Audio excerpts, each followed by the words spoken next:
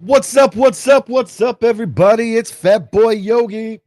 This is a Be For Real production, and it is Saturday Night Live right after this.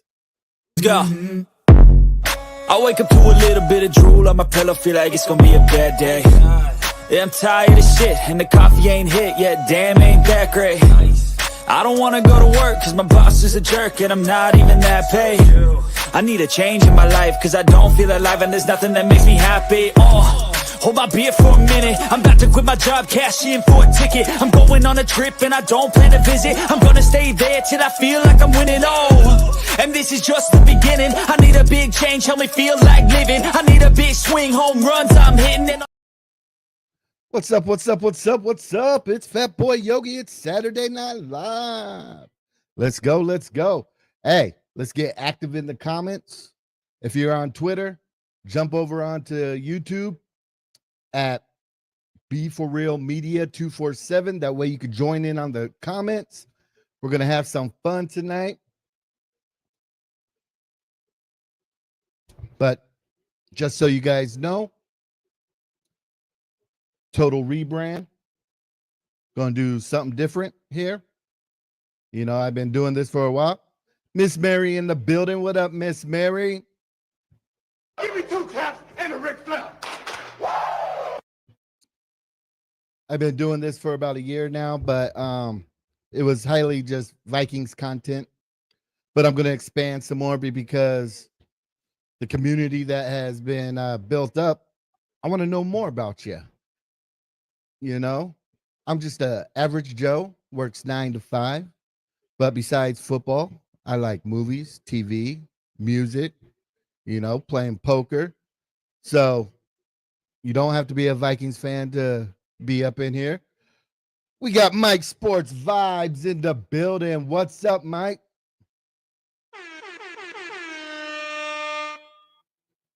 You know, so we're going to get active in the comments. I want this community to grow. If you're a content creator, drop your link for your channel in the comments. What we'll be doing is if you want to jump on. What up, D Woods? What up, D Woods? If you want to jump on, what I'll do, if you don't want to have your camera on, you don't have to have your camera on, but feel free to jump on. I'll have one guest on at a time, and I'll just go in order from that. But yeah, we got D Woods in the building. What up, D Woods? Give me two taps. Be sure to drop the link to your channel into the comments, D Woods. On the community page, I will be posting, you know, inspirational quotes, sports quotes, and I'll be tagging content creators. So, you know, hit up those content creators that I tag, give them a sub, a like, a comment, and just let them know Fat Boy Yogi sent you. We got Skull for Life Barber in the building. What up, Skull for Life?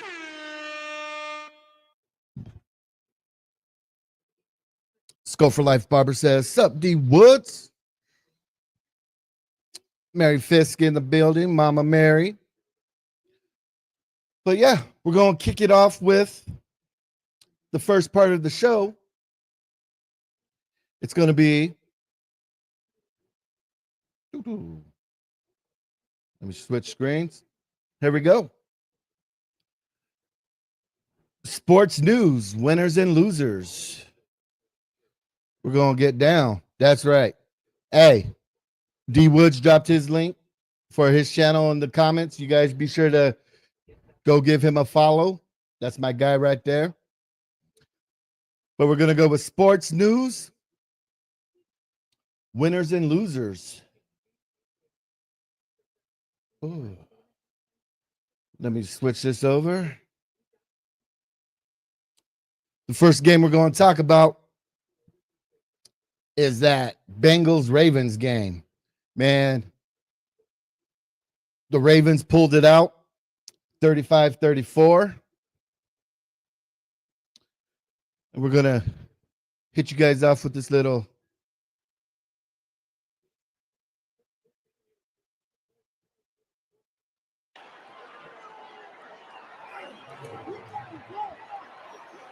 You know, Jamar Chase had that phenomenal catch towards the end of the game. Yo, we got my guy Rap in the building. You know what that means. Let's go stupid, let's go dumb. Let's just party, let's have fun. A night to remember. Let's get drunk, let's taste. If you ain't following Rap on YouTube, you're missing out. Check him out at Vocal Vike on YouTube, Twitter, and all the good stuff.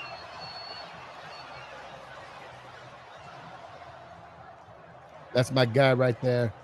But yeah, even with that catch, he couldn't get it Rams done. Dolphins. I'm going to take the Rams in this game, starting to get healthy. Okay. I think that Josh Allen showed against Miami's defense last week. Patience. You can drive the football against that defense. I expect the same thing from Matthew Stafford in this Rams offense. It's really going to be about the Rams defense. This defensive line is one of the best in football. It certainly is the best young defensive line in football. I think they can get after Miami's offense. And then I really believe that the interior, the middle of the Rams defense is going to play a very sound game. Miami's going to have some of their plays, but play sound enough where they're not giving up too many huge chunks down the field. And I think that defensive line has success. Rams win. All right, my guy's taking the Rams on Monday night. So we'll see about that. We'll see how Monday night goes. So I just dropped the link in the comments. If you do want to tap in, go ahead and tap in. Let me know what you thought about the Bengals-Ravens game. I'll tell you what, though, in the fantasy league that I'm in, I had Zay Flowers and Gillespie from the Bengals. They got me diddly squat. And it's a guillotine league. Your boy might be out this week. So that's my takeaway from the game. Fucking Zay Flowers and Gillespie were nowhere to be found. Just so you guys know, I do have the Nevada Boise State game on in the background. There are reports that Ashton Gentry might be a first-round pick. He's running back from Boise State, so I'm going to be watching him. But I tell you this, if the Dallas Cowboys pass up on him and he falls to wherever the Vikings will be picking next year, that'll be a injustice, and the Dallas Cowboys will be doo-doo for that. For real. So today's Saturday. First of all, let me pin that StreamYard. I can't pin it. Vocal Rap says we're picking 32. That's what's up. Oh, don't worry, Sam. We are going to be mocking tonight later in the show. So if you like mocking, welcome to the channel. Welcome. Thank you for tapping in. We will be mocking later because hopefully by that time, Mr. I Want to Mock will be in the building. I would love for us to be picking at 32, playing the Kansas City Chiefs and winning the damn Super Bowl, because ain't no way do I want to see the Kansas City Chiefs going for a three-peat. For sure. Mike Sports Vibe says, I want to mock. Hey, Mike, the link is in the channel when it's time to mock. If you want to jump on with me and mock with me.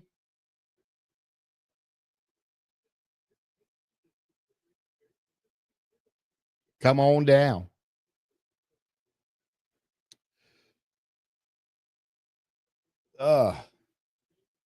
Yeah, Miss Mary says me too. Hey, drop it down in the comments what you guys are sipping on tonight, because you know Saturday nights are going to be a party. We're going to do this every Saturday night, 7 p.m. Central. If I'm busy on a Saturday night, guess what? We'll do it on Sunday night. I just won't drink too heavy because your boy's got to work on Monday mornings. September says this week has been way too long. Agreed. So agreed. So tonight, your boy's gonna try something new. I'm gonna try this sour apple nas. Don't worry, I got the blue moons on deck. Got the sour apple mas or nas. I think I'm gonna mix it with a little cran apple crown royal. You know, oh no, I was thinking about it, and it sounded like a good little combination. So I'm about to tell you how it is. This is my first time trying it.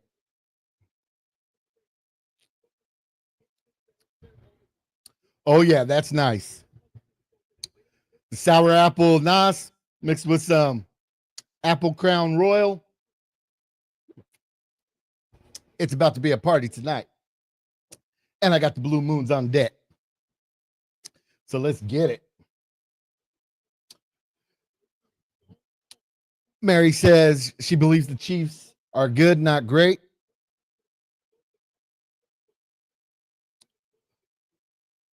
Mike Sports Vibe says Golden Monkey, if had any. Skull for Life Barber 1975 says he's off every Monday. That's what's up. I like it. All right, so let's go. Today is college football day. There were some upsets and some good games. So first of all,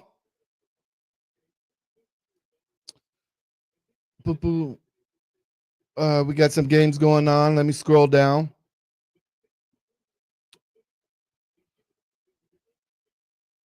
Well, let's talk about the game that just happened. Colorado, ranked number 20 right now, defeats Texas Tech. Texas Tech had a chance to come back, but fumble recovery, touchdown by Shiloh Sanders, put them up and pretty much locked the game away. So Colorado beat Texas Tech 41-27. Clemson beat Virginia Tech 24-14. Now, I'm going to tell you guys something. We're not in that segment yet, but let me check something real quick. Texas Tech. All right. There's going to be 2 DBs on Texas Tech that I want you guys to watch out for. I'm going to pull up their names right now. Because I'm already scouting for next year's draft. But Dorian Strong and Mansour Delaney. Keep an eye out on those 2 DBs from Virginia Tech. They might be, in the 5th round. Hey, we got Zoe in the building. What up, Zoe? Give me 2 taps and a Ric Flair. Hey, Zoe, be sure to drop your channel link in the comments. Everybody, if they get a chance, once he drops it, go give him a like and a subscribe, and just let him know Fat Boy Yogi sent ya.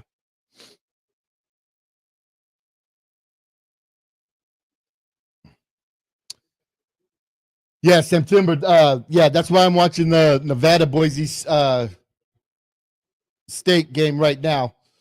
I was. Oh, he's carrying the ball right now for a nice little one. Yeah, if he falls to the Vikings and gets past the Dallas Cowboys, bruh, we need to pick him up. But if he doesn't fall down, when it comes time for us to mock, I'm going to give you guys a guy to look at. And I have a running back in the 3rd round that I think Rap might like. that we can pick up hopefully in the third round. Skull for Life Barber says, sup, Zoe. But yeah, we'll go back to this. Army beat North Texas 14-3. Kansas beat Iowa State 45-36. I believe Zoe was at the game. He got to watch Michigan lose 20-15. Texas mollywopped Florida 49-17.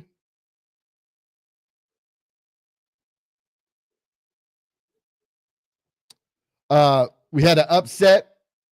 Georgia Tech beat Miami 28-23.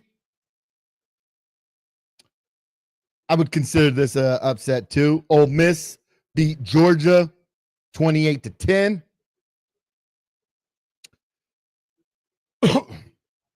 Ohio State beat Purdue 45-0, which is understandable. Games playing right now: Virginia and Pittsburgh, Washington and Penn State, Nevada, Boise State, Oklahoma, Missouri, and right now Alabama is leading LSU 7-3.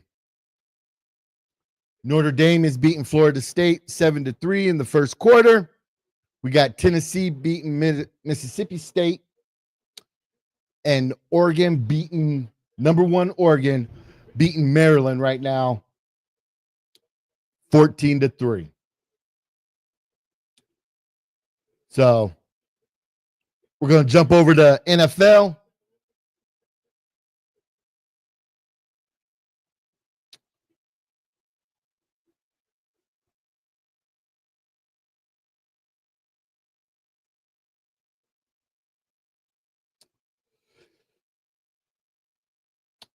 September says Peyton, I'm going to butcher that last name, Zodrick from Air Force would be a great UDFA. He's the top rated DL this year. Hey, DL, I'm about to write that down in my notes. That way can have time to look at his film. Peyton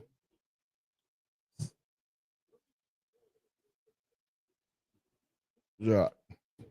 Hey, just like Sam Timber did, hey, be active in the comments. If there's college players you think I should be looking at, let me know in the comments. You can always email me too if you're not on Twitter. If you're on Twitter, just message me at fatboy_yogi if you got players I should be looking at. But for NFL, we got some Sunday football. We got the Giants playing the Panthers. Giants are 2-7 right now. Panthers are 2-7. So that's going to be a battle of the not so greats. Right now, Daniel Jones has 1880 passing yards, 8 touchdowns, 5 interceptions. Hubbard, running back from Carolina, 133 carries, 665 yards, and 5-yard touchdown. Hey, Mike, I'll be at the Penn State Gophers game when the Gophers play them at home. I have a feeling it's going to be a mollywhopping, but hey, I'll be there.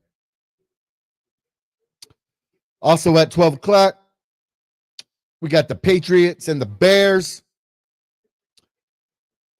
Oh, first of all, as I named the games, drop it in the comments who you think you're going to win. So, Giants, Panthers. I'm going to need the Giants to have a good game because I have Malik Neighbors in my fantasy team. And I need him to be active. So I'm going to roll with the Giants beating the Panthers.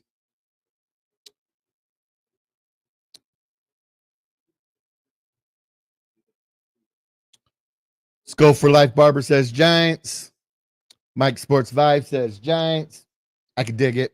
Yeah, I need Daniel Jones and Malik Neighbors to be connecting all goddamn game.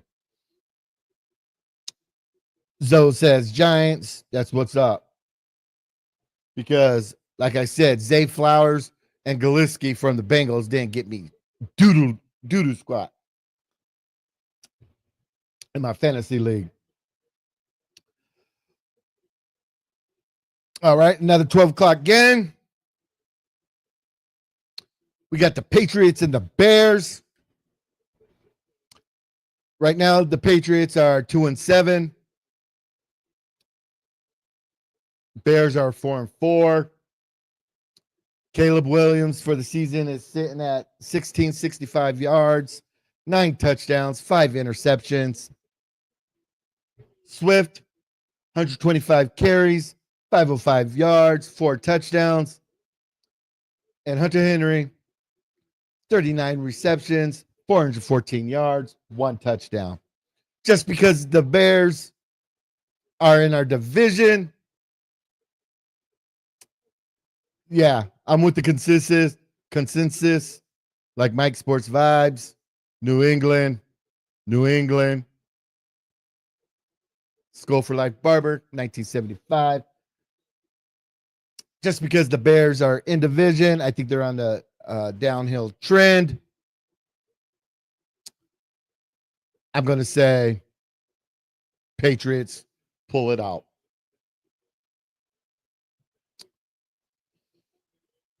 All right. Next game at 12 o'clock. We got the Bills and the Colts.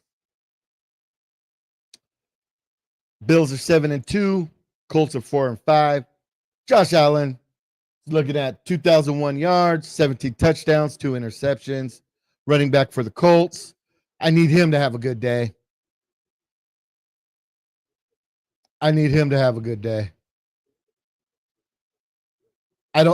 I think the Bills are going to win, but I need Jonathan Taylor to have a good day to keep it interesting for me in my fantasy league.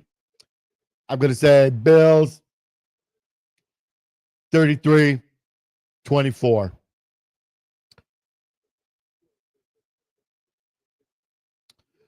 We got the Broncos 5-4, Chiefs 8-0. Patrick Mahomes is sitting at 1,942 yards, 11 touchdowns. Damn, 9 interceptions. Hunt, 111 carries, 414 yards, 5 touchdowns. And Cam Sutton for the Broncos sitting at 36 receptions, 499 yards, 2 touchdowns. I think the Chiefs are just going to be way too much for the Broncos.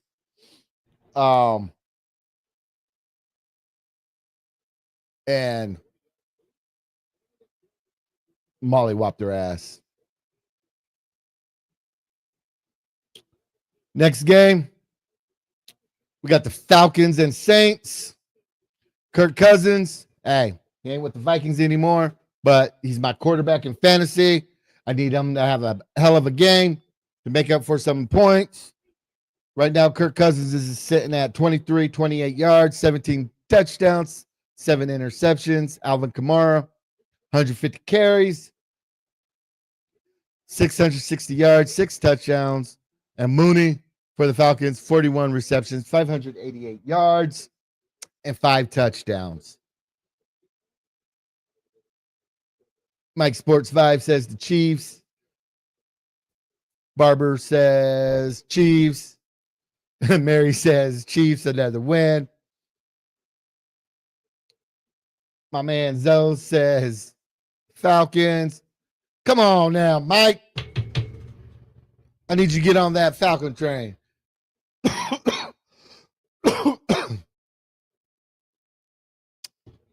I need you to root for Kirk Cousins one more time like you used to. You know, that's your quarterback. Barber 1975 says the Falcons. And Barry says the Falcons. All right, we got 49ers at Buccaneers. 49ers are 4-4. Buccaneers are 4-5. Mayfield's doing pretty good. Mike Sports 5 says, I don't.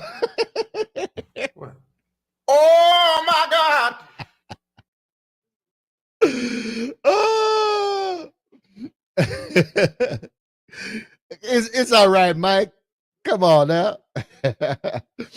Baker Mayfield is sitting at 2,389 yards, 23 touchdowns, 9 interceptions. Mason, 134 carries, 685 yards, 3 yards. Hey, let me know in the comments. Is McCaffrey coming back? Is he actually going to be playing in this game? Because, yeah, Ashton Gentry, rush yards, 1,567, 20 rushing touchdowns, 8 yards per rush. All right, Zoe said he's playing. I think it's going to be a tough battle, but you know what? I'll go with I'll go with 49ers. But I need that one to be a good battle with some high scoring because I have Deebo Samuels and Cade Otton. I need them to be, come on. Come on. We got the Steelers 6-2 playing the Commanders. Mary says 49ers. Jaden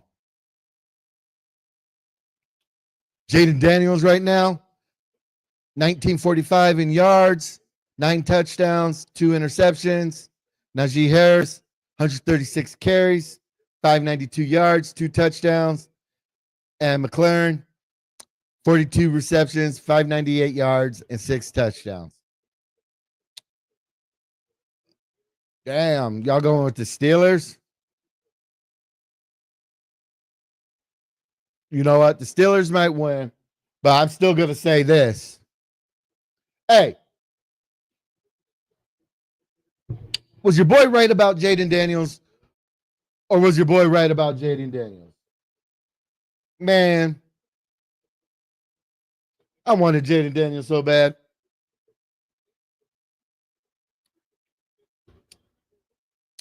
People were saying, oh, he's too small, blah, blah, blah, blah, blah. He's playing lights out football right now. He is playing lights out football right now. I would have loved to see him in purple and gold, but he's not. It is what it is. Damn, Ashton Gentry, just another touchdown. Got himself another touchdown. And just like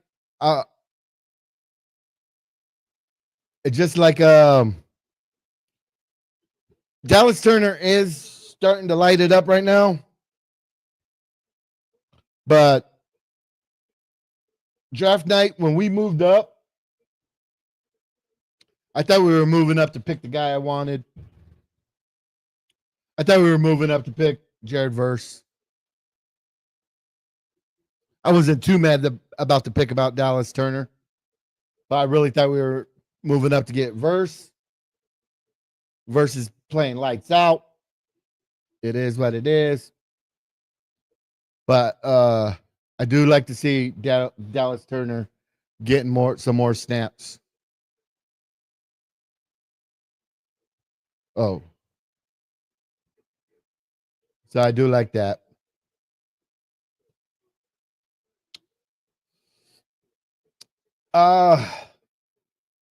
September's asks, do we need to draft a backup quarterback this year? I don't think we have the draft capital to draft a backup quarterback. Right now, we got a first rounder, one of those compensatory picks in the third round, 2 fifth rounds, and I believe a 7th round. So I think we're gonna have to grab someone in probably free agency.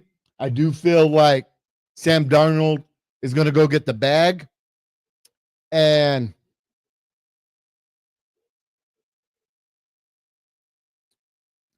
the place that boy Yogi thinks Sam Darnold will most likely be playing next year is the LA Rams. That's right.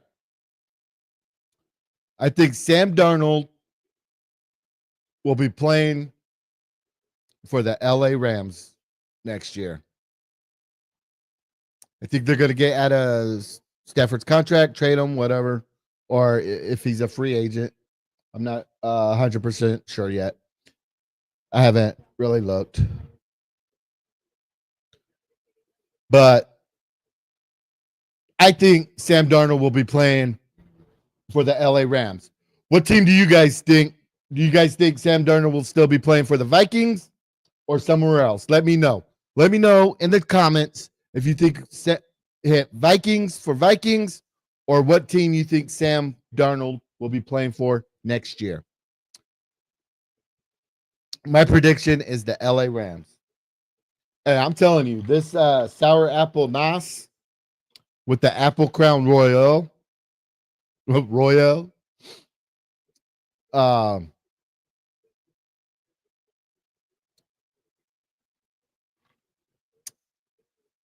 is nice.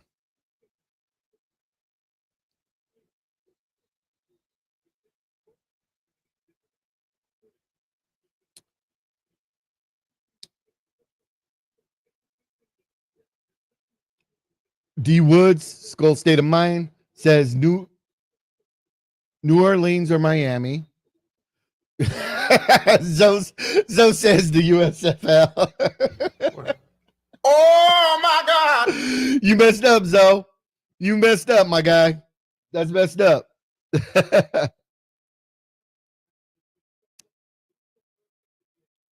Again, I dropped that link in the comments. If you want to tap in, hit that link. One person at a time. And if someone else goes in the queue, I'll add them. Let me scroll back up to what September said. September says, I would entertain trading for Richardson or Young this offseason to be a backup, develop them behind the scenes too.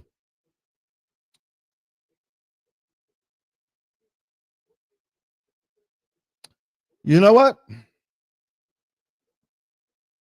Hold that thought. Hey, September, remind me later. Let's look when we get to the Vikings talk. Remind me to look up free agents and let's look at some quarterback free agents for next year. Skull for Life Barber says I can see him with the Rams.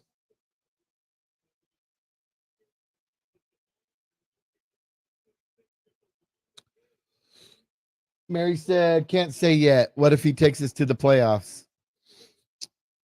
I think even if he takes us to the playoffs, Mary, I think with the money JJ McCarthy will be making and the money that Sam Darnold is going to be wanting, I mean, I could be wrong,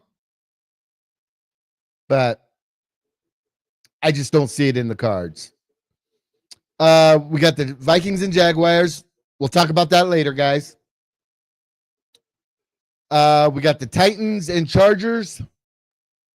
Chargers are 5-3. Titans are 2-6. Justin Herbert is sitting at 1725 yards, 10 touchdowns, 1 interception. Pollard is looking at 142 carries, 622 yards, 3 touchdowns. And McConkey, 35 receptions, 440 yards, 4 touchdowns. Those are your leaders. Let me know what you guys think. I'm going to go with Chargers beating the Titans.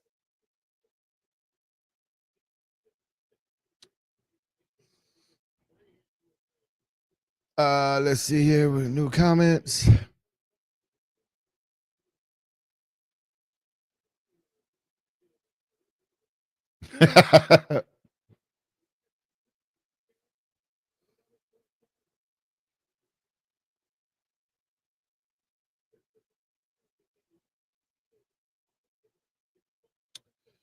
D Wood said, but honestly, I would love to have him be the backup next year if that would be possible. Yeah, if the price is right, I wouldn't mind seeing him being the backup at all. Zoe says, hell nah, we good on trading for quarterbacks. Agreed. All our resources need to focus on developing JJ.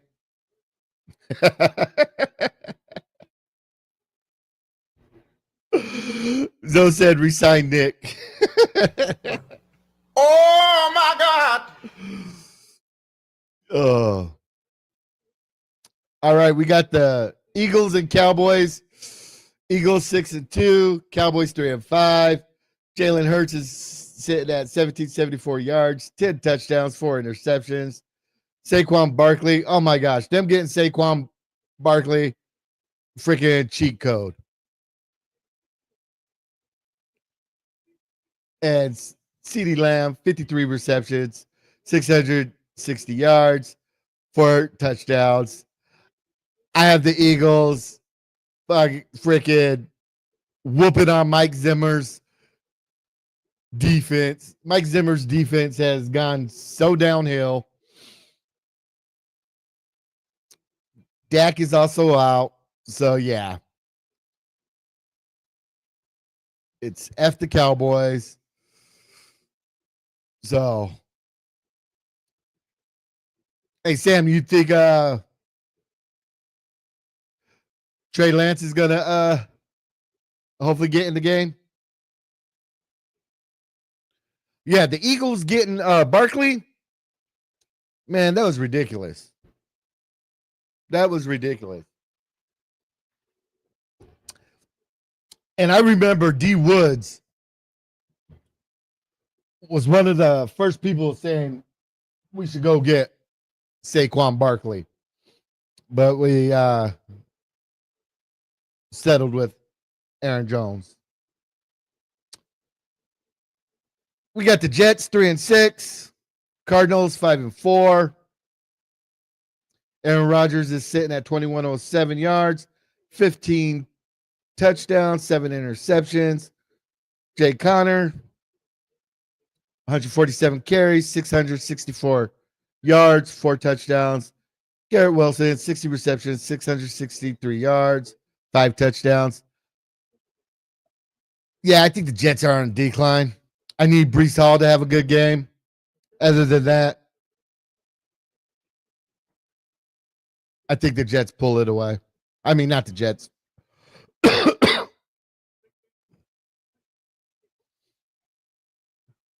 Skull for Life Barber says Zimmer shouldn't have talked bad about us.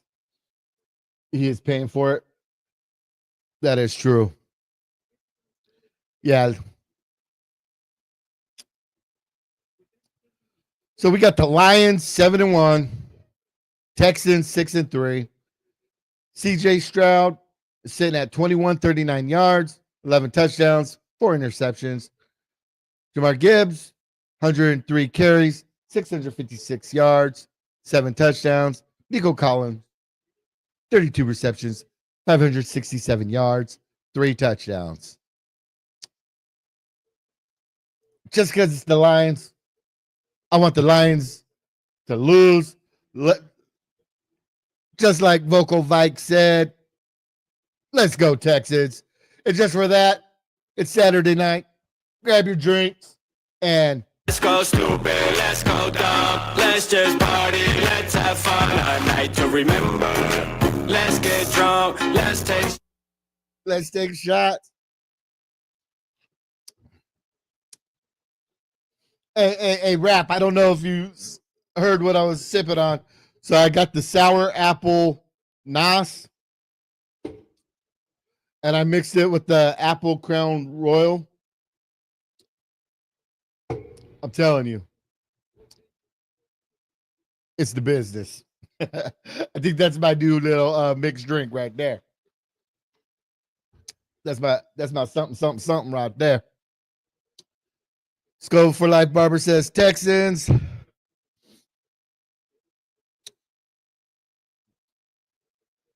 Zoe says Houston made me mad. They didn't get no O-line help or wide receiver. Hey, yeah, that's true with Diggs being out.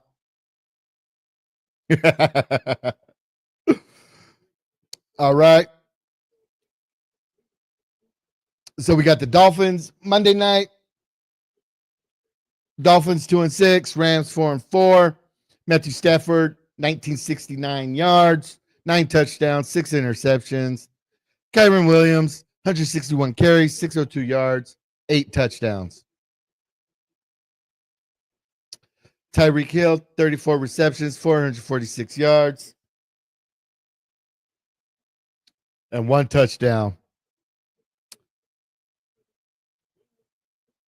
Tejanos.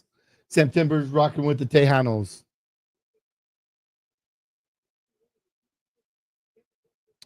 Rap says, I'm definitely sitting me something in the morning. Hell yeah. Oh, yeah.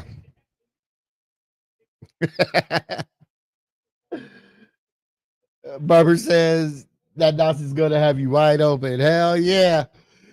Hey, but then I got the Blue Moons, you know, to bring it up. Oh, just quick little update. So, as you guys can see on the rebrand, it says Be For Real Media. So, just a little backstory on that, y'all. So, it's this is my if you can see, this is the fresh, the newest tattoo I've gotten. It says Be For Real. So just a little backstory on that. What it is, you know, coming from a blended family and stuff like that. So each letter is the first letter of my grandparents' name. So the B is for my grandpa Bronco. The F is for my grandma Frances. The O is for my grandpa Ova. The R is for my grandma Ruby. The other R is for my grandpa Raymond. The E is for my grandma Etsuko. The A is for my grandpa Alos. And the L is for my grandma Lizzie. So that's what B For Real Media stands for. It's just for me to always have remembrance of my grandparents. And yeah, just so you guys know the little backstory of what B For Real means. First letters all rearranged, came up with that. And that's what I've been rocking with. And I finally got the tattoo to permanently have it.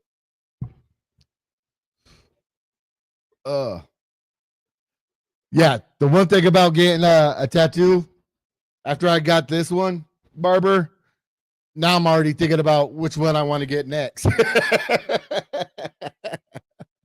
But the way my checking account is set up, it's telling me, yeah, you better hold off a little bit.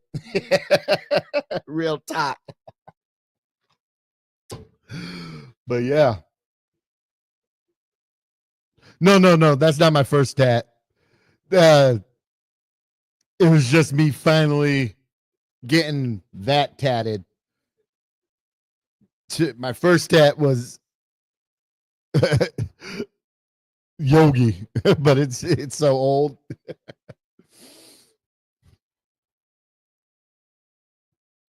Man, you ain't lying, Rap. I'm already thinking about I want to get this dragon covered up with a bigger dragon.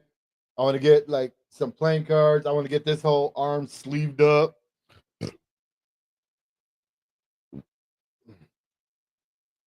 Miss Mary says, have a tattoo from my mom and then my dad from 2 cards they signed. Oh, heck yeah. Yeah, it's all about remembrance. Teams on buys this week: Browns, Packers, Raiders, Seahawks.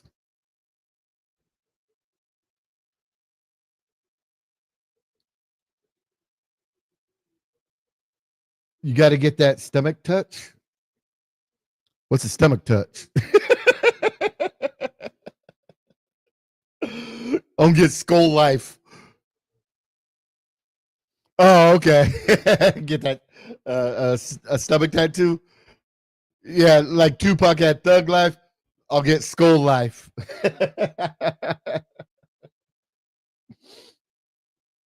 Oh. And as you guys can see, I rearranged the background a little bit. Here, let me oops, not that. Oops, wrong one. Hit the wrong button. Here. You know, revamped it in the back a little bit. Got some lights up going. You know, got the free 3 jersey hanging in the background. This area, I just ordered me a Justin Jefferson fat head. It's going to go right there. You know, doing big things, doing big things.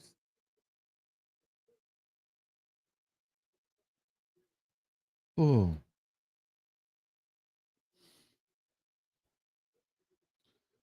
yeah, man, rap. I've been cleaning all day trying to get it all set up.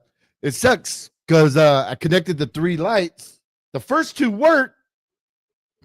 It's got the purple, got the thing, but the third one is all jacked up. I'm kind of mad about it, but it is what it is. Then you could like, we could get busy. We could get the blinking light. Ba-da. Hey, what up, yo? What up, Gil? We got Gil in the building. Give me 2 taps and a Ric Flair.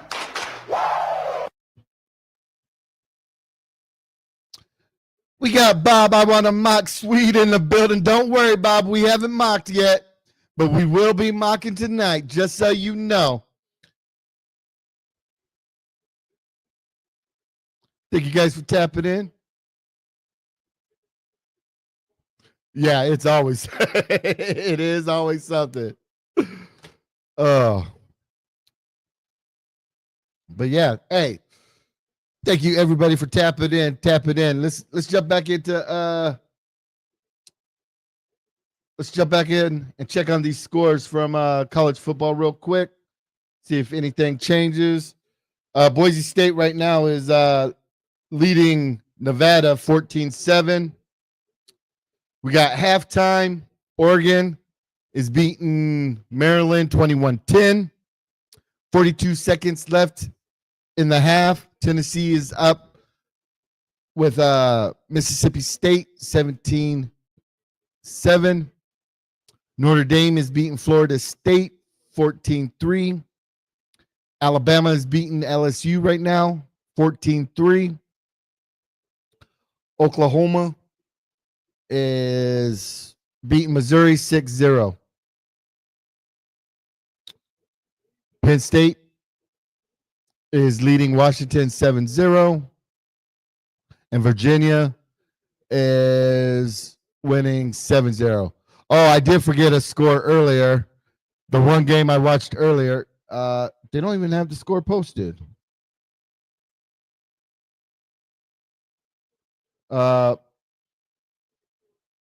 But my Gophers lost.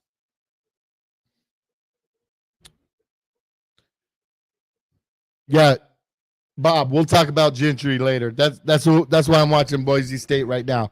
In case he falls to us, I want him. And if we don't get him, there's a D lineman I want us to look at, and there's a running back in the 3rd round. I'm pretty sure Rap will like the running back I want in the 3rd round. But all right.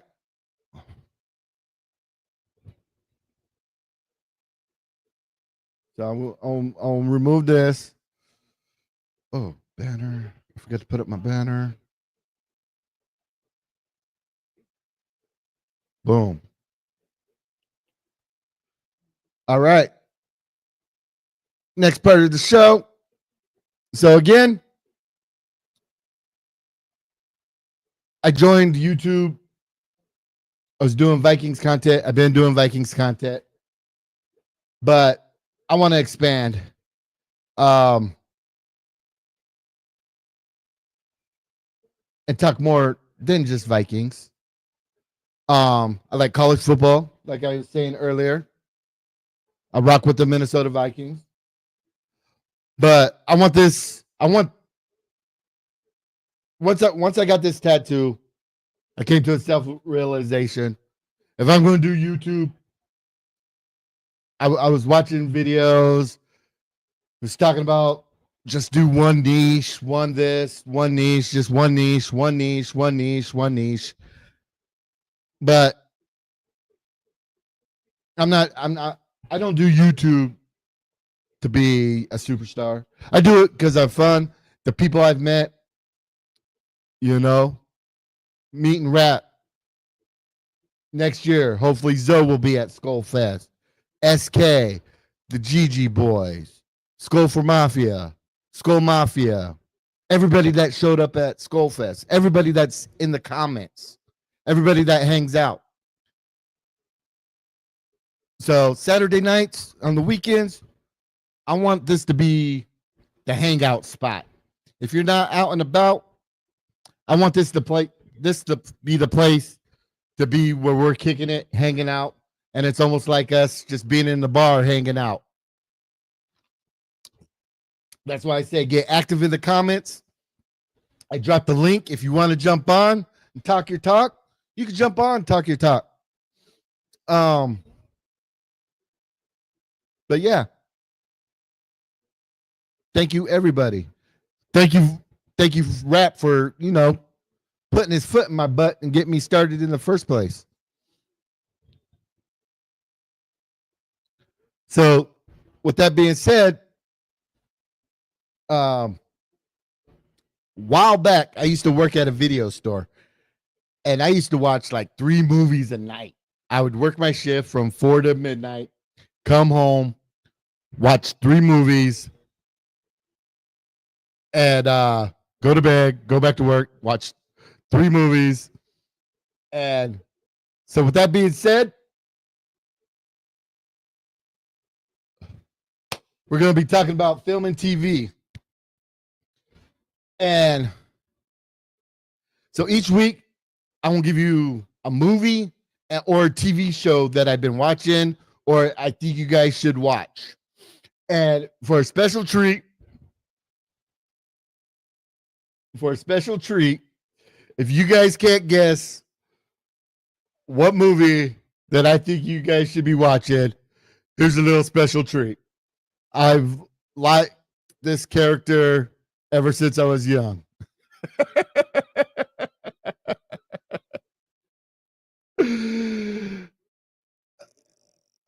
Mike Sports Spy, both. I worked at Hollywood Video. Then once they all closed down, I went to Blockbuster until they all closed down. But yeah, growing up, I've always loved the Batman series. As you can see here, this is Fat Boy Yogi when he wasn't so fat. I think I was maybe 6 or 7 in this picture. But yeah, just here's another one.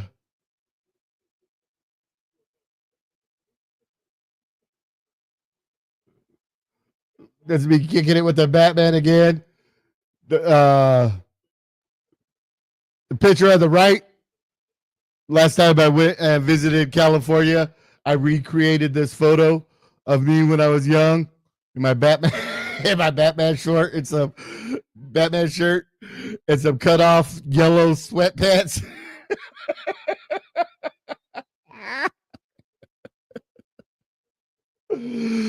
Oh, but Yeah, I'm telling you.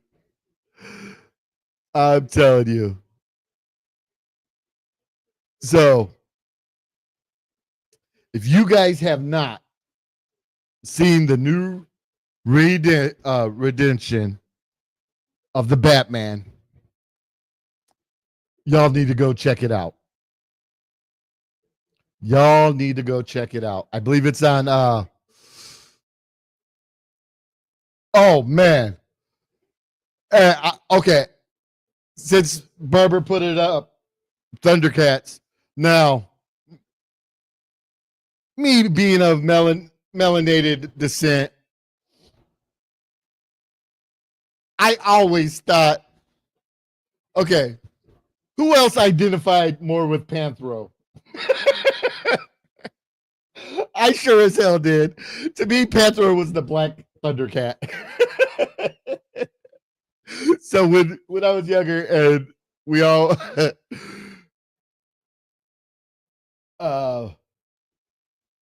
played Thundercats or whatever, I always had to be Panthro. And it worked out perfect because when I was younger, this will answer Gil's question. When I was younger, I grew up in Chico, California, which is in Northern California. That's where Aaron Rodgers is from.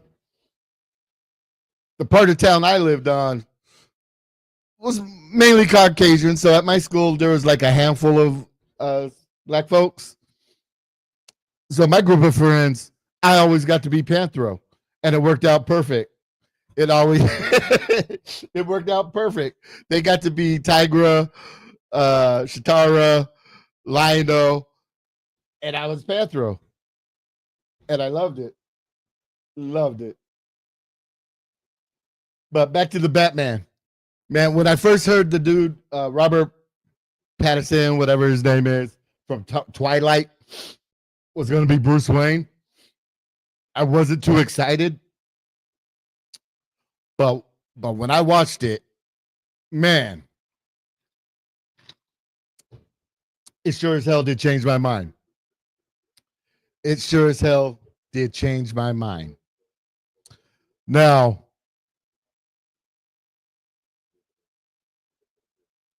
so if you guys haven't seen the Batman, watch that because that ties in to the show you guys need to start watching. And that's the Penguin. Watch the Batman, then watch the Penguin. Because the TV show is what happens. I'm not going to spoil it, just in case no one has seen it.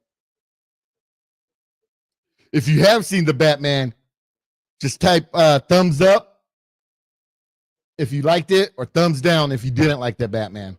But I like the Batman. And I tell you what, Colin Farrell as the Penguin, I don't care what anybody says. All those people complaining about him wearing a fat suit, whatever. I don't care. He is knocking it out the park with his portrayal of the Penguin. Oh, I didn't even see you slip in here. What up, Anthony? Give me 2 taps and a Ric Flair. Thank you for tapping in, Anthony. Thank you for tapping in. Right now, we're talking about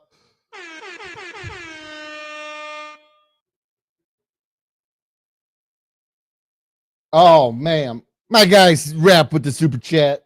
You know what that gets. Let's go stupid, let's go dumb. Let's just party, let's have fun. A night to remember.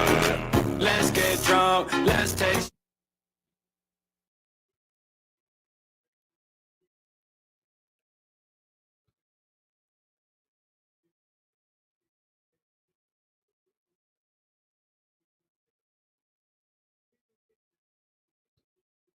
Yeah, Gil Edward from Twilight as Batman. He did a good job. He did a good job. Anthony says, I'm watching 3 shows, Tulsa King, From, and The Penguin. So I've been watching Tulsa King. I binged watched that a couple weekends ago to get all caught up.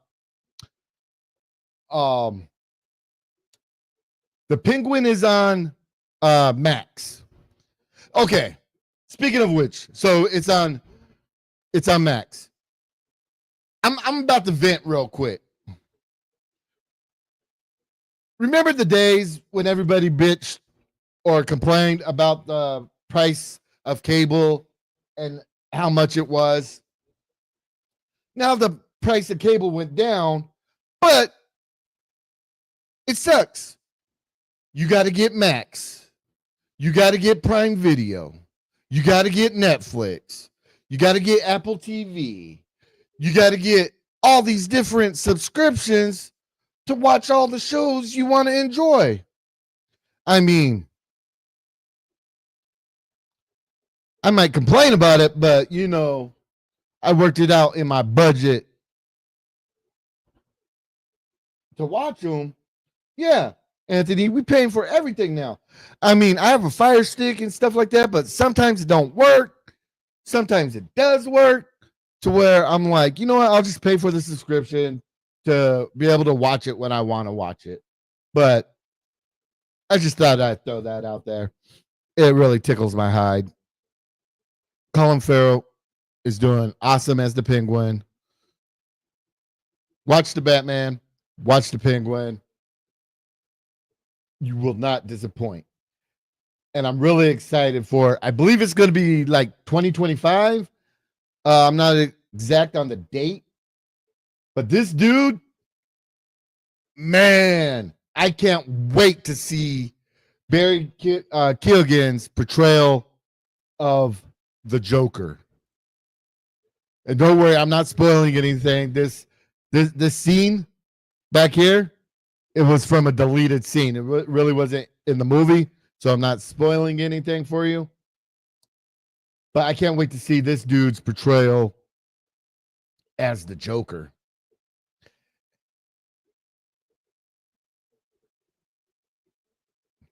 Right.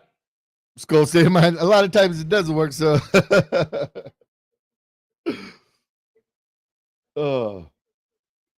to where sometimes you just want to watch what you want to watch, not wanting it to refresh, reboot, all that good stuff. Let's see here. So we got that.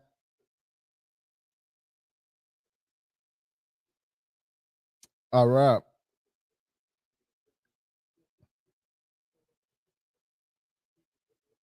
All right, my Vikings fans.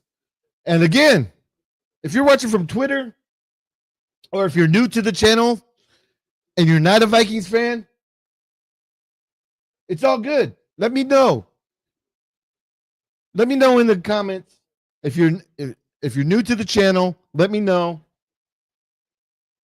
what NFL team you're a fan of. If you're watching from Twitter, let me know. If you're watching from Twitch, let me know.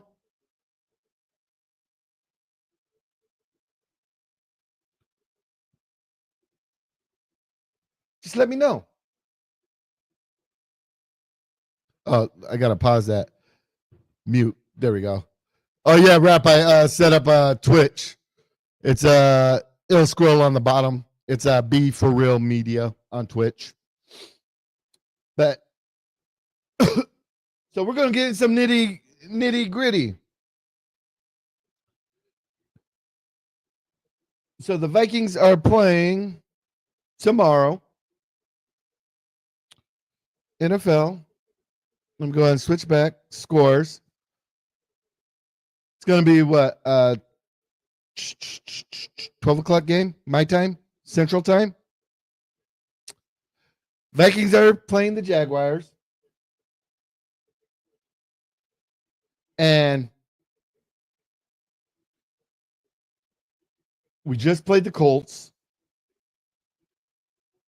It almost looked like we were doing anything in our power to not win that game. But we squeezed it out. I don't care if it's Trevor Lawrence playing or whoever's playing quarterback. The Vikings should get the dub tomorrow. And I don't know about y'all. I want the Vikings. We need a game, especially playing a 2-7 Viking or Jaguars. We need the Vikings to have a statement game. We had the season starting off rolling, 5-0. Everybody was believing the hype, believing the Kool-Aid. Couple losses. Oh, Nevada just scored. Whoa. Believing the Kool-Aid. And I really want a statement game from the Vikings. Exactly, Gil. Exactly. Oh, I forgot. Since we're talking about Vikings. Christian Paul.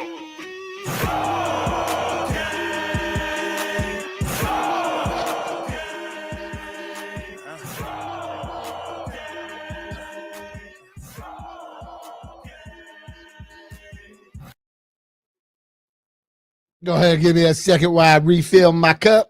My ice is still cold. And your boy needs a little bit more.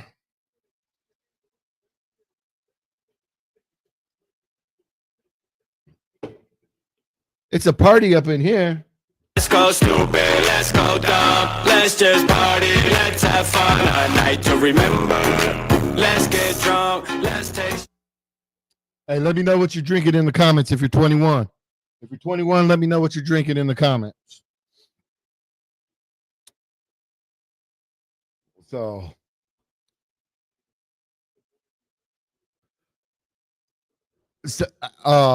Gil, apple Crown Royal with Dr. Pepper.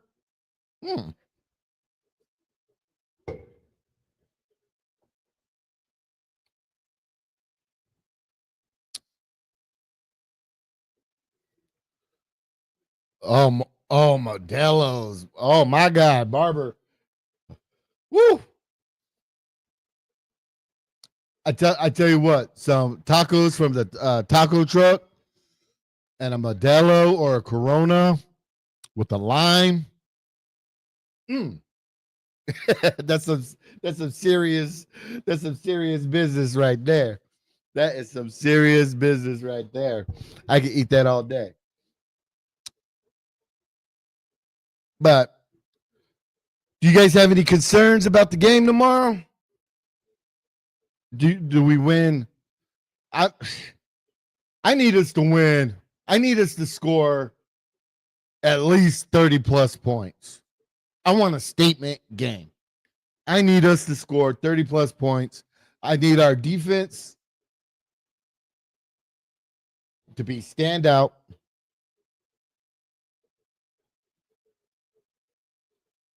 Bob says my New Year's resolution is to piss more in 24.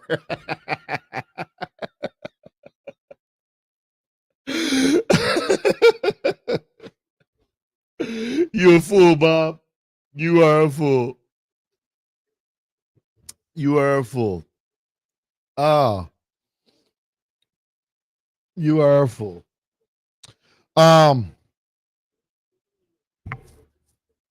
Do we know for sure if Cashman is going to play? Because if so, I think that's going to make that's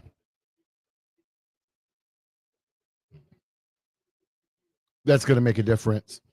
Gil says the regular Crown with some ginger ale or Dr. Pepper. Smooth. All right. Hey, Gil, next Saturday night, I'm going to get some regular Crown and I'll grab some Dr. Pepper. Next Saturday night, I'll try that. Regular Crown, Dr. Pepper, next Saturday night. Barber says, yes, he is playing good. I think that will make a difference. I really hope that makes a difference. I think it's going to. I like him having the green dot. And as long as we play 4 quarters of football, I think we're going to be all right. I don't know if Sam Timber is still in here, but I just remembered, since we're talking Vikings, let's go over to Cap. Present. Share screen. Stop. Present. Share screen. Since we're talking Vikings right now, and we were talking about quarterbacks and Sam Darnold possibly going to a different team, let's look at some free agent quarterbacks next year.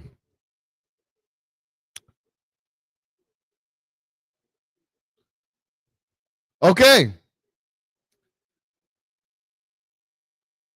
Wow. All right. So the first name that popped up at me is Trey Lance.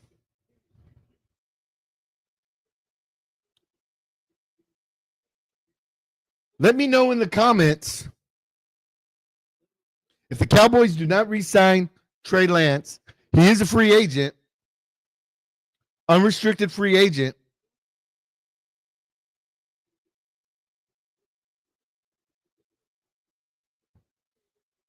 Oh, okay. Bob said Wentz.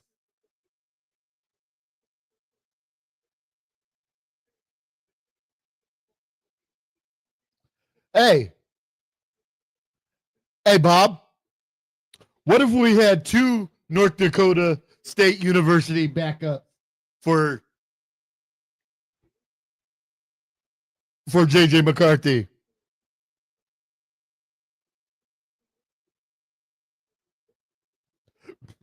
What if we got Trey Lance and Carson Wentz as QB2 and QB3? Would you guys be okay with that? JJ McCarthy, Trey Lance, and Carson Wentz. Would you guys be okay with that quarterback room? Let me know in the comments. But here are some other quarterback free agents for next year. So we got Sam Darnold, which I think he's going to get picked up. Zach Wilson, Trey Lance, Jacoby Brissett, Marcus Mariota, Drew Lock, Jarrett Stidham, Andy Dalton, Justin Fields. Ooh.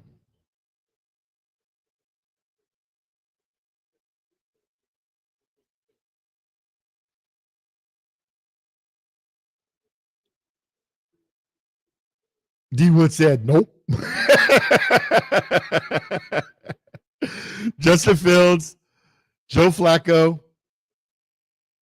Jameson Winston, Mac Jones, Carson Wentz, Jimmy Garoppolo, and Case Keenum.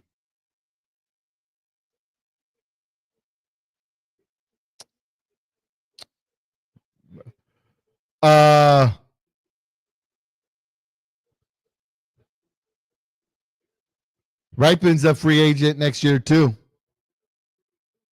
Same with Nick Mullins. Nick Mullins and Ripen are free agents next year. Just so you guys know.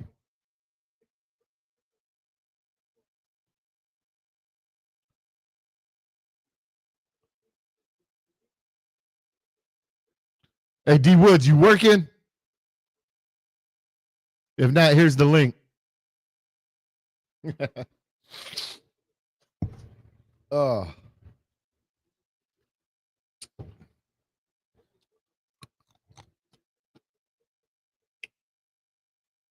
So D Wood says Jimmy Garoppolo. I wouldn't be too mad at that as a backup to JJ. I wouldn't be too mad at Jimmy Garoppolo. I was on back in the day. I was on the Garoppolo train and thought we should have traded for him before he went to the 49ers. I wouldn't be too mad.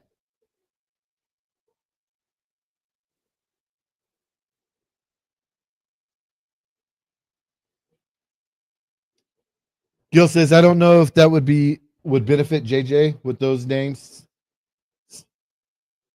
Someone that can mentor him.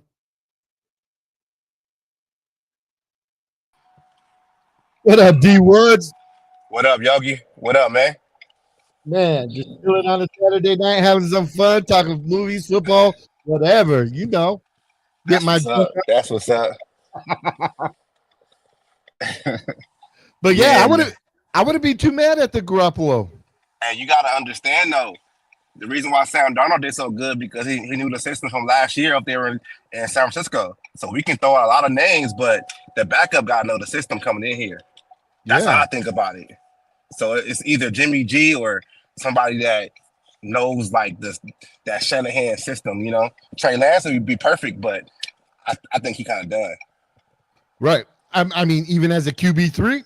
Yeah, as a QB3, if you can get your hands on him, that'd be cool. But I just think like the first preference has to be somebody that knows that Kevin O'Connell, Shanahan, Sean McVay system. You can't just bring anybody else in there because it ain't gonna work. Like it's just gonna be like a learning curve. Like yeah, I want the same Sam Darnold where he can hit the ground moving. You know what I'm saying? Like just in case JJ McCarthy like get hurt again and I can be like, all right, Jimmy G can win like 2 games for us.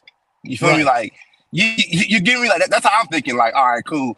It won't have to be like, oh, we gotta dumb the offense down because he don't know Kevin O'Connell's system. Like to me, that's just how I think about it.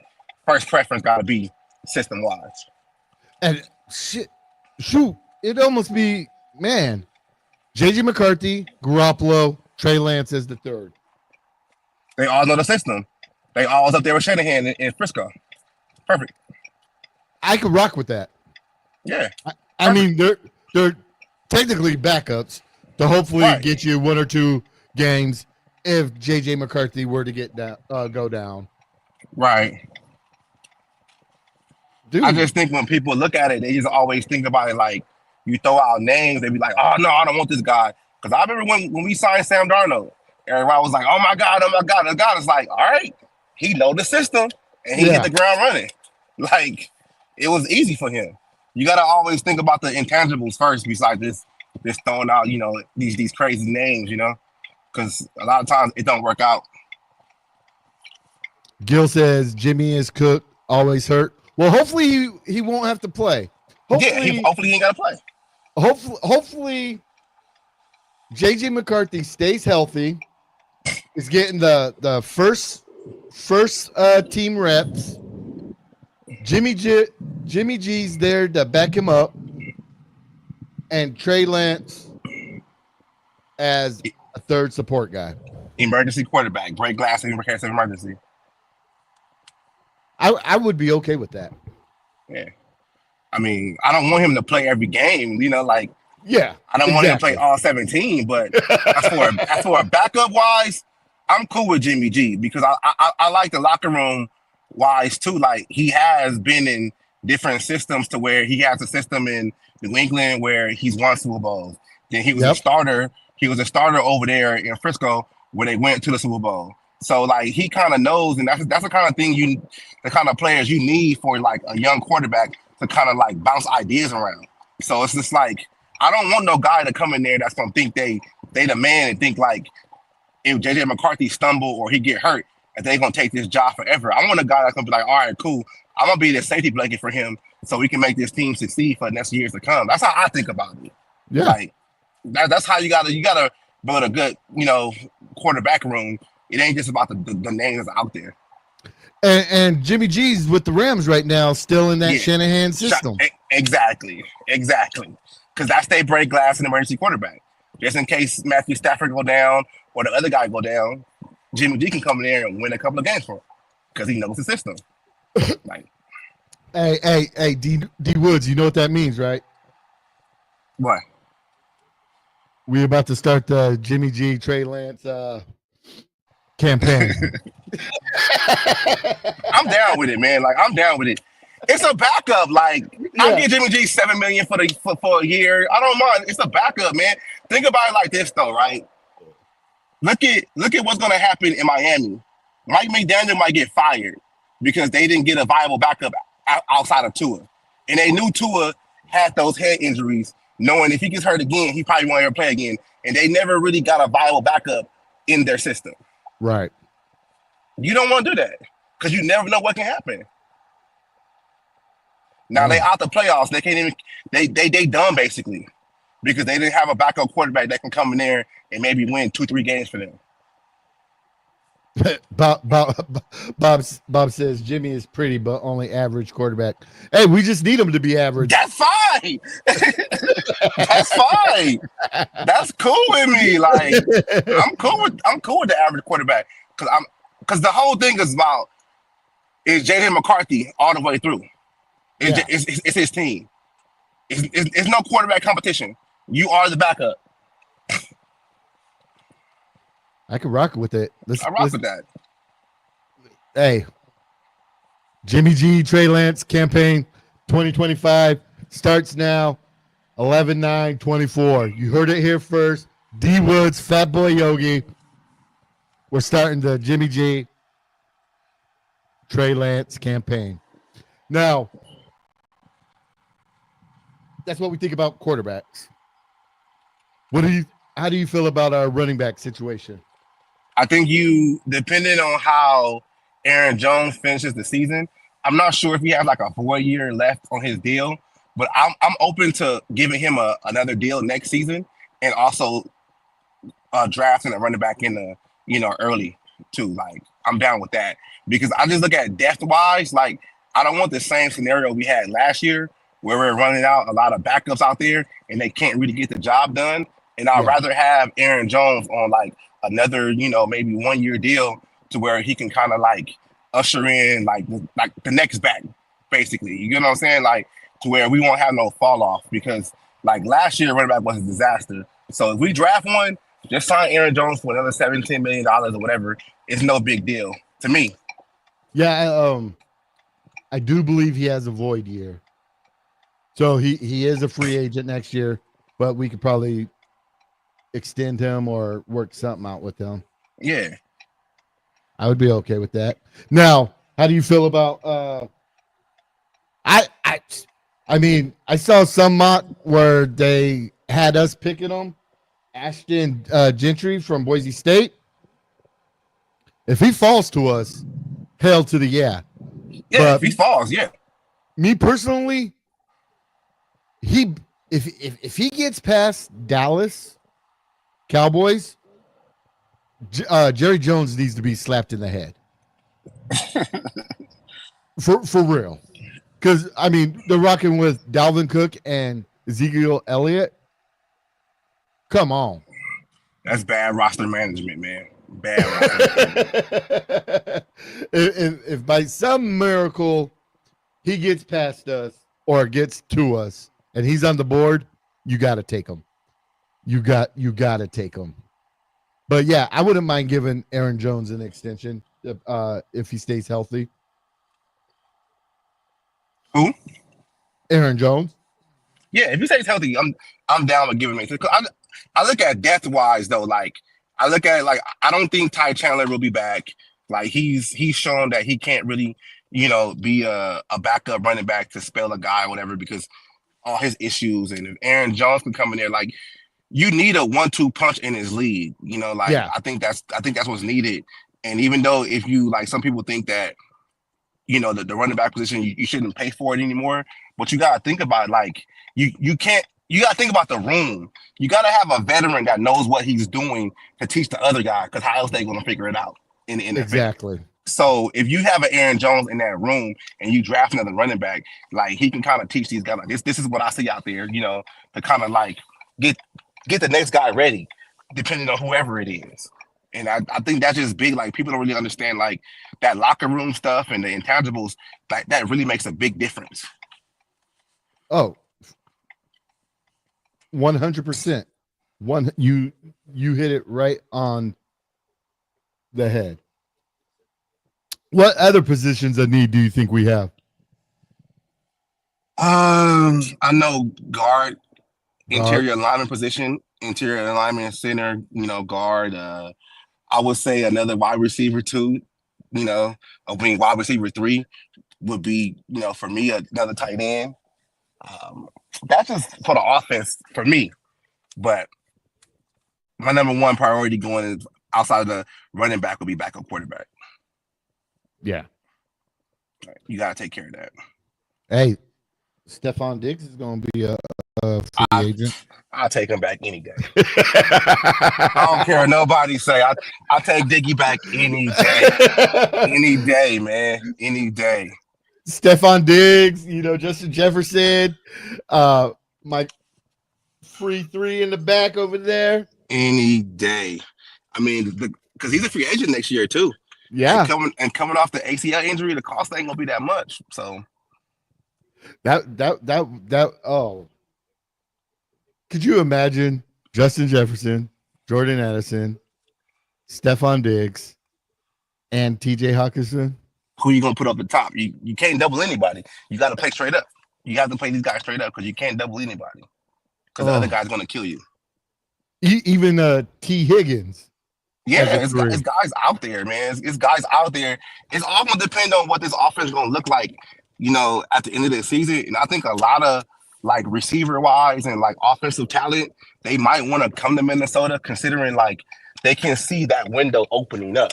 Like, okay, right. JJ McCarthy is gonna be the quarterback of the future. He's gonna get his start, first game rolling. So they might want to be like, all right, cool, let me go over there so I can, get a part of that Super Bowl window.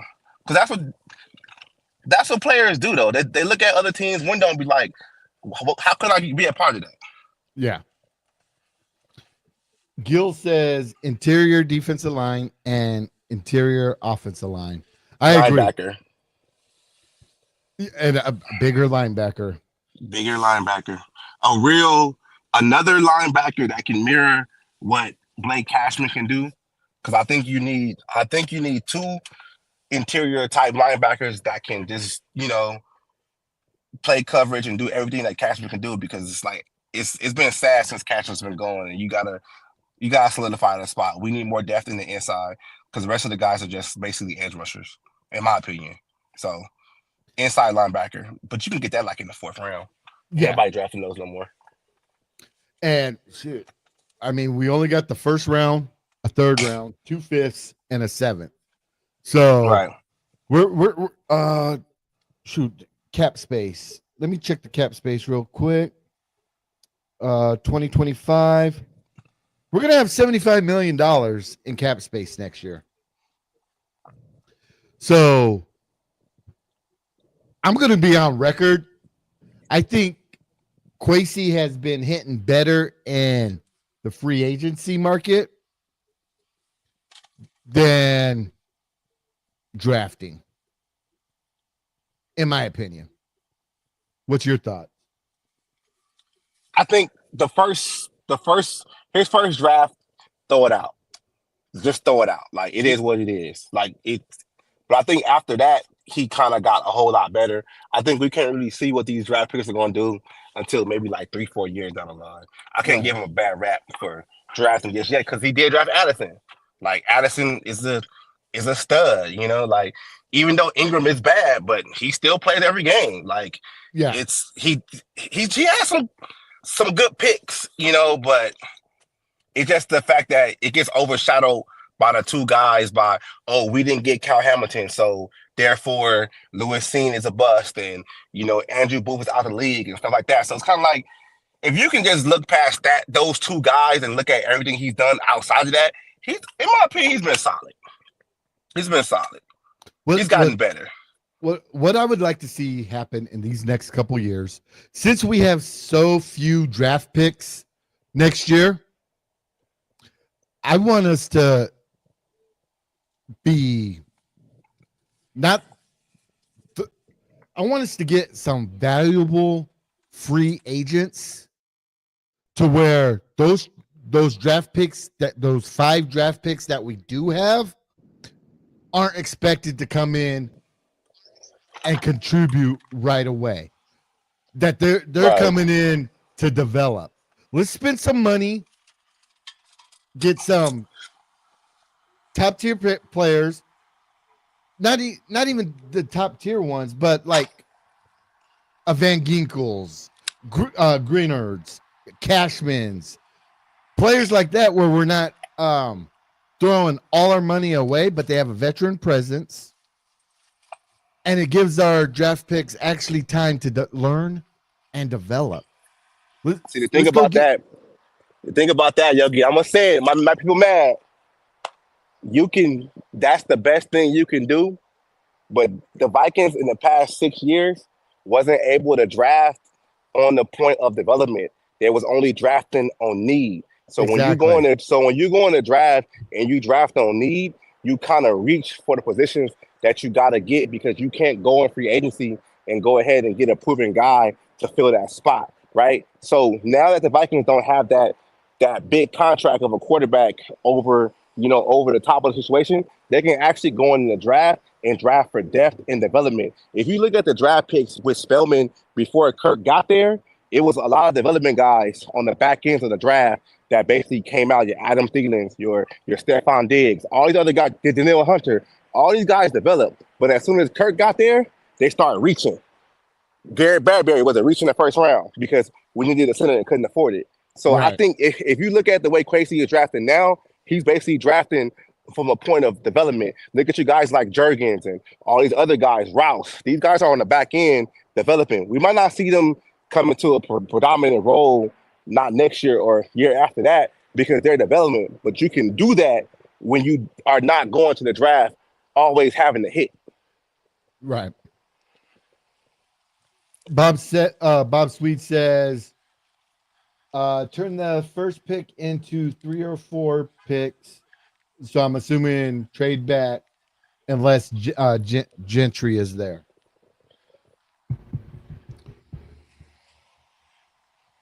I wouldn't be too upset with that.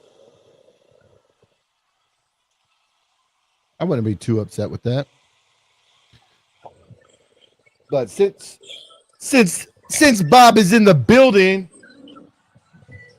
hey Bob, you know what time it is? Hey D Woods. My time.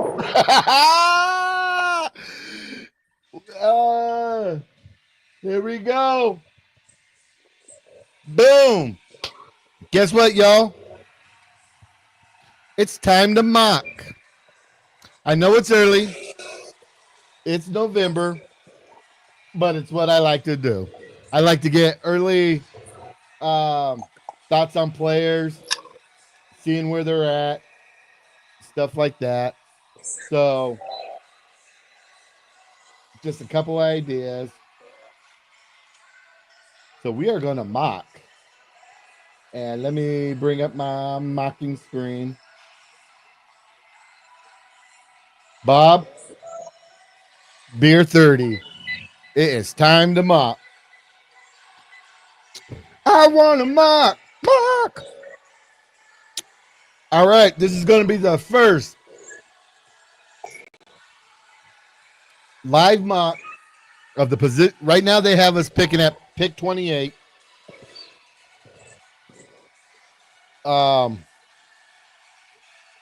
We won't do any trades. We'll just do the standard good old stick and pick. And I'll here we go.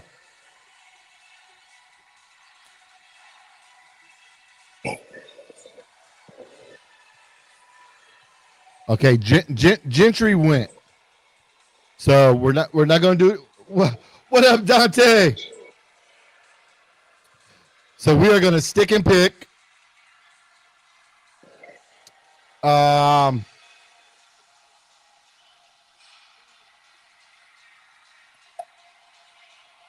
All right.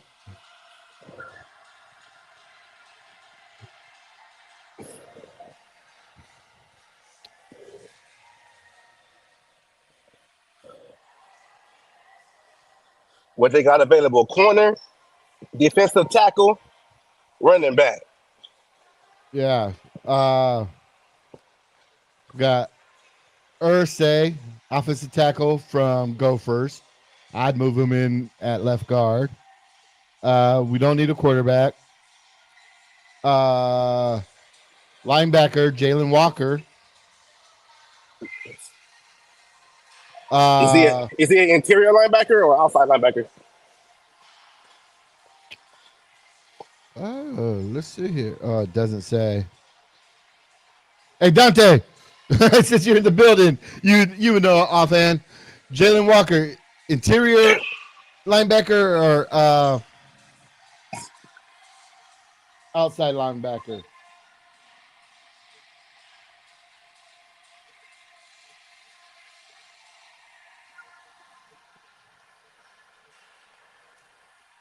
You know what?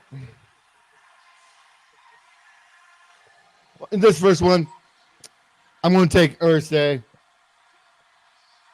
Okay, Jalen's outside linebacker. We don't need another outside Yeah, linebacker. outside linebacker. Hey, Dante, if you didn't hear, we think you might agree with this. We need some beef at linebacker. We need someone Big to, boys. yeah, to. D Woods is on your train of, Some thumpers, uh, baby. yeah. D You gotta Woods is, come down and knock somebody out, man. You can't keep and run over like Ivan Pace. Come on now. Need some thumpers. let's just say D Woods is not Pace Gang. I don't like them. I told y'all that a long time ago. My boy Jonathan Taylor ran his ass over last week. I said, goddamn. You know what? For this first one, I've seen Ursay play. He's a tackle, but I think we can move him into a guard position, and I think he can hold his own. At 28, Yeah, what the corners look like? already picked. I'll do another one. Oh, okay. Already picked. We'll do another one. it's Saturday night. I can do as many as I want. All right. In the third round, for the reasons that we said, I'm gonna grab this running back, Ollie Gordon. Miami's running back. Oh, you like Miami's running back? Yeah. Let's see if he's still on the board. Are you talking about not Damian Martinez, right? Yeah, Martinez. Oh, damn. They have him like ranked 269. Okay, we can get him in the fifth round. They got him ranked like way See, down. that's a guy perfectly you can match with Aaron Jones right there. Let Aaron Jones be a bell cow, let him spell him. That boom. Dante, give me 1 second. I'm going to fix the screen. Invite. Boom. Copied. Boom. Paste.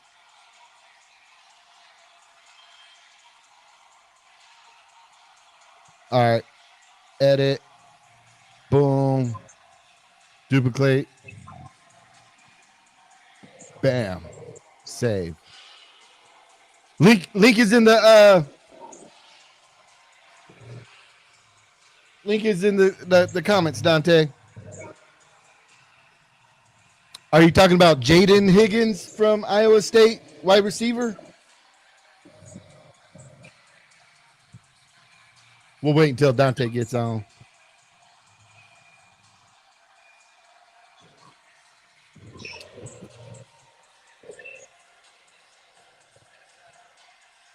Here, you know what? Let me just.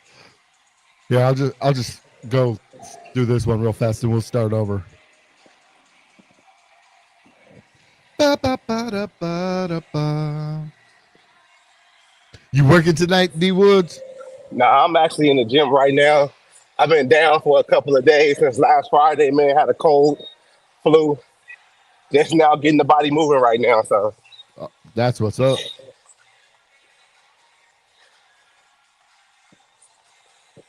Boom, reject. I'm just picking anybody because we're gonna start over. Boom, boom, boom.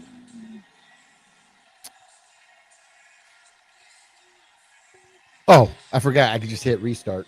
I'm stupid. I actually had to do the draft. I could just hit restart. We'll start that one up.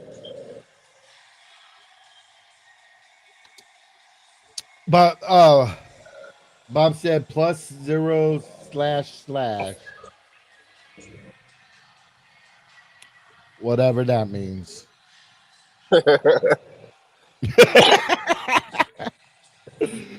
Oh man, I'm telling you, this sour apple nasa and this apple crown royale, that's a go-to. That's gonna be one of my new go-tos. I'm liking it. It's got me feeling warm inside.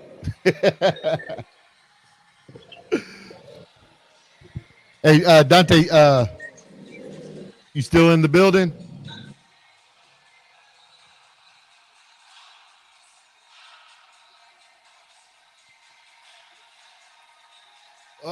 So what do you expect from this game on Sunday, D Woods? We'll talk about some Vikings. I want to be down, man. I want to be down. Facts.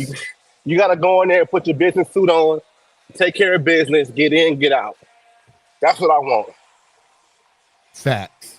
That's all I want. Be down. We should win by at least by 2 touchdowns. Straight up.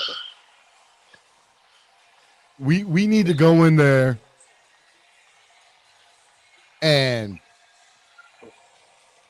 be like a broke guy with no job, with a chick with a high paying career, just beating it up.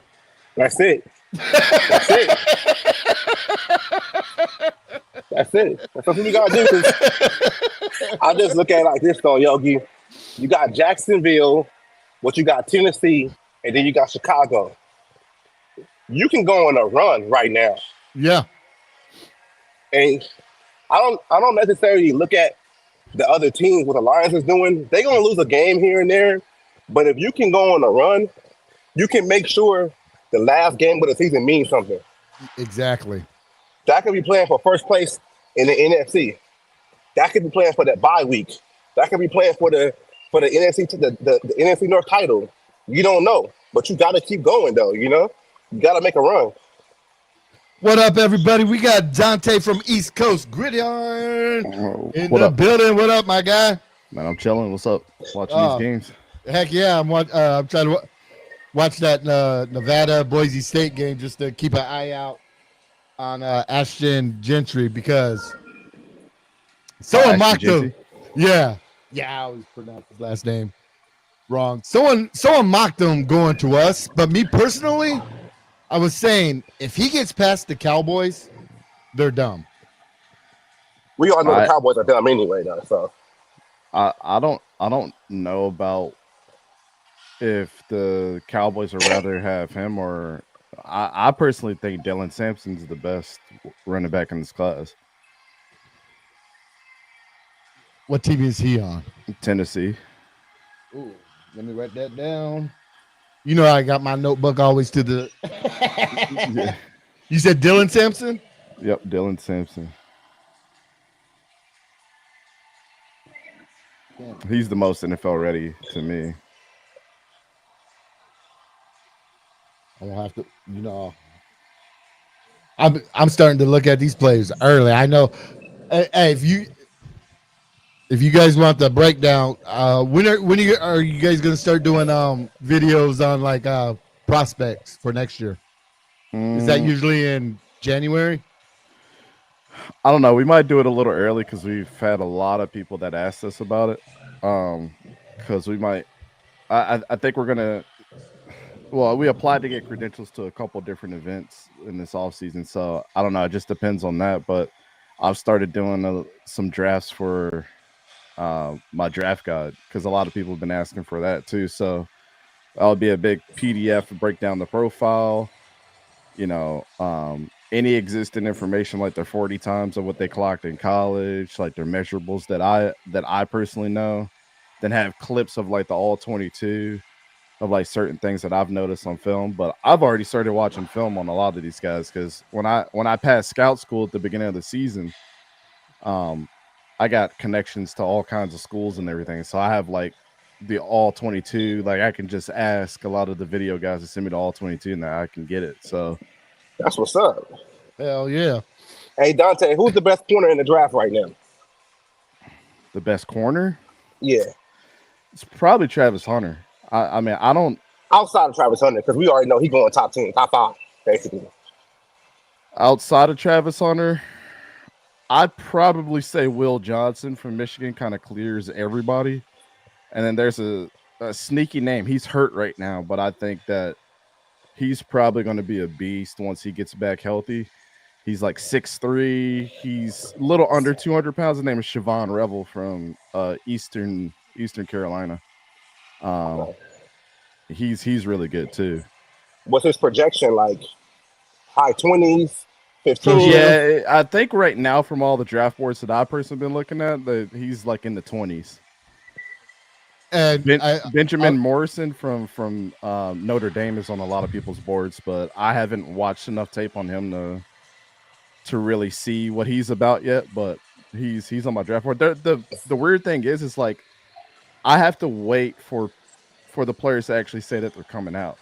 Right. So that personally, I don't do mock drafts because I just don't know. Like we can mock draft Dylan Sampson tomorrow, and then he says I'm staying one more year at Tennessee. So yeah.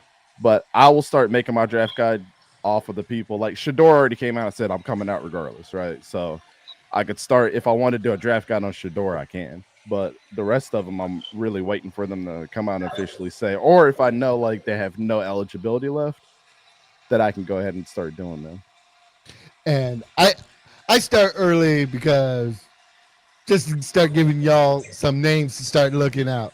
And the name that Dylan Sampson just busted a 40-yard run for a touchdown just now. the Siobhan Revel from ECU that Dante was just talking about on PFF, there's a 17% chance that the Vikings take him in the first round. Okay. Yeah, he's hurt right now, so that's all projected if everything works out when he's healthy. But yeah. Like, the dude's he's a beast. Like, hey, what up, Chaotic? I personally know some of his friends. So. And a Ric Flair. But yeah,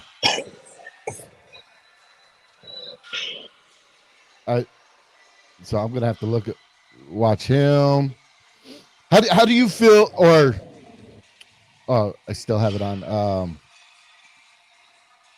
I still have it on DBs. There was a name. Where's he at? Deion Walker.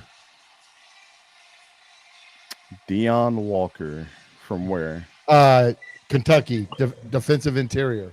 Oh, I've heard a lot of people talk about him. I haven't done my research enough on him. I've only watched the game against South Carolina that they played, but I wasn't really honing in on him. So I'd have to do more before I start, spewing bullshit. I feel that was just if I've heard from a lot of people they like him, but you know me, I don't go with the consensus anyway. Exactly. So. Exactly. That it's just a name I've been. Well, out of my top 50 this year that I put out, 46 of those guys are on 53-man rosters in the NFL. So I guess I'm doing something right. So I'll keep with my formula. Chaotic 221 says, you think Travis Hunter is guaranteed top 5 pick? Hell yeah. Yeah, I mean, as long as he doesn't get himself in any trouble, he's definitely guaranteed a top 5. But it really depends on what.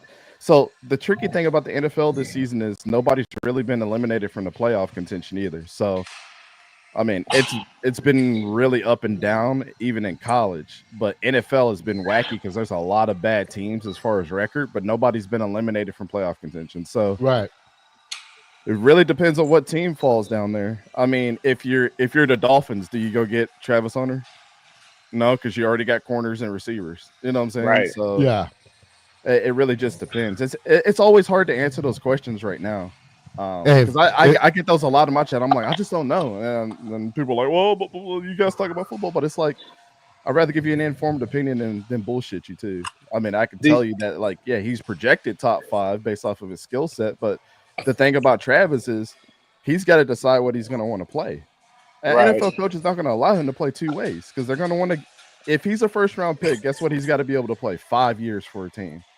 They're not going to waste big time money on a guy that's a top 5 pick and then have a 5th-year option to figure out, okay, well, he was playing receiver half the time, then corner half the time. We really don't know how we're going to pay him. Like, you know, if he wants to take the money, he's going to play receiver, but I don't see wide receiver out of him. I mean, you're fast and let's be honest about Colorado. They've been playing trash bags their whole season. There's not been a legitimate game that Travis or Shador has played that I'm like, that team was actually good.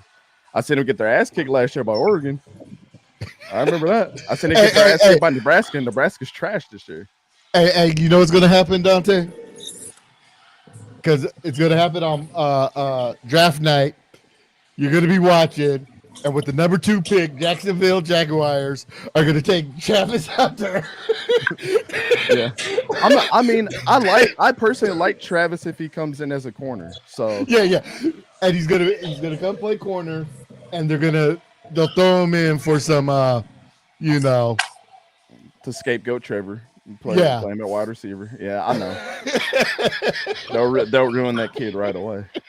Right away. Because I'll tell you what, if Bill Belichick was still coaching the Patriots, he'd be a monster there. Because Bill would be like, hell no, your ass ain't playing wide receiver. We're going to make you to a bona fide corner.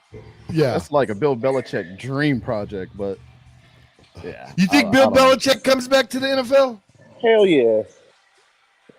I think the team really has to be desperate.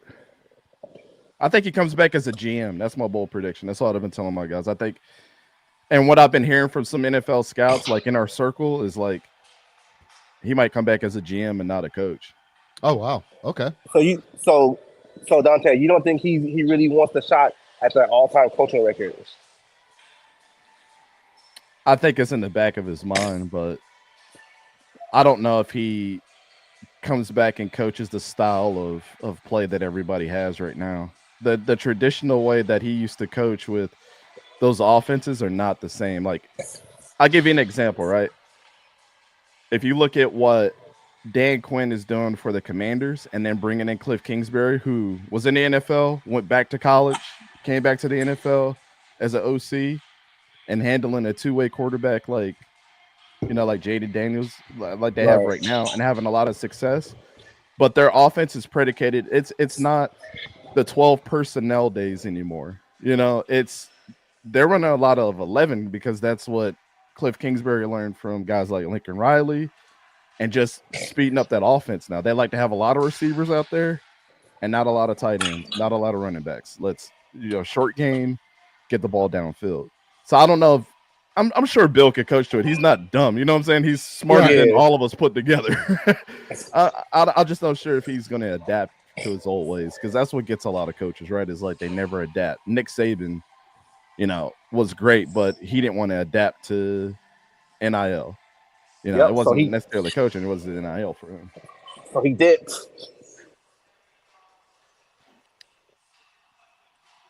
What man? What GMs are on the hot seat? Jaguars. Trent Baalke's on the hot seat for sure. Hey, Ryan Poles with the Bears. Yeah. Hey, Bill Belichick, Jaguars. Okay. So just so everybody knows, on Dante's channel, he doesn't do hypotheticals. So when he gets to come over here, he gets to be more free, and I get to throw the hypotheticals at him, and he gets to be loose with it. So and have fun with it. So me going Belichick to the Jaguars, switch it up. Then at number 2, get Travis Hunter. Yeah. That would be nice. Yeah. I mean, it would be cool. I don't hate the idea of Travis Hunter, but I just want us to build as a team. Like when we went into the draft and drafted 3 defensive tackles from LSU, I was like, what are we doing? And we got everybody but what's his name that was there last year? What's his name, Yogi? You were a big fan of his. His name. Oh Mason? No,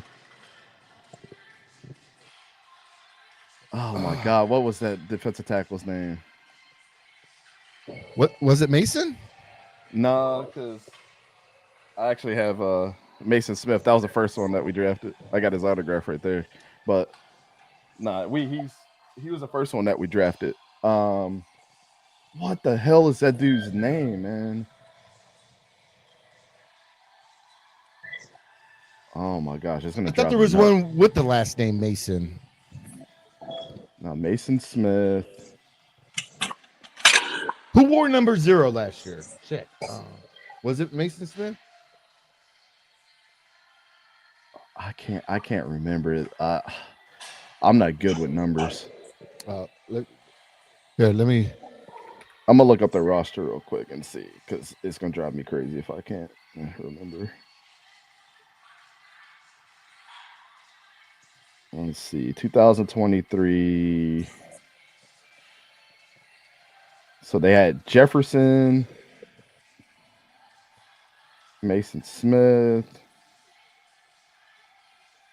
Yeah, if I look at his picture, Womack. Mekhi Wingo, that's on the Lions right now. Okay. That's it. We picked every defensive tackle but Mekhi Wingo. I was losing my mind on draft night. Okay. Why you just get past the best defensive tackle that they had there? Yeah. But it's going to be fun. Man. I think this is going to be the best draft as far as the depth that we've had in like the last 5 years. It's going to be a lot of people are sleeping on the quarterbacks that are coming out here too. But let's go to quarterbacks. Let's take a look at some quarterbacks, y'all.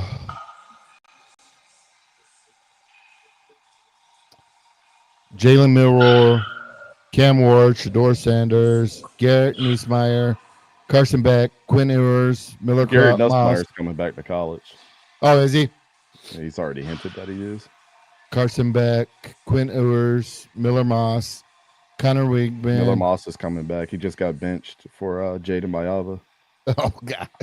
Drew Aller, Kyle McCord, coming back. Jackson Dart, mm-hmm. Jalen Daniels, Riley Leonard, Graham Mertz. Oh man, poor Sora.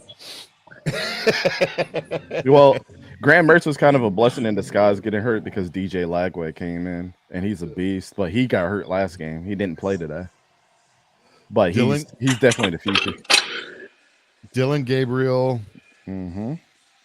Cade Klubnik, Brady Cook, Donovan Smith, KJ Jefferson, and DJ Uyunglele. Yeah, it's hard for me to. That's crazy that those are the quarterbacks that they named, because they, like, Seth Hennigan's coming out from Memphis, Tyler Shugg from Louisville, Noah Fafita's probably going to commit. My boy right now that I like, Curtis Rourke from Indiana, who I think is quarterback number 1. Quarterback number 1. Yes. That dude had surgery on his thumb 2 weeks ago. And Kurt Signetti, the coach, said he's out indefinitely. Then he came back the next week and threw 4 touchdowns. Dude's a beast. Yeah.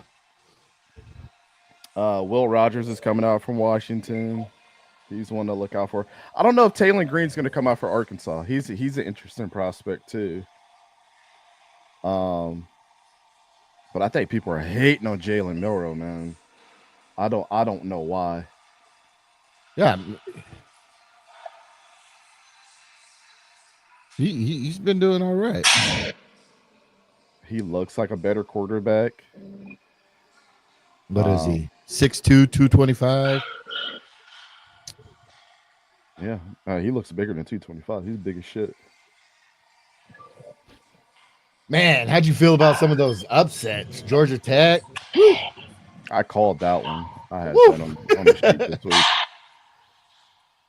I'm not a big fan of Miami. Miami was going to get caught up because just a lot of people just I don't know if it's just they read stuff online or they just don't actually watch the game, or what I know that they do is they just pay attention to the stat line, and they think that one player plays out of their mind. Like Shador had a rough day today, regardless of what his stats say. Cam Ward definitely had a rough day today. That's why they lost. And a lot of these guys, I mean, for my evaluation, I'm probably going to do them first, to be honest. Like, I have all the film on them. I've been like just trying to see what people see in them. All they do is run slants and 9 routes. That's all that they do. And like Xavier Restrepo from Miami, I've been screaming to the heavens for that dude for several years that guy's going to be good if he can stay healthy. He hasn't stayed healthy his whole career until this year. He's going to be a beast wide receiver. That's the next Cooper Kupp. He's going to do well if he stays healthy this year, goes to the combine, he's going to kill it.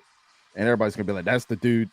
That's the wide receiver we want. He's going to be the Ricky Pearsall of this year's draft. Viking Gaming says, I feel Sanders is not as good as the public puts him out to be. Yeah, him and Cam Ward kind of have the same issues. They don't make any pre-snap adjustments. They're skittish in the pocket. They don't know how to step up in the pocket when it collapses. They trust you got to trust your offensive line, but you got to be realistic about your offensive line too. You got to know when to bail. It's time to bail out. And one thing that Shador doesn't do, he doesn't check down. Unless it's the design bubble screen, he does not check down. That he is immune to that shit. And Cam Ward, and it's no like for people that scout players like me, I look for what's available, because in the NFL, you have to go to what's available. You have to make things happen where things are available, right? If you're just trying to find the open receiver every single time downfield that's one-on-one covered, like you're not going to be able to get. Let's say Jalen Ramsey's on your favorite receiver right now, and he's not a Jamar Chase or a Justin Jefferson or a CeeDee Lamb where you might trust him a little bit to go up there and grab it. Shador's just like, I'm gonna throw it up there anyways. And if the guy goes out there and catches and makes a great pass or a great catch, then it's on the highlight reels on Twitter. But realistic people like this is like, well, dude, if you just went through the check down and had 12 good plays of you just hammering a defense, I would have evaluated you the same way and gave you as much hype, even though it might not have been the sexiest drive ever. Because your idea is to go out there and tire out the defense, right, and then get your defense to have a 3 and out on that offense, and come back out and bust up a broken down defense from the last drive, right? Like it's a chess match. So I don't know. When I evaluate players, it's never popular, but I always look at people like at the beginning of the season, everything is 0 to me. I don't care about the name. I don't care about what you did last season.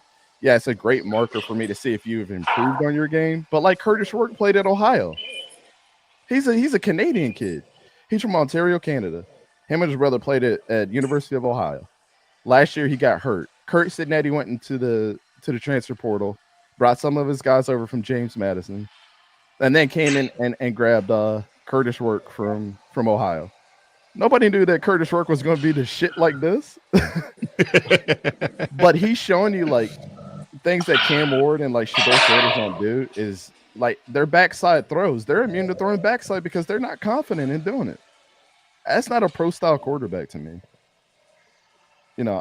I get that you can run RPOs and be athletic and all that, but like sometimes you got to show your talent not only with your brain but with your arm too, and vice versa. Right. I don't see that from them consistently. So a lot of people be like, "Oh, you're wrong." Okay, well, I'll be wrong until I'm right until draft season comes around. But I don't evaluate the logo on the helmet or the name. You know me, Yogi. I've been doing this. Oh yeah. Doing this for a long time. So, but when I went to scout school, everything that I've evaluated is the same thing how they look at it too. At former coach in high school, a guy that I coached quarterback. His name is Braden Davis. He's the backup at Syracuse. Like, he had many offers from Alabama, Clemson, all the schools. He ended up committing to South Carolina and transferring to Syracuse. So, I must be doing something right if I'm helping guys out like that. So I'll put my scouting hat on and keep it moving. But I'm not just gonna give Shador and Cam Ward the award because their stats say that they're better than they actually are. That's right. So, and what sucks too, you guys, about like look at, so some of these sites, so like how Dante mentioned Dylan Sampson. So on one site he's listed like you could pick him, but on a different site he's not listed. So that's why I use multiple sites just to see different players, which is weird that he would be on one and not the other. But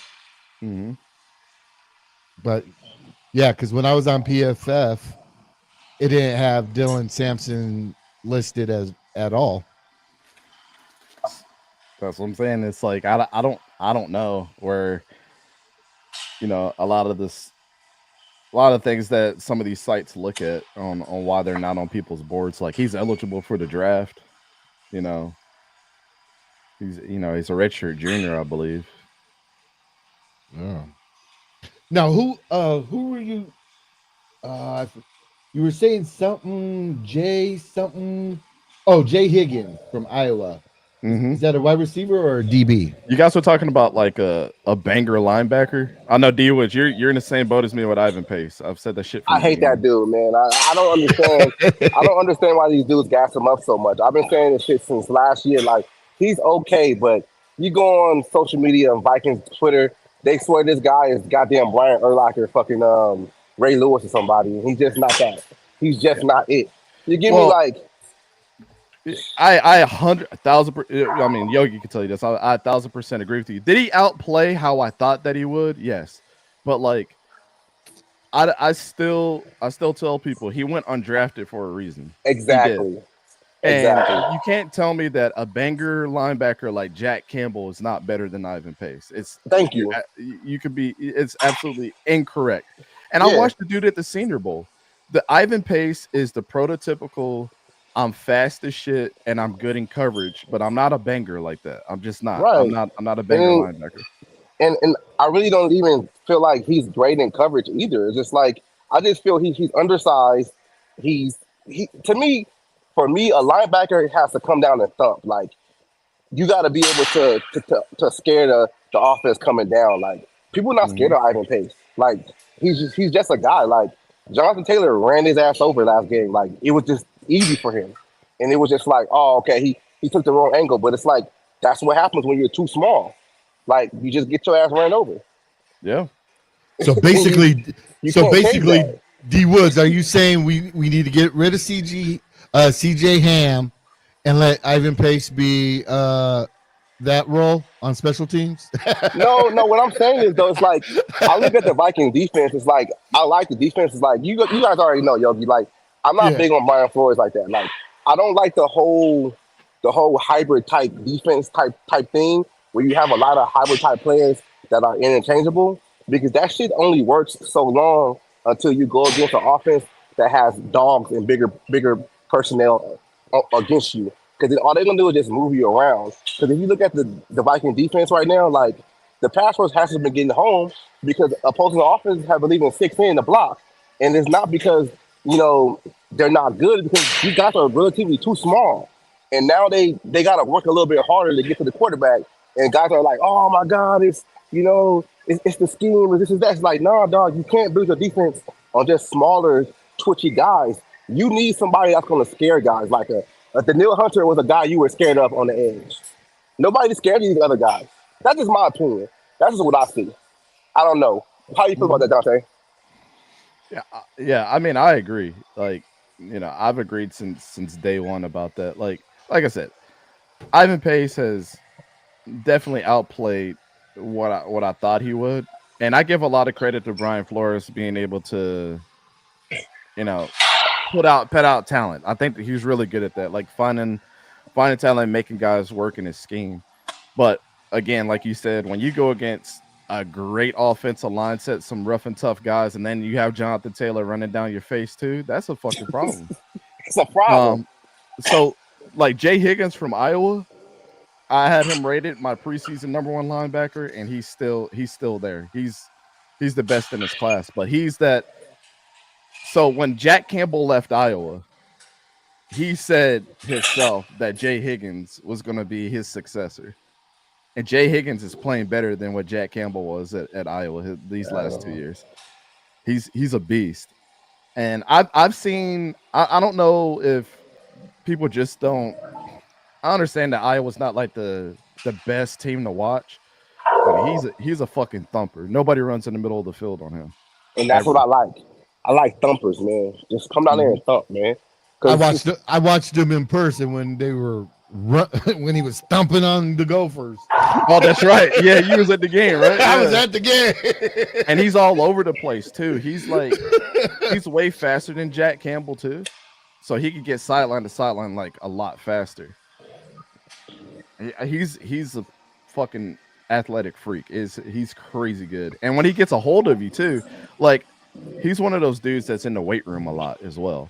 So, and from what I've heard from a lot of Iowa players that they have like hand strength tests, and he's got like the hardest grip to get away from, which is great for a linebacker because you want to be able to grab onto people and bring them down. Like, exactly. the what always my criticism was of like the Eagles last year, for example.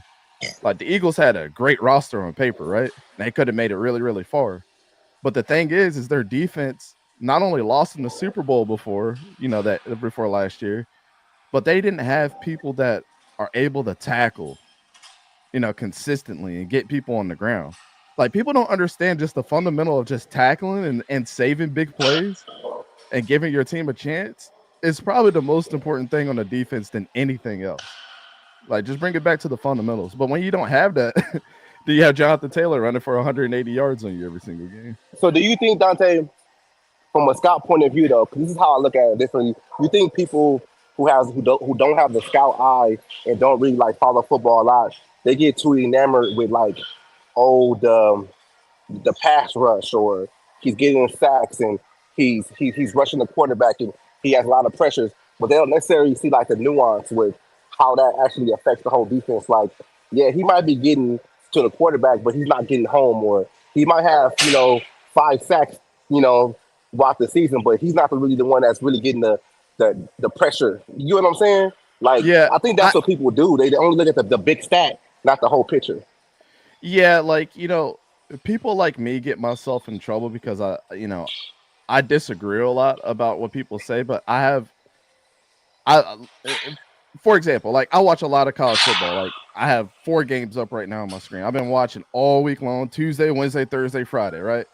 But it's because I like it that much, and I try to figure out like even the blowout games, right? D Woods, like I like seeing the players step up when their team is down. They know that they're getting beat, but they're still out there competing, right? Because I feel Right. like that's important. It really is. Like your skill set is going to show no matter win, lose, or draw. And somebody like Ivan Pace just didn't have that consistency for me. Yeah, he might have got a lot of pressures, but like one thing that I noticed is some points in the game he just totally disappears, and that's I a agree. problem. It's a problem for me too. But when people are looking at the statistics of everything, it's like, oh my goodness, he's got all these pressures, he's got all these awards, but awards are really stats based. You know, a lot of guys that are really good players, sometimes they don't get the awards and sometimes they don't get the recognition. But then you get those guys that get drafted high, and you're like, who the fuck is this? And it's because scouts are out there and they're like, his skill set is consistent, what he's going to be able to do. Like Vita Vea, for example. Vita Vea is not the sexiest defensive tackle out there. But the one thing that he does do is he does his nose tackle job very, very well. He might not get to the quarterback all the time, but you know that you're going to have two guys dedicated on blocking him, right? Which is way more helpful for a team than, you know, let's say a bona fide edge rusher every once in a while that's going to get to the quarterback maybe 10 times a year. But that guy will get celebrated because the stats look good. You know, Vita Vea, on the other hand, why he's so respected around the league is because he's that good at just playing nose tackle, and you understand that your other nose tackles in that you know positional room are going to be good too. But I mean, like I guess that's like a long-winded way of me saying D Woods, for example, like with Bijan Robinson. I wasn't as high on everybody was about him, right? And everybody thought this dude was going to be generational, like running for 2,000 yards a season. And he's not like that. I mean, yeah, he might be top 10, but he's not top 5 yet. Right. And one of the deficiencies that I saw versus everybody else when I watched film was like, I like to see a running back that utilizes not only the middle, the right, and the left side of the field equally when they have their opportunities. And when I saw Bijan run, and you can go back and verify this. This is what's so funny. When people said I was wrong, you could go to NFL Next Gen Stats right now and type in Bijan Robinson and go look at his charts from last year on his runs and see what his yardage was like on one side versus the other. And it's kind of done this, right? Like on a scale, like he's looking better now in the NFL. Like he's starting to tighten it up. But in college, he was efficient on the right side, but deficient on the left side of the field. And I was like, how can y'all say this dude is a beast when he doesn't want to take a one-on-one matchup and he's running people over on the right side, but on the left side, he's like, man, fuck that, I'm scared. But that's like, you know, those are the things that like I noticed that I noticed like a lot of other people don't. They just see the stat line, they're like, man, that dude's a beast. That's Well, exactly what it is. in the league, you got to be a beast everywhere. You got to be at least all down. Hey, I have a question real quick, Dante. Am I allowed to play you know how people have highlights on YouTube? Am I allowed to play on my channel and not get a strike? Of like just highlights of players? Yeah. I don't know. If it's from an actual game, then yeah, you're probably going to get a copyright strike. Some people have Patreons and stuff that do highlights that keep their channels, you know, monetized. But you know, you can get a strike and keep the video up, and it just won't be monetized. So I wouldn't risk it of like pulling up a highlight. I mean, do you want to see something specifically? Some Jay Higgins. Hold on, I got all 22 of them. It won't get copyrighted. Hold on one second. Let me go to my my folder. I was just watching him the other day.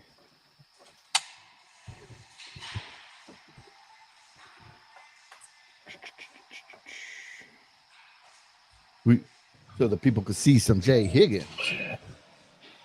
Yeah, he's a beast, man.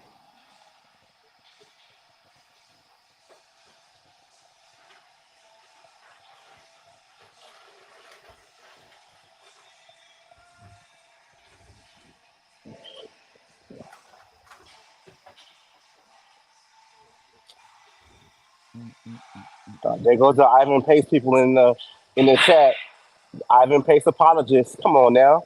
Just take the criticism, guys. It is what it is. Yeah, and nobody's saying that he's terrible, but I am. Nobody but D Woods. I am. It's okay, Dante. I'll take that smoke for you any day. I'll take that. Ivan Pace ain't that damn good. Bro, give back that number 0, please. There was a whole blow up around that, bro. Like it was nasty work. I was like, they get on me a lot. They be like, "Oh, Ivan Pace, you don't know what you're looking at." I'm like, dog. Yeah, but you're a Vikings fan and I'm not, so that makes sense. I take it any day because You got to thump for me, man. You got to come down and thump. That's just how I look at it. No, I feel that. Like, See, definitely, if I was starting a team, he would not be the one coming on my see, team. D Woods is a hater. Hey, Vikings gaming. Just because you play with him on Madden and you put him everywhere, that's not real football, bro. That's just Madden. What up, Zoe? I'll talking about download it right linebackers. now, and I'll pull up my telestrator and all that so we can go through it. But yeah, it's even And worse I when feel you're the not same a way about fan of Dr. that. Tellis too. Dante, let me ask you a question real quick though, because I got this one too. Josh Metellus. If you took Josh Metellus and you put him on any 31 other teams in the NFL, where would he play? Josh I love it Metellus. already. I love it already. I already know what you're gonna say. I love it. I love it. Go ahead. Go ahead. So Josh Metellus, we talking about the safety out of Michigan, right? Safety out of Michigan, number 44 for the Vikings. Basically, he plays the rover roles, whatever Ryan Flores wants him to play. I Yeah. feel he's not a safety. He's not a linebacker. He's just a guy that can just play different positions, but he's not good at one position. Because I feel like if you took him and you put him on a different team, he'll probably be your third safety. Like, that's just how I look at it. Yeah, I think Josh Metellus will be good in like a role like the star safety position, right? Where he's right there beside a linebacker or a nickel back. Sometimes primarily focused on a tight end, but Yeah. you're catching that guy in zone, like in the soft zones. Let's say like you got like a 4-3 defense set up, right? He fits right in between that outside corner and right near the weak side backer, and it's just watching anything that comes through. Plays the flat, can come down and do that. Yeah, I mean, Josh Metellus has never jumped out on the tape to me. That's why he went Me neither. in the 6th round, I believe. Exactly. Yeah. I mean, you got to understand. Just like you said before, Dante. These guys get undrafted and they go to late rounds for a reason because that's Exactly. what scouts look at it as. That I look at Josh Metellus. Josh Metellus, to me, he was drafted by the Zimmer regime, and he didn't even get no PT until Flores got here to put him in that star rover role. And I just really feel like when he has to play like the traditional safety position, he can't cut it. Like, he's just not that damn good. Because if he was that damn good as a safety, he would have been drafted maybe 3rd, 4th round and actually playing safety earlier.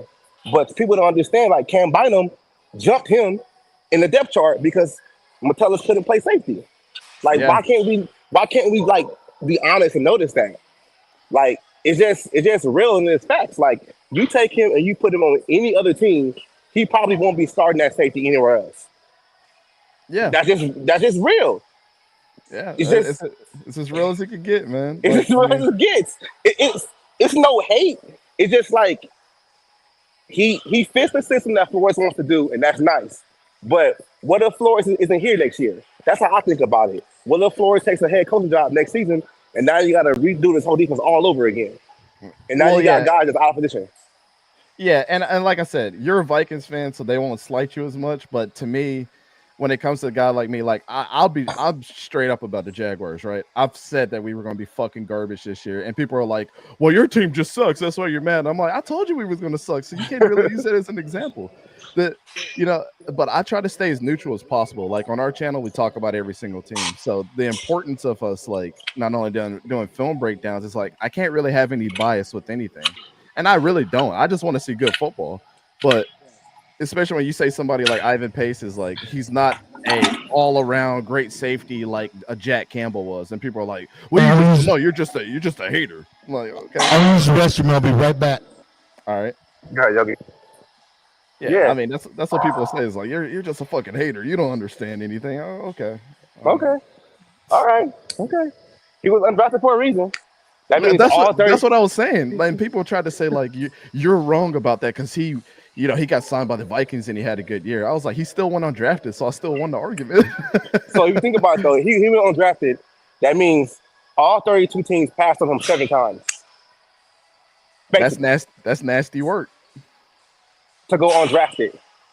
Like, yeah, teams kept passing on you and kept passing on you, and it's a reason. Yeah. I mean, even like when I said I was at the Senior Bowl, man, and scouting this dude, I was like, I don't know what is up with him. Like there was so many better linebackers down there than him, and I'm like, I just don't see it. And I tried to tell everybody, I was like, dude might gonna go undrafted. I'm sorry, he just might. And then that night hit, he went undrafted, got picked up by you guys in free agency. I was like, all right. And then Brian Flores got signed to you guys. I was like, all right, well, he might make him out into something. He's better than what he was. I can tell you that. But He's good in situations. I'll give him that. his beginning of the year was actually really good. I was like, oh shit, okay, Ivan. But Yeah, because you're playing alongside a real linebacker like Blake Cashman that can do everything else. You can just go to the other role and just do all the other shit, and now you don't have to cover the middle of the defense. You don't have to call the defensive plays. You don't have to call the shits and like that. And when you have to go from being just the other guy to being the guy on defense with that green dot, he can't do it. Like it's a difference. I don't understand why people can't understand that shit. Like it's a big difference. Like that's how you see that dip. And if Blake Cashman comes back this week, you might see Ivan Pace play a little bit better because now he's going back to where he needs to be. Because he's not that middle of the field linebacker, 3-down linebacker. Like that's just what it is. I told guys in training camp when it was announced that Blake Cashman had the green dot, and I was just like, well, that means that Ivan Pace is going to be the first linebacker off the field. They're like, oh no. I'm like, if he doesn't have the green dot, that means he's going to be the first one out, and Blake Cashman is going to be the one playing all 3 downs. And that's exactly what happened. Right. No, but he's a dog. Like, come on, dog. Let's be real. Yeah, he's such a dog, but then you guys brought in 2 other linebackers. Well. Exactly. Exactly. Exactly. I know they're gonna kill me in the comments. I know they are. Hey Zoe, I'll add you in 1 second. I'm gonna edit the screens real quick, just so we can boom, boom, boom, boom. Dante right here. Hold on, y'all. I'll be back in like 2 seconds. All right. Boom.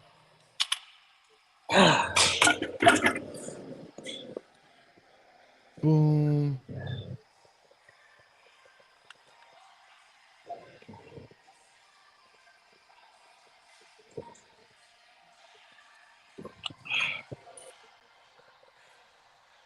What up, Zoe? My God, what's the deal?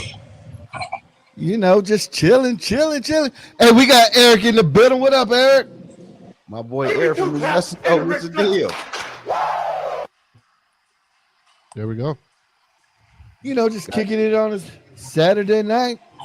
I see. Got the new page up and running. Heck yeah. Yeah, man. D Woods in the build on a Saturday night. Yeah. Gotta make me another drinky drink. Acting bad tonight.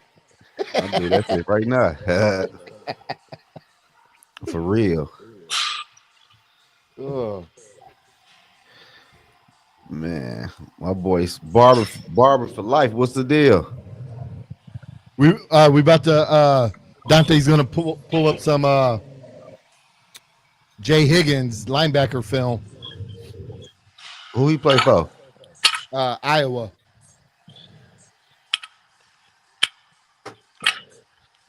He's projected to be better than Jack Campbell. Oh, for real? Yeah. Man, I ain't know who the fuck Jack Campbell even was. He was the linebacker at Iowa. He's on the line. I'm saying when they got him, I didn't know who the fuck he was. Oh. I ain't been looking at linebacker though. How was the game? Oh, the game was good. We won. What? Huh? I thought Michigan lost. Oh, you talking about? I thought you talking about my stepson game. Oh yeah, Michigan lost. Yeah. Oh. Man, I ain't talking about motherfucker.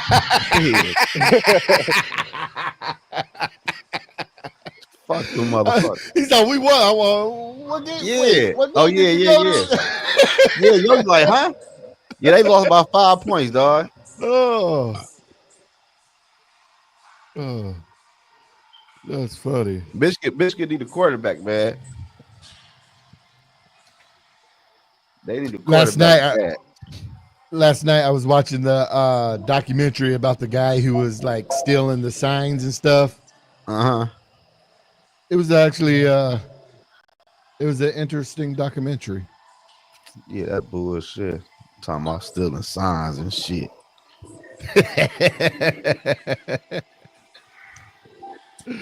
Michigan, man. Michigan might not win another game this year. I hope they beat Ohio State. Shit. I'd be happy.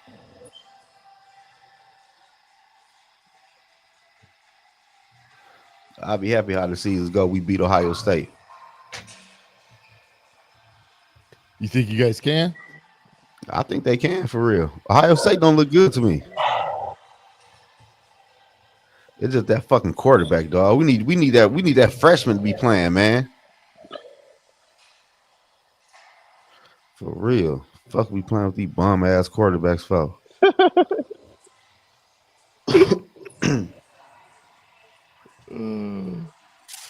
Damn. Real. What scoreboard is that in the background?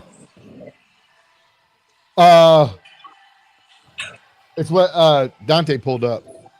Oh. He's got some all 22 film on Oh, that linebacker. yeah. Man, I want a defensive tackle, though. I think we need linebacker, man. Linebacker or corner. You forget we got Who? money. The hell?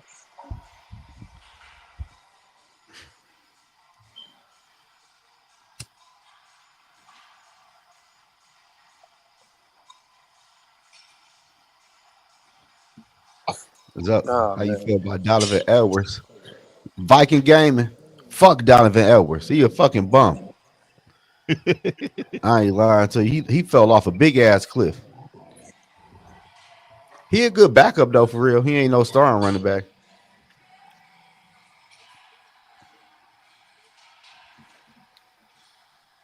For real. He done fucked his money up for the draft coming up.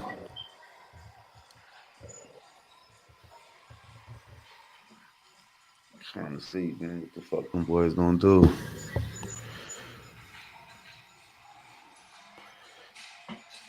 Alabama still whooping LSU ass, ain't they?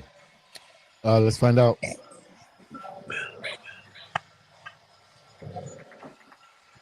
Scores. Alabama. Yeah, 35-6. Woo. Damn. Damn. No, they about to move up in the power ranking. Everybody lost today too.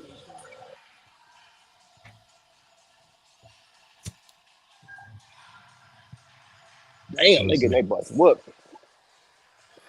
Hey, did Minnesota win today? No. Damn. Bruh. Yeah. I was not happy about that, but it is what it is.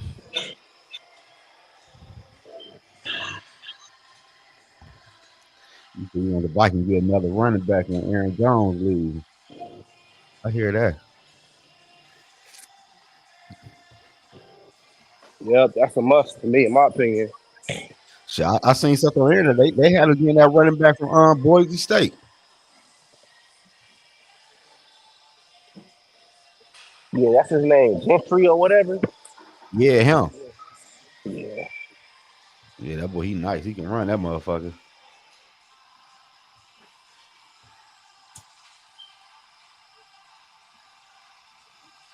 I don't know. Then Madison come from Boise State. Yeah. Real quick, look at this draft, Dante. First round, Siobhan Revel Jr. Third round, Dante Corleone, defensive line.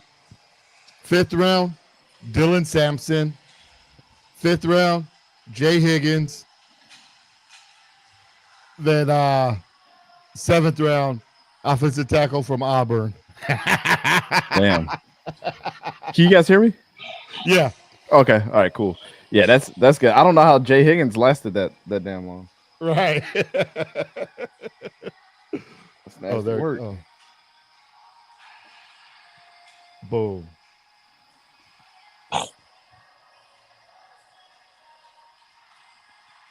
Let's see here. There we go. All right. Hey now, Viking Gaming. That's been his man. I'll be at the Penn State game, man. They're gonna get man. It's gonna be cold. When they play though, next week? I want to say like the 23rd or something. Oh.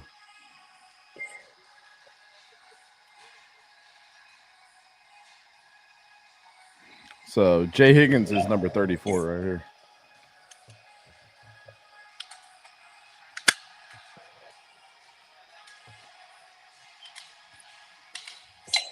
All right, let me bring it up. Let me see what it's looking like.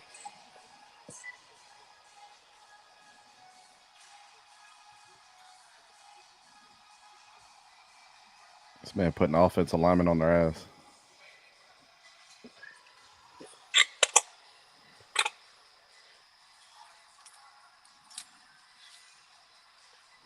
Another dude, if you guys are looking for a safety, Sebastian Castro, number 30. Oh. He's a fucking monster. You probably seen it because you was at the game. Yep. Yep. And it sucked. I had so many Iowa fans right by me.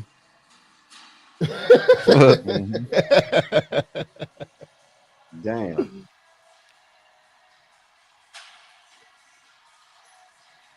I'm guessing that's probably the other team that they're root for since the Gophers haven't been shit for a while. Yeah. Iowa's like so close that, man, there was a lot of Iowa fans in the stands. Yeah. I'll tell you what, when I went down to Houston for that and the Utah game, Utah fans travel like shit too. Oh, do they? Mm-hmm. There's more Utah fans in the stands than there was Houston fans. Hey, what up, Jim? Thank you for tapping in, man. Give me 2 taps and a Ric Flair. So Yogi, you on your new channel? Not I just changed the name of it from Fat Boys Football Focus to Be For Real Media.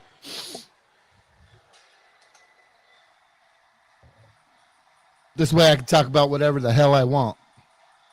Mm-hmm. I can talk about Vikings, movies, TV. All that shit. Yeah. Shit, I do this shit for fun, man.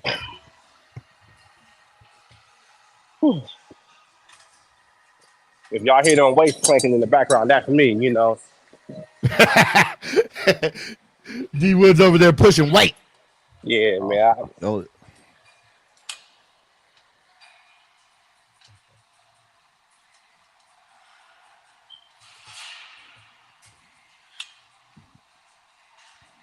What the fuck with the lottery, bro? Ain't that a bitch?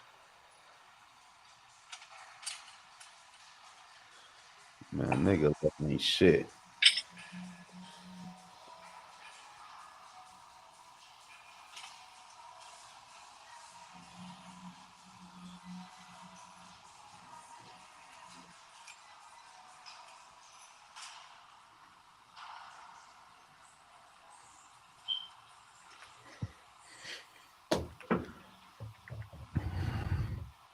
So when you put up all 22, it don't get flagged or nothing? Usually not. Some schools in the Big Ten they'll flag your shit, but most of the time, not really.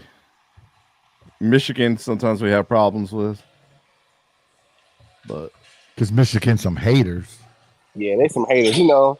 That's some boys in Michigan. You know how they do out there, man. Boy, please. You know how they do out there in Michigan. Them Detroit guys, you know how they do. No, talking about 8 Mile this, 8 Yeah, Mile 8 Mile that. Yeah. There goes Eating Jay mo- Higgins and coverage right there. Eating mom spaghetti. I like that. Oh, you know what? Don't forget, Michigan breed the best football player we ever seen at that quarterback spot. Who? You know who? Who? You know who, man? Who? Who the GOAT? Who? Tom Brady, man. Stop acting crazy. Yeah. You know he committed to Cal before Michigan, right? Who he played for? He didn't have the grades to go to Cal. And he a California guy anyway. Yeah, he was supposed to go to Cal, and he didn't have the grades, so then he ended up committing to Michigan. You know how that goes, though. Bring it right back to California with me, baby. Bring it right back over here to California. Yeah, but we touched him up. There we go. Yep, he said that before. He silently committed to Cal, and they didn't accept his grades, so then he ended up going to Michigan instead. There you go. Now it's a little bigger. All right, you got it now? All right, cool. Yeah. Yeah, so he's 34 on the defense.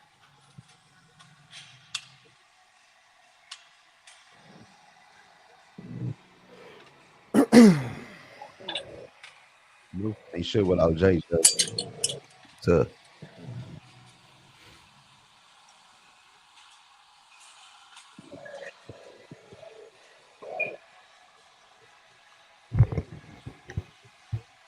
What's his measurements, Dante? Let me look it up because I don't know off the top of my head. I believe he's like 6'1", 240, I believe. Let's see here. Let's see. I'll pull up my sheet. 6'2", 232. Okay.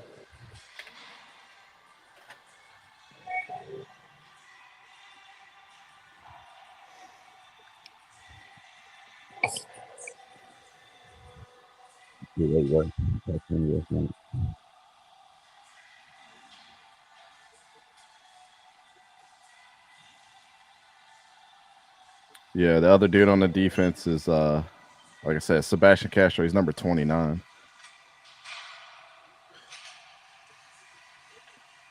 There he is right there. Man, what the fuck happened to Kobe Bryant? I don't hear his name at all no more.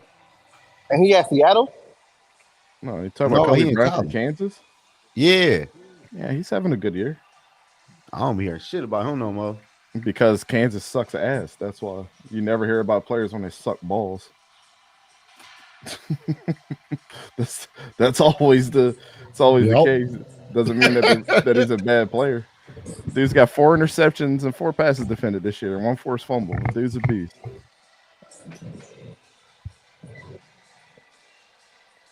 The rumor is he's going to stay back in college too, or probably again. Yeah,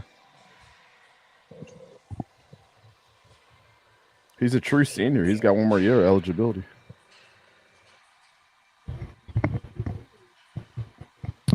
Is he getting that NIL money? Hell yeah, he about is. Probably him and Jalen Daniels both. And then what's that? The running back Devin. What the fuck is his name? I can't remember that kid's name to save my life. Devin Neal. It's almost like now. If you don't get drafted, if you're not like projected to get drafted in like the first round to get that good rookie money, you might as well just stay in college for another year if you're getting NIL money. Yeah, bank on that money real quick. Might as well. Yeah, why not play out your eligibility, right? Yeah, make more sense.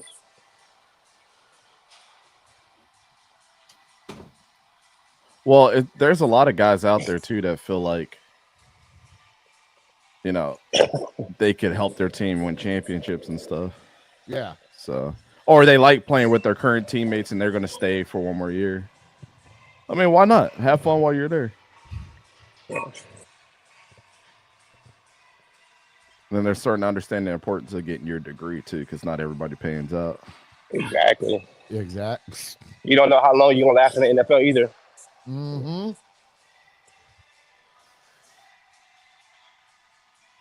That was one of the I don't mean to bring it up, but what if something serious would have happened? Like, say JJ McCarthy would have got a spinal cord injury. He's fucked. Like, you might as well retire and hope that you had your degree in something. You know what I'm saying? Yeah. So you just never know. You never know. Hey, it happened with my brother. He got his when he degree was at with the Vikings. Yep, he got his degree at Stanford, and when he got that career-ending injury, he still had his degree. Mm-hmm.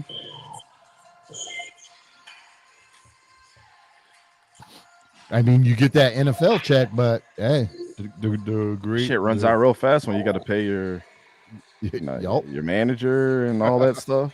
Like agent. Yeah.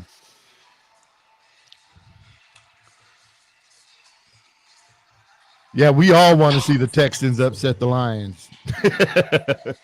I ain't even worried about it. We got to take care of our business. Well, don't the college players finish school even though they playing in the NFL? Nope. What's his name? Jerome Bettis just graduated from Notre Dame last year. He's like 50 years old, ain't he? Yeah. Yeah, so a lot of people crazy. don't finish. I just think so too. Like, I mean, I'm from LA. I'm from South Central all the way through, right? So I done seen a lot of players from my area, you know, just knowing them. Like, it be the guys around them and like certain family members that push them to try to like go to the big leagues like so fast. And sometimes they're not like mentally ready to do that and take that responsibility. And then they just bust out fast, and they don't have nothing to go back to. Like, it's just sad, man. Like, I got one of my friends of the family. His son was like big time NBA back in the day, like number 5 in the nation, shit like that. And he's just not in the league. He fucked up, and that's it. Yeah. You know, it's like, and we all thought like, oh yeah, he's about to be that dude because his uncle played at Oregon back in the day, and he never really like, you know, got to the league. So we was like, well, that's his stepping stone because his uncle was already like halfway there. So maybe he gonna, you know, go to the next spot, and got drafted by the Cavaliers and could never get off a G League team, and it is what it is. So like Vikings gaming, for example. So what happens in college is you have to think about like college scholarships like an escrow, right? So I forget what's the amount of, I think it's 53 scholarships or something like that they give out every single year. But it really is dependent on how many players that they've already given scholarships out to and who's leaving and things like that. So let's say like if I was in my third year of college and I ended up declaring for the draft, you literally have to sign paperwork that says that your 4-year or whatever 5-year scholarship is going to go away and we're going to dedicate this money, because that's what it is. It's just a repository of money to pay for your school. We're going to dedicate this to another athlete. So like when you hear those athletes like in the springtime that come in as walk-ons and then they end up getting scholarships, it's because somebody forfeited their 1 year or their 2 years up from their eligibility to go off to the NFL. And so those guys actually get awarded like, you know, the rest of the scholarship years that original player was on, which is cool. But like, yeah, the school is not responsible for paying for their education after. So guys like, I had a buddy that played in the NFL. He went to Wake Forest. His name was Michael Campanaro. And I'm really good friends with his brother Mitchell. Like, we play football together. And when Mike ended up playing at Wake Forest, he ended up staying until his scholarship ran out. And then he declared to the NFL, but he got his degree. And when you talked to him, and he was like, well, I didn't know if I was going to be able to get drafted or go undrafted, but I couldn't guarantee on NFL money. And I wasn't a top player. So I was just going to allow Wake Forest for me to come out of there owing $0 would still get my scholarship at the same time. Like, Yeah. you know what I'm saying? Especially he wasn't a top player. He played for Baltimore for a couple of years and then that was it. But now he's like a lawyer. So in Baltimore. Yeah. So it worked out for him, you know what I'm saying? But he was like, he opened his own law firm in the city of Baltimore with the money that he earned from the NFL. What up, Aussie Scolder? Thank you for tapping in. Give me 2 taps and a Ric Flair.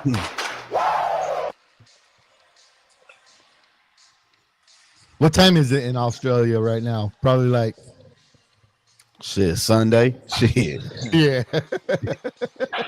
Yeah. I think it's probably early in the morning for them right now, if I remember right. I feel like the degree should always come first, but that's just my opinion. Always come first, man. Yeah. I feel that way too, man. Well, I think a lot of people dedicate money to it later, but they're paying out their own pocket too. So some NFL players are good enough where they can just go back to school whenever they want to. But shit, you're getting free money. Might as well just waste it up until you get your degree. Like CeeDee Lamb was one of those guys that left college early, right? But the dude just got one of the bigger contracts in the NFL. So he's set for life. But he was able to set maybe one of his homeboys that walked on with the rest of his scholarship money, which is cool. But not everybody's CeeDee Lamb. So yeah, he's set for life until he ended up like Adrian Peterson. Adrian Peterson, that's nasty work, man. Y'all heard about him, right? Yeah. Bankrupt.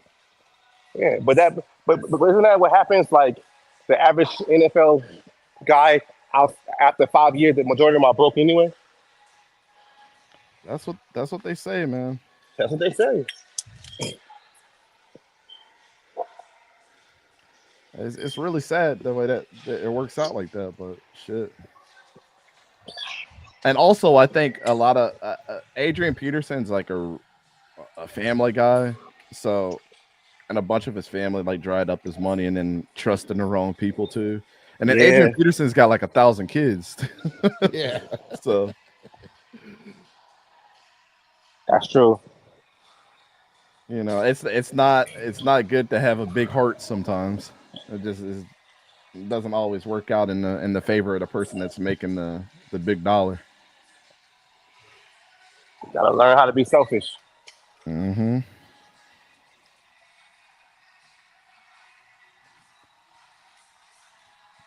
How many years we got Cashman for? I think like 3. Let me see here. Boom. I mean, but outside of him, you really don't have no other inside linebacker though. Right. There's nobody else.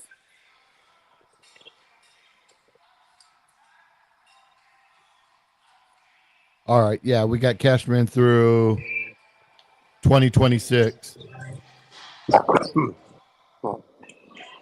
Yeah, we could use a thumper alongside a Cashman.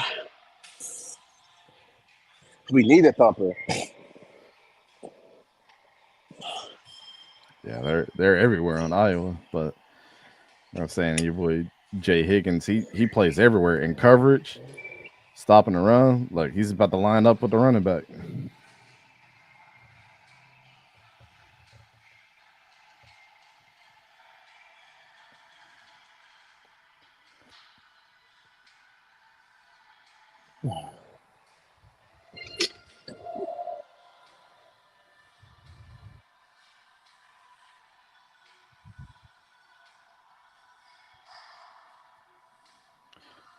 Who's your quarterback in Minnesota, Yogi? I haven't watched a Minnesota game yet. So what's his name? Brosmeyer or something like that? Oh, Max Brosmer? Yeah. From he just transferred to you guys. Wait, I might be lying then. I might have watched the game with him because Max Brosmer is from oh my God, what school is that? New Hampshire. Because him and Dylan Lobby played together. It's that. I'm not too impressed. By Brosmer? Yeah. Who's one guy that you've been impressed with? Doesn't Tyler Newman's brother play there? I believe so. Jordan Newman ended up going to Minnesota, right? I believe so. I remember when he was coming out with Tyler. Yeah, I think he's been there for a hot minute too. I think he's been there since what? I think Tyler Newman's class was 21. Because didn't Tyler Newman he came out last year, right? Yeah, he plays for the Giants. Yeah. Yeah, but I just remember he has a twin brother, I believe. And they were the talk out of Illinois for a little bit. Like Chase Brown and Sidney Brown coming out from Canada playing in Illinois too. They were I just remember hearing on the recruiting boards that there was two twins that both came out of one came out of out of Canada and one came out of Illinois, and their class was the same year. And then Chase and Sydney ended up committing to Illinois, and Jordan and Tyler ended up committing to Minnesota.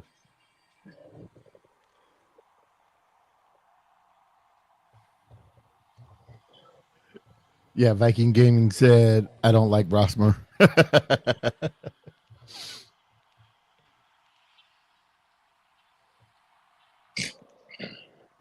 I like the fact that Muhammad Ibrahim is coaching there now. Yeah. He just gave up, man. That injury, and then tried to come back to the NFL and got injured again. He was just like, fuck it. I'm going back to Michigan or Minnesota to go coach now, the running backs. Man, what a beast he was, Yogi, when he was healthy. Man. That was my dog.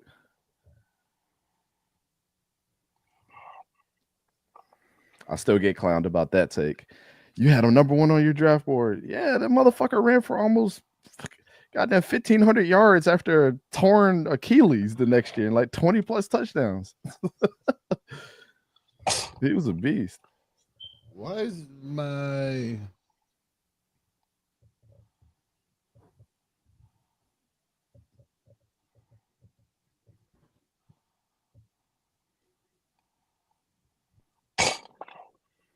I don't know why my Hulu is telling me to log in. www. I can tell you right now, Brosmer is better than Athan Kalaiakmanis, though. /activate. Hey, Zoe, what's your prediction for tomorrow, man? Man, shit, 27-13.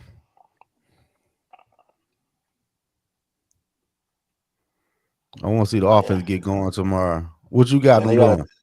Man, I just say they got one by 2 scores, man.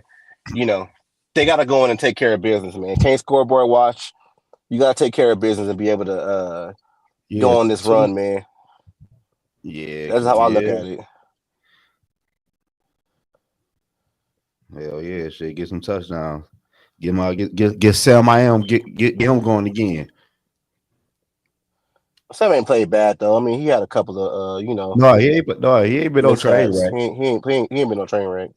No, but shit, I want to get back in that one bag.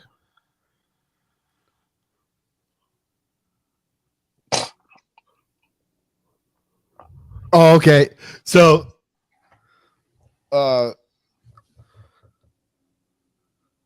Zoe, you weren't here earlier when me and D Woods were talking about this.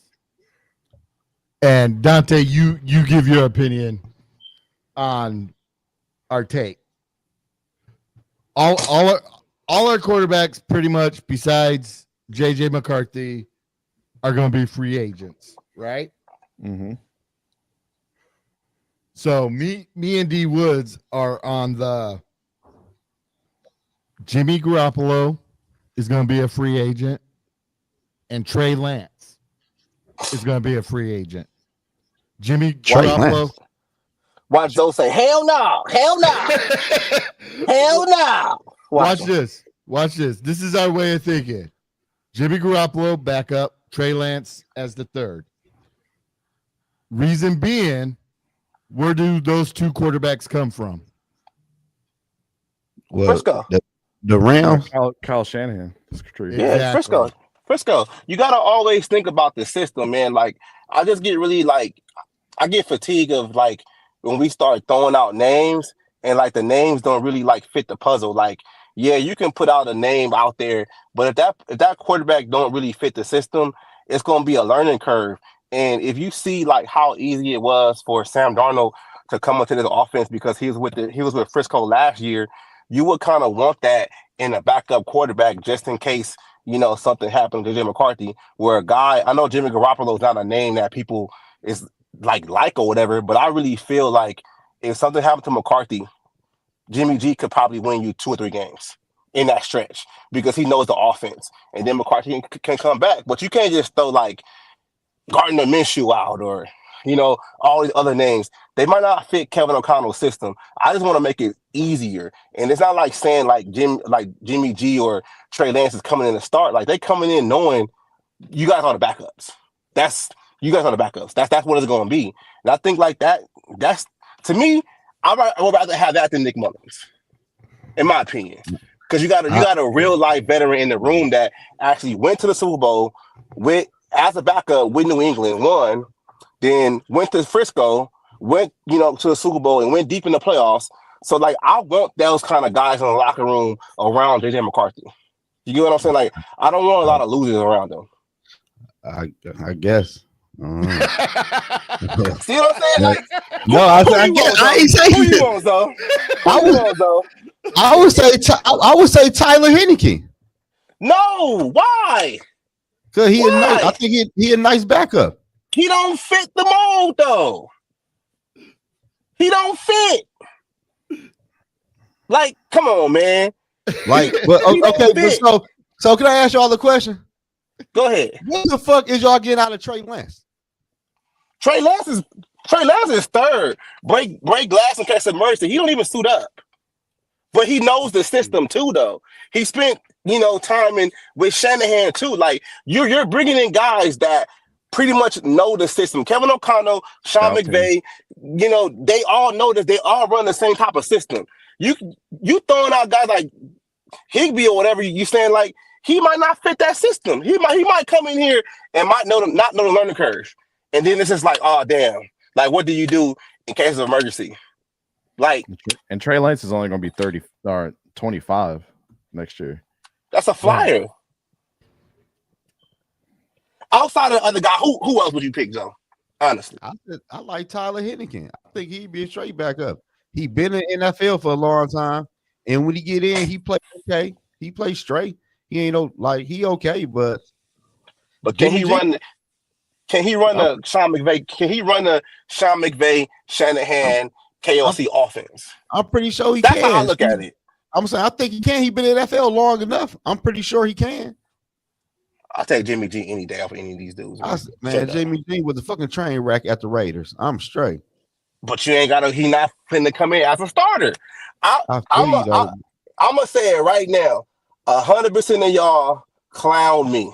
Y'all all laughed at me. All y'all laughed at me when I said that Sam Darnold gonna be all right.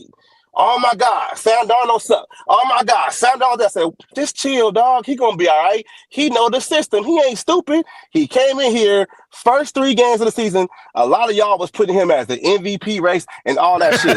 And what did I say? I said, look, it was easier for him to come in here and do that because he was just up there in Frisco last year. And he came to a system where it was pretty much the same terminology and he hit the ground running. And why wouldn't you want that for your backup? And then I'm just saying. To add on to that, I feel the same way. I called that shit too. I said Sam Darnold going to be a beast with y'all. And if you watch the last 4 games with the Carolina Panthers the year before he was with the 49ers, he was damn near the best quarterback those 4 games in the NFL. And then went to San Francisco last year. And when he came in, he was great. So I don't know. The dude's only 27 years old too. He's been through the Jets were a fucking trash organization. Complete dumpster fire. So I'm not surprised that he did well. And to be honest, I think that he probably would have started off the season, if not the way that he is right now, if not better with JJ in the same room as him. Because I don't think JJ was going to start. I still think it was going to be Sam Darnold. And he probably would be even better because he would have had a young guy that's like gunning for his fucking neck every week. Yeah. I'm just saying, man. My I just want to prediction make it easier. is Sam Darnold going to the Rams. Yeah, that's depending on what happened with Stafford. With Stafford, you know. But I'm just saying though, man, I'm just looking at this making the shit easier, man. I want to put together a nice, well-rounded quarterback room. That's how I look at it. JJ McCarthy ain't never started a game in the NFL in a regular season yet. And I think a Jimmy G, he's not stupid. He's not like we're not asking him to start 17 games. I would rather put him against a guy like that's already been through the up and downs already. And I'm not saying he's been to the top of the mountain or whatever, but he's been in certain situations that he can probably explain to McCarthy, like, look, do this or don't do this. You get what I'm saying? Like the intangibles count with me. And he won't even command that much, you know, on the salary cap. Like, he'd be a free agent next year. You can probably get him for like what, $5-7 million a season. Easy. And that's worth it. If JJ goes down for 2 games, like, I'm cool with that. Come on, that's Zo. That's the way I look at it, man. Hey, man, y'all. Hey, I wouldn't really care for real. I don't like. I want to be mad they signed him. Shit. The best thing to do is like you could either take that route, but I still think you guys need to draft another quarterback. Bring a young guy in there too. And it just makes it better. Every single team that's ever had success in the NFL outside of maybe the Chiefs have brought in good young talent that's able to compete in the same positional rooms too.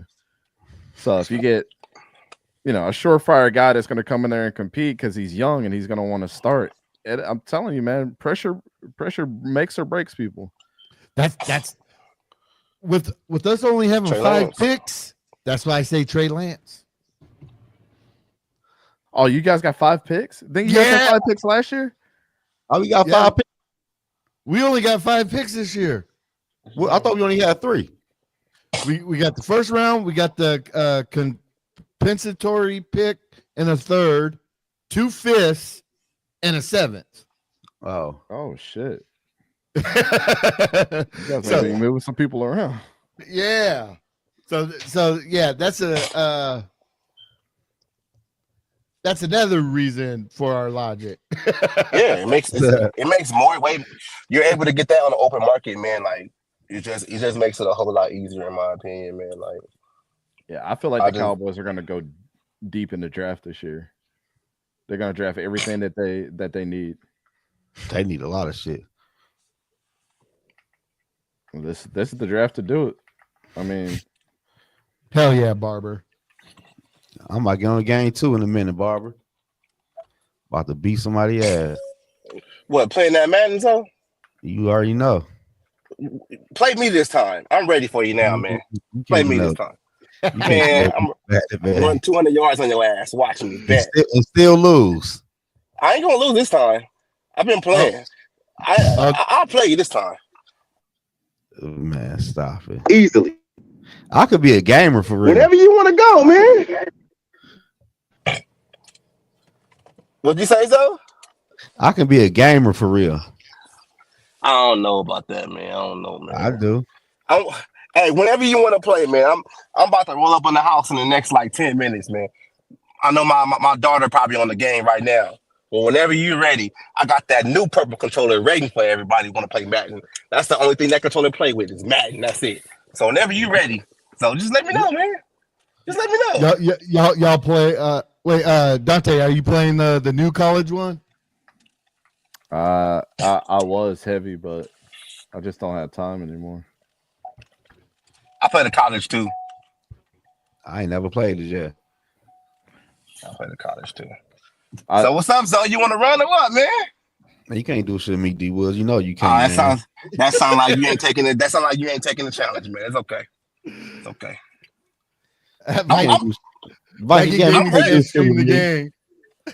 He can't do shit with me, man. Sound like you don't want to. Sound like you don't take a challenge, bro. You beat me last time. Let me get my get back. Sound like you running, man. Sound like you running. Man, you trying to play professional, bro. Where do they got? I wonder where they got Castro ranked right now. He's probably, if not number one, he's probably in the top 3. They probably have the kid from South Carolina, probably number 1. What is that dude's name? Oh my god, I'm so bad with names sometimes, man. I know exactly who he is. He's tall as shit.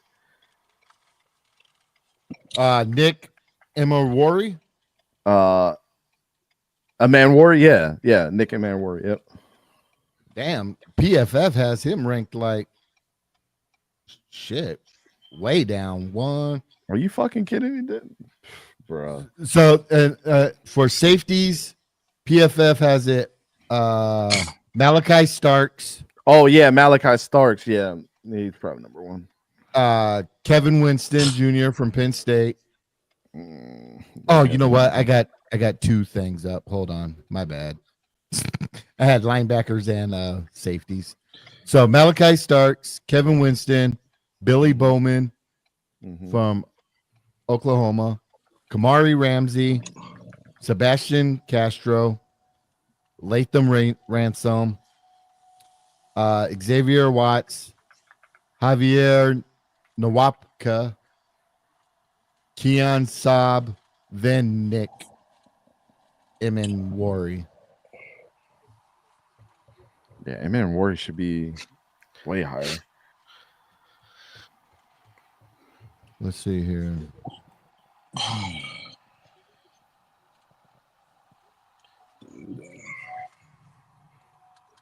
Nope. Don't want to do that. They really should, like, instead of combining safety together, they really should have free, strong, and star safety.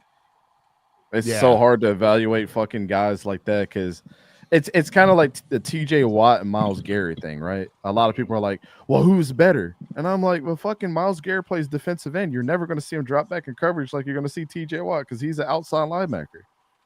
So when the argument always comes up with people, oh, who's better? It's like they play 2 different fucking positions. But the casual websites are going to put them as edge rushers. And boom. So now this site, same NFL mock. He's a free safety, and Sebastian is a strong safety. But go ahead. NFL mock database has it Malachi Starks, Kevin Williams, then Imawari. Yeah, that's more as like the third. Yeah, Malachi Starks is probably number 1. Who am I kidding?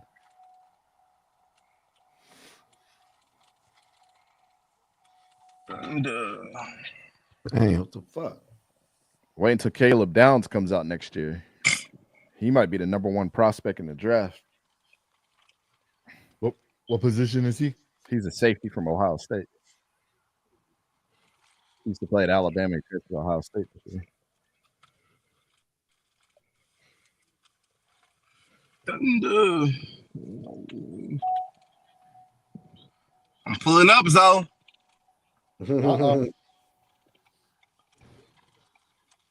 I'm pulling up, Zo. Man, you can't do I'm gonna hit that garage clipper. Let's see what happened there, man. I want to smoke all day, every day. I ain't never running. Hard headed, man. Gentry had like 33 carries, 199 yards, 3 touchdowns. Woo! Yeah, but who's he playing? They're playing Nevada though. They are the worst Russian defense in FBS. That's what I'm saying. It's like we all gotta pay attention to that shit. Yeah. But you get somebody that, you know, like Dylan Sampson is running for 150 yards a game against SCS teams. I'm sorry, SEC teams. I said SCS. SEC teams like every damn weekend. Shit, I'll spend a first round pick on that running back. Who? Shit, I'll spend from Boise State. I think it's like 35 touches a game. Shit, I'm spending the first round pick on the damn center. Nah, Shit, you don't do that. lying. Shit, you a lie. Let me get on here. Shit, I seen enough. I seen the fucking you enough. can't do that. You can't do that again. You know, most of his yardage happens in the C gap where the center's not even at. Zoe sleep.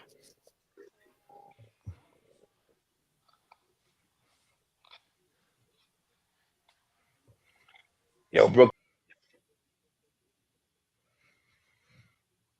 Says y'all tripping.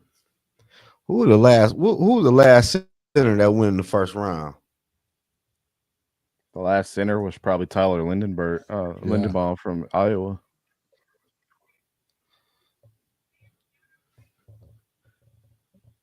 Y'all acting like our first round draft.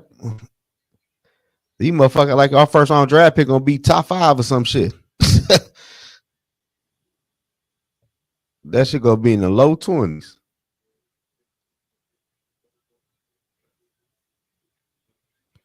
What up, Dylan? Dylan, what's the deal? And a Ric Flair.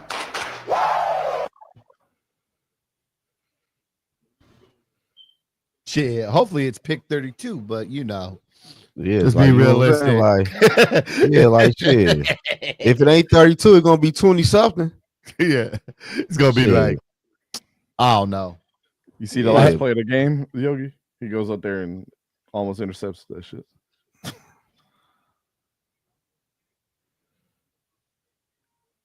I like that. Yeah, Jay Higgins is a game wrecker, man. I like that. Yeah. I think John Michael Schmitz went in the first round too to the Giants. I can't remember though. Hey, we need a fucking center. I don't know what the hell they talking about. Did you see that play where Bradbury just got ran over? What play was that? It was on the sack, wasn't it? The fumble. It was the fumble, right? Yeah, like come on, y'all. We're like, what is we doing, man? That man be getting picked up off his feet and everything, man. But man, I ain't gonna lie. Okay, so I play center. I used to play center and guard, and I tell you what, I'm a big boy. I'm heavy, right? There was this guy Jeff McGaster. He semi-pro though. Friggin', he was like 6'5", whatever. I'm only like 5'10". That mother, he ran me over like that. But instead of him like running me over and just keep going, my ass just grabbed his shirt. He ran me over. I just took him to the ground with me. Yeah, I said, "Fuck that! you gonna dog walk me like that? You coming to the ground with me, dog?" This dude dead or alive. You're coming with me. Yeah. Like shit, man. Fuck. I seen enough out of Bradbury, man. Like damn. Like where your pride at? You get picked up off your feet as a grown man. Like, come on now. Oh. He just sound like Bradbury every game. That be him every game. Shit. Man, people don't understand. It gets dangerous in the trenches. Yeah, huh? it's dangerous in the trenches, man. Man, I tell you what, if you're on the offensive line and you guys don't communicate and like play with each other a lot and like build that chemistry of knowing where the other is going to be, it makes for a long ass game. It makes for like hell yeah. Oh. Yeah, man. Fuck that. I don't know. I think they're gonna trade out the first round though, for real. Oh, Dante, Dylan asked, Dante, how you feeling about this Jags Vikings game tomorrow? How do you feel about Mac Jones? I think Mac Jones is gonna look way better than what people give him credit for. I think he's going to look good to the point that a lot of people are going to be questioning if Trevor Lawrence should be our quarterback tomorrow. Oh, ooh-wee. I made a video in the offseason. I thought he was going to take his down spot until he got that contract. Yeah, I mean, think about it. They're in the. This is one thing that the Jaguars haven't done, and I talked about this already a little bit. Like, our positional room was just Trevor Lawrence and C.J. Beathard. C.J. Beathard knew for damn well for 3 years that he was not going to be the guy in Jacksonville, that he was going to be the perennial backup. Now you bring a guy like Mac Jones in that was in the same draft class as him, that's already dealt with the adversity. There's not shit you're going to be able to tell Mac Jones where he's not going to step into the building every goddamn day and try to compete with Trevor Lawrence. They don't care about that contract. Right. Because if he goes in and wins tomorrow, Jaguars fans are going to be like, ooh, shit. We got a problem. I mean, I'm not saying he's going to take his job, but I think the conversation is going to get brought up around the league over because I heard that Trevor Lawrence is going to be out for a while. The injuries that he has is actually pretty nasty. So he need to be off for the rest of the damn season. He need to be off of my fucking team. That's where he needs to be off of. I tell you what, if Mac Jones goes in there and win that games, Viking fans are going to be like, ooh, we got a problem. Yeah. Mm-hmm. You ain't bullshit. It's like a double-edged sword. Yeah, here's what I'll say. I think you guys are going to win. I actually picked you guys to win tomorrow. But if the Jaguars do win and it's because of, Mac Jones, I'm actually going to be smiling from ear to ear. Like, right. You know what I'm saying? Because I'm going to be like, okay, it's some fucking competition. And Trevor Lawrence is going to be sitting on his fucking couch thinking, oh, shit, I got to actually practice hard now. Because this dude already proves that he can win with the weapons that are there. And a lot of those guys aren't there right now. They're injured. Christian Kirk is injured. Travis Etienne has been in and out. Evan Ingram might not play tomorrow from what they were saying today. So hopefully he gets in tomorrow. Like, Ezra Cleveland out. Mm-hmm. Yeah, there's some fucking issues on our team, and it starts with the quarterback. Do you think the Jaguars will ever become a London team? Or a Europe team? I don't think logistically that's smart. Well, to put it like this, I can honestly say with 100% certainty that no, we're not going to London because we're just built the we just built our or we're going to build a new stadium. It just got approved to be built, so they ain't going nowhere. Oh, okay. Yeah, what, some $500 million stadium that we're about to have? Fuck that. Let the mayor of Jacksonville find out that the Jaguars are leaving. Probably have a field day. Like, y'all ass ain't going nowhere. Y'all been playing this goddamn stadium until it pays itself off. Dylan Dotson says, I'm making a prediction. J.J. McCarthy's backup quarterback next year will be either Mac Jones or Zach Wilson. Mac Jones is in contract. Yeah, he got a contract with the Jags.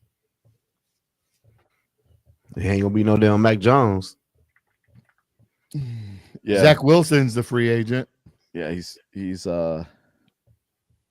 no, Mac Jones is a free agent. Oh yeah, I was about to say I think we only signed a 1-year contract with him. Oh, he signed a 1-year deal. Mm-hmm. Yep. He's an unrestricted free agent. Oh, I thought he signed a 2-year. Nope, his next year is void, so he's a free agent. Okay, because this is his second year with y'all, right? First year. Oh, his first year.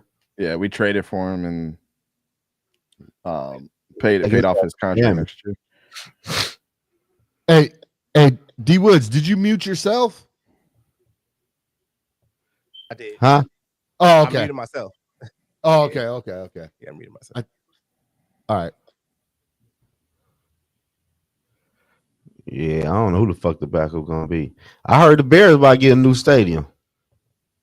Yeah, they're building a new one right now. Oh, mm-hmm. Mikey said, "What free agent quarterback are y'all interested in besides Jimmy G and Lance?" Yeah, they lost with them two names. Hey. Out that whole damn list. Hey, y'all got to remember, me and D Woods are like this on a lot of things.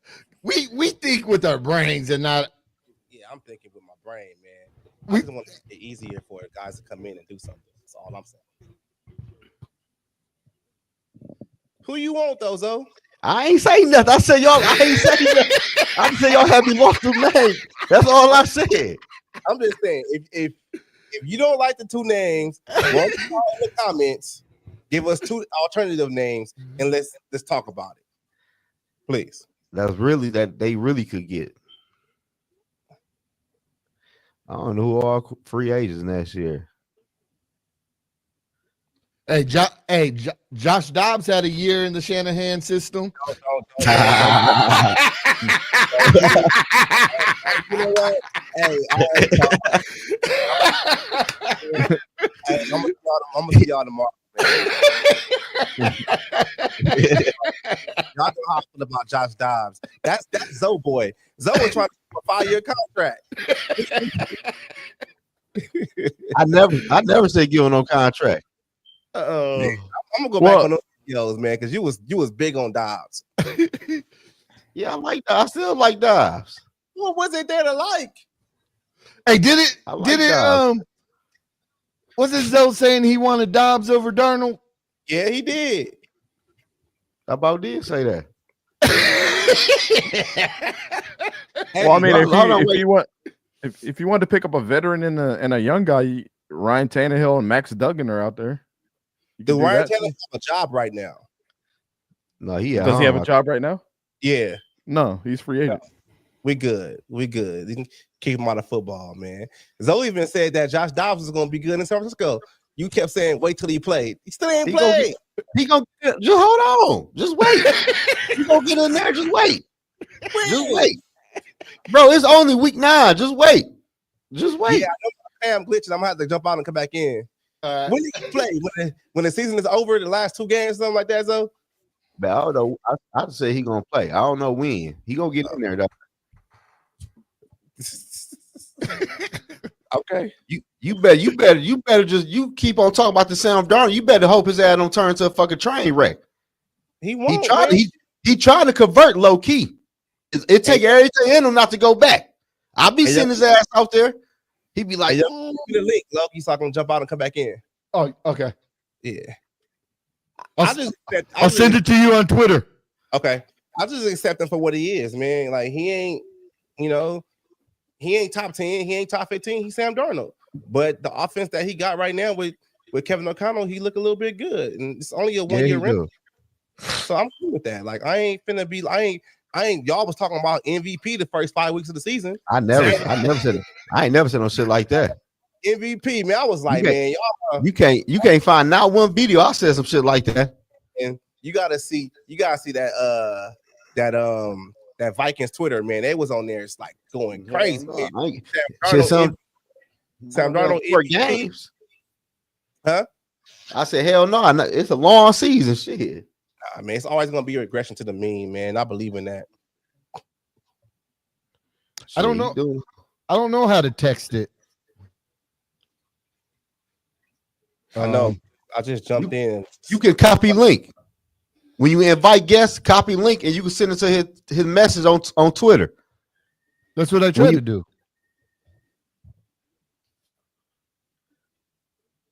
I send it to him. Start my shit.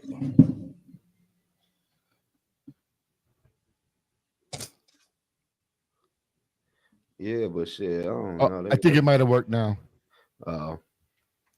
But shit, I don't know, but shit, they're gonna have somebody be the backup though. You never know. Shit, KLC might resign Nick Mullins. You never know. Hell no, Nick Mullins bum ass ain't coming back. I want to be surprised in a couple of weeks. Nick Mullins signed a 1-year deal. Team friendly. Hey, Dante, you guys going live for the Vikings-Jags game? Or are you guys going to be covering a different game?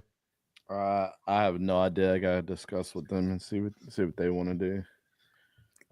You doing the game tomorrow, Yogi? I don't know. I don't know neither, for real. Man, as much as man, y'all go ahead, man. As much as I think we should win, and how much we should win, You think they I gonna don't know. lose? Man, Damn. I don't know, man. I feel you, shit, but damn, I'll be like, I'll be lost for words for real. For what? What happened? I missed it, man. We lose to the Jags tomorrow. Hey, what I say? I'm gonna keep saying it until we get, if somebody we lose, somebody gotta get fired, man. I kind of knew we gonna lose. I kind of knew we gonna lose to the Rams, though. KLC, take your pick, man. Take your pick. Who you want to get fired? Ain't nobody to fire, but the damn OC. Shit. You can fire special teams coordinator now too. Shit, you fire that too. You can fire somebody. Somebody can get fired. That's how I feel. Somebody can get fired. He said Jameson Winston out there next year. You know what? I'll take Jameson Winston, man, just so I can see the interviews. Just so I can see the interviews, man. You ain't bullshit. Just so I can see the interviews, man. His interviews is wild, man. Interviews in the pre-games. Just for that, man. That's all I want to see. Lying. He ain't even got to suit up. Just do that. How you really feel about JJ McCarthy? He gonna say some shit.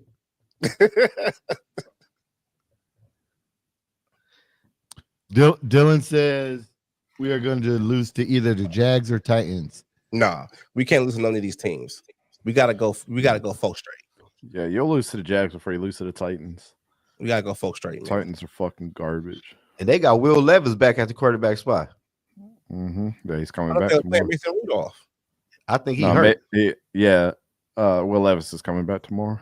Yeah, it don't matter. Vikings got to take care of business. Hell yeah, we do. That's just how I feel, man. I don't give a damn who at quarterback, who playing. Vikings got to take care of business, man. Straight up. You right about that. Straight up. You right about that. I want to see us score 30 points. Shit. Just go in there and make sure you win the game so you can feel like you belong at the top of echelon of the league, man. For real. You start stumbling against the lower level teams, man. It's gonna look like everything's a fucking fluke. For real. Yeah. That's how I look at it. You got to go in there and take care of business, man. You can't scoreboard watch, and you can't be on the what if this and what if that. You got to go in and take care of business. That's what the good teams do. They take care of business.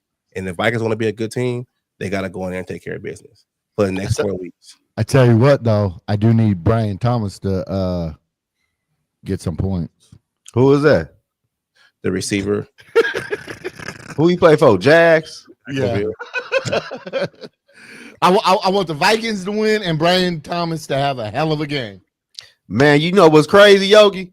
Man, I didn't even know this until the Thursday night game. Oh, I had Jamar Chase on my team. Ooh, you had him on the bench? No, he been starting every week. He gave me like 7 points. I played against my boy in my fantasy draft. I mean, in my fantasy league, he had Jamar Chase. I had Lamar Jackson. So we like neck and neck right there. I'm down by the 15. Lamar went crazy that game too. Went crazy. They both them team defense fucking trash. I thought Cal Hamilton was the man. Who? I thought Cal Hamilton was the man. Shit, that's one person. Shit, he a safety at that. He got hurt. He got hurt. He got out the game, right? Yeah. I'm just talking shit because Viking fans keep getting mad because we drafted Lewis Seen and we passed on Hamilton. They keep breaking that shit up. Yeah, it's funny. I'm just trolling. That's all. No, the hate that was on Kyle Hamilton was nasty work. I had a dude tell me one time, he was like, I don't want him on the Eagles because he's undersized. I said, that dude gonna fucking ball out. And now everybody's like, he's borderline the best. He was good in college, though. He was a fucking monster at Notre Dame. Yeah, he was good in college. He just had that nagging ankle injury. That was it. And he hurt that bitch again this week. Vikings always drafting Notre Dame guys anyway, so I thought that was gonna be a lot. Me too, because Harrison Smith, right? I was shocked when they didn't get him. Y'all think Harrison Smith a first round ballot for the Hall of Fame? No. I don't think he's first round ballot because he ain't got the Super Bowl, but he should at least get a peek at getting in the Hall of Fame. But I don't know. He'll probably get on in his third ballot when he's eligible. Yeah. Yeah, I don't think he's gonna be because you got to think like this: how those guys are thinking. The next best guy that gets in there, you at least have to see if he's in that category. You got to compete with Ed Reed, Troy Polamalu, Aeneas Williams, Super Bowls. Yeah, Super Bowl. John What's his name? Lynch, Oh, ain't he? Brian Dawkins. He way before them, ain't he? Brian Dawkins, Yeah. Well, he didn't get to Super Bowl, but his numbers are really good. So I don't know, man. Like he'll get in there, but it ain't gonna be first ballot. If he does get first ballot, I'd probably be like, who the fuck voted for him to be first ballot? Unless they do pull some shit out they hat this year. Shit. That's the only way. I don't even think if he wins a Super Bowl, he gets in. You don't think so? I don't think a Super Bowl saves him. Shit, not if he act bad in that motherfucker. He just doesn't have the numbers. That's what's lacking, or like that moment, like Ed Reed and John Lynch and all those guys had. Like, when you talk about Brian Dawkins, everybody knows Brian Dawkins was a fucking monster. We talk about John Lynch, Tampa 2, Derek Brooks. Yeah. You know what I'm saying? And then Ed Reed and Troy Polamalu speak for themselves. Like, what about Bob Sanders? Oh yeah, well he way old though. I know, but I'm saying like he had an early career exit. If Bob Sanders, if he didn't get injured, man, he up there. Yeah, hey, D Woods, I said this the other day. I don't know if you guys will agree with this. So, like, the UFC has different wings of their Hall of Fame. They got like the modern wing, the old school wing, the like just a wing for like cut men and people behind the scenes. I think the NFL should do the same thing for like guys like Bob Sanders and Andrew Luck and like Luke Kuechly get in, but let's just say Luke Kuechly never gets in. Like Luke Kuechly and those guys, the guys that retired so early, but their career trajectory was so large that you couldn't ignore that they were good, and to say that they're in the modern wing, but they're not all time, but like these are the dudes that deserve to be in because injury or whatever happened. Because what happened to Andrew Luck was nasty work, bro. Like nobody blamed him for retiring. He got beat the fuck up for years. We got Pedro in the building. What up, Pedro? And Bob Sanders' neck was fucked up. And he did get a Super Bowl. Yeah. He got one. But it was just that the injuries, man, took his career way too early, man. Like people still want him to play with, like, he had his neck fused like 3 times after he retired. Like, nah, man, you can't. Yeah, you can't hold that against them. They ain't gonna hold Luke Kuechly's concussions against him. They still gonna vote him in the NFL or in the Hall of Fame. Man, you know how people have those weird ass helmets with the padding? Those things look so weird to me. Guardian cap. Yeah. Yeah. Tua said he ain't wearing one. I ain't wearing one. Tua is dumb as I'm telling you right now. Tua is dumb as shit. Honestly though, if I know this might be a crazy take, but if I was the owner of the Dolphins, I would have cut his dumb ass. I would have just cut it. I 100% agree with that shit. Because I feel like this though, he gonna go out there. I don't know when it's gonna happen, and I hope it don't happen. He gonna go out there and get whopped, and it's gonna be like career over, national TV, and then they're gonna blame everybody else besides him. Like sometimes you gotta protect the player from himself. I would have cut his ass so quick and told everybody else in the NFL, don't sign this fool. Don't sign up for the next 2 seasons just so he can be out of football. Because it's gonna happen again, man. Like he gonna get his guaranteed money. Right? Dude, what up, Polar There's Knight? a guarantee he's gonna be fucked up. You know him just being an Uso, right? I'm surprised that like somebody like Junior Seau's family haven't reached out to him and been like, bro, get it. We get it. We're tough people. Nothing's gonna be able to stop us. But like, you see what happened to Junior, and he was known as like the nicest dude in the NFL, and he killed himself. Right. So this is going to be you if you don't, just retire. Like he's got nothing. Tua's had some nasty ass injuries in his career, and I personally blame his wife too. If I was his wife, I'd be like, you gotta stop, or I'm leaving. Like I'm not gonna see you go out there and kill your fucking self every week. The wife, man, that girl spending shit off that money, man. Oh, I know. As soon as she didn't say no, we already know what happened. Shit. You get paid. I just believe that like Like somebody got to protect him from himself. Like I just really believe like his coach is a sucker, the ownership is a sucker. Like y'all really want to win games, and y'all gonna be held accountable if this man actually something tragic happened on that field, and they're not gonna put it on him. They're gonna put it on y'all. So me personally, as like business wise, when he decided to come back and he said he wasn't ready to guard them cat, I cut his ass, cut my losses straight up, bro. Yeah, I agree with that shit 100%, man. Because I was thinking the same thing. If something happens, they're gonna go to the organization. Yeah, you should have saved Tua from himself. Exactly, that's what it's gonna be.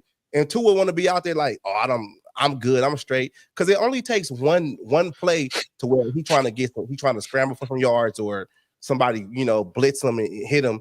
It's come on, man. Like that what last concussion, he knocked himself out, bro. And these concussions were bad, and we know as like all of us know Roger Goodell is not the best. He's not better than Paul Tagliabue or anybody that came before, right?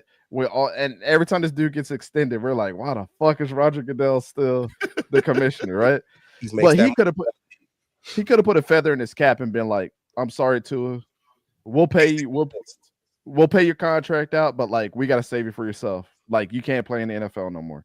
Everybody would have been like, Roger Goodell, hell yeah. We would have all been like, that was a great decision. Like save him from himself. Because if that shit happens, though, he, and everybody on the panel, like if he dies on the field, bro, God forbid that happens, or like he ends up, God forbid he injures himself, dies, has severe brain damage where he's a vegetable. If that shit happens on the field, the NFL is gonna be shut down the rest of the season. Right. You already know it's just gonna stop. They're gonna be like, nope, we can't do it. We got a 2-week hiatus to figure everything out. Yep. They're gonna get sued by every health organization around the country, and that's why you cut him. That's why you cut his ass. Because I was talking to my cousin too, and we just thought about this like when he got hurt earlier in the year, that it makes you think about it too. Like, what about what happened in college too? Like, this shit just didn't happen in the NFL. What if he was actually dealing with this shit, in college, and it was being covered up? We already know how the college game is. Like, if you're Saban or these guys over these organizations, you can cover a lot of shit up. What if going to the NFL, he already had this fucking problem, and it was just like, okay, we gonna play it out. Like, come on, man, Tua gotta go. That's a great point because, like in college, they cover up a lot of shit. Like the most recent one of people to say things was Kate McNamara and Zach Charbonnet when they played at Michigan. They said that if you don't think that Jim Harbaugh and those guys had something to say about our injuries, they would just lie to get us out there on the field. Right. And he was like, as players, we didn't, of course, we're going to go out there and play. But like Zach Charbonnet was the most recent person to say that. He was like, I'm probably going to be fucked up later in my career because I wanted to go play. Yep. But it didn't make it right. Yeah, man. They got to do something about Tua. And I just feel like it's going to happen, man. Just like you said, they could shut the whole league down for a couple of weeks and NFL gonna get sued, the Dolphins gonna get sued, and Tua gonna be in the hospital with his neck up, like not knowing what to do. Just cut his ass, man. Just end this career from him. At least let him be out for 2 seasons. At least something. Hey, Yogi. Yeah. Hey, I'm looking up top. You can live stream this video and put it on Twitch. Yep. Yeah. Man, I ain't know that. I just found that out. Oh, I gotta put my shit on. This is my first time ever doing it. Oh, I gotta put my shit on. I'm on Twitch too. We put ours on Twitch, Twitter, Instagram, all that shit. Oh, I ain't know that. I'm gonna put my shit on Twitch. Yeah. And try to suck up the algorithm everywhere. Hell, I ain't know you could do that. Yeah, my the CMFB Ben Live. That's my son. He's the one who told me about Twitch. I said it. Oh yeah, I'll be putting when I play the game. I'll be on there. Oh, you be putting your losses up there? I don't lose. I don't lose. Nasty work right there. Shots fired. I don't lose. Home. If you can hear it, I got the Madden in the background running. Like no, but my game card expires though. Oh, okay. You ain't ready yet. Yeah, no, that shit expired the other day. He can't do shit. Me, last time we played, I spanked him though. That was the first time we played. Now Daniel got 200 yards, like I said I was gonna do. You lost. I lost, But that was the first time I played in like. I'm gonna let you get all the yards you want to get. Nah, I'm a spank you. I'll let you get 1,000. I'll let you get 1,000 yards on me if that make you feel good. I'm gonna spank you. No. I'm that good. When I'm really playing, I'm dialed in. I'm that good. And that's anybody out there. Vikings gaming. I be seeing you on your little page and shit too. I'll run 200 yards on your ass too. Anybody out there can get that shit. But are you going to win? You keep on talking about yards. Are you going to win? That's all you've been saying. I'm gonna control the game. You only gonna get a couple of offensive snaps because you're gonna be playing from behind. Straight up. That's how it's gonna go. That's exactly how it's gonna go. You're gonna be sitting there under control, like, God damn, he 5 yards, 10 yards, 40 yards, god damn. And next thing you know, your offense is gonna come out there and you're gonna be one-dimensional and you're gonna pass the ball. And you know what it's gonna be? Pick city. You're gonna either make a choice. Either you're gonna throw a pick or you're gonna get sacked. I play with the Bill. I play with the Bill, so I'm running with my quarterback. You run it the quarterback, and we gonna smack his ass.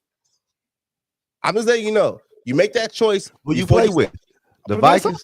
All the way through. Minnesota, all the way through. And they ass spank, man. It don't matter. I can play with the worst team in the NFL and still do the same thing. It ain't the team, it's the player. Hey, are you guys watching the BYU Utah game? Hell no.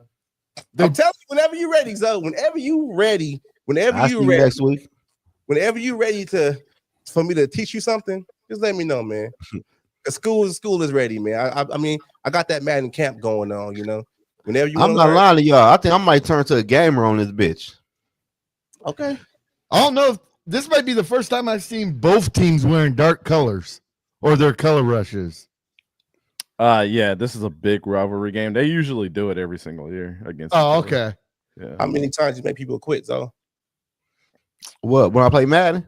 Yeah. Do they play the whole game out with you, or do they quit? They quit like in the beginning of the second quarter. Okay, I'm just checking. It'd be like 14-0. They quit. Like, damn. That's crazy that Utah just scored on them again. Yeah.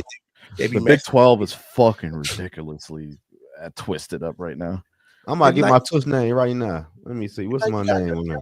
You passed to him. Don't even worry about that, buddy. Let me see. What's my name on Twitch? I ain't been on that bitch in a minute, though.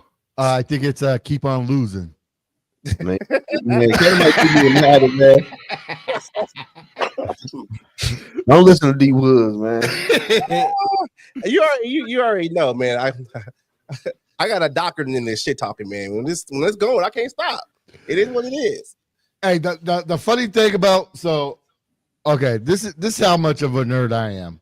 I went out, bought the new Xbox, the big square one, bought the controllers, bought Madden, bought the college football game. You know what my favorite part of the game is? Building the roster? Creating creating the teams. Create the teams, designing the uniform. Bro, I got so lost in that. And then there's a plugin that you can download for Illustrator that I found out that Adobe supports, and I was like, I got to stop this shit. That is literally my favorite part of the game. Creating the school. But the place where you was glitching so much, I stopped creating teams and sharing them.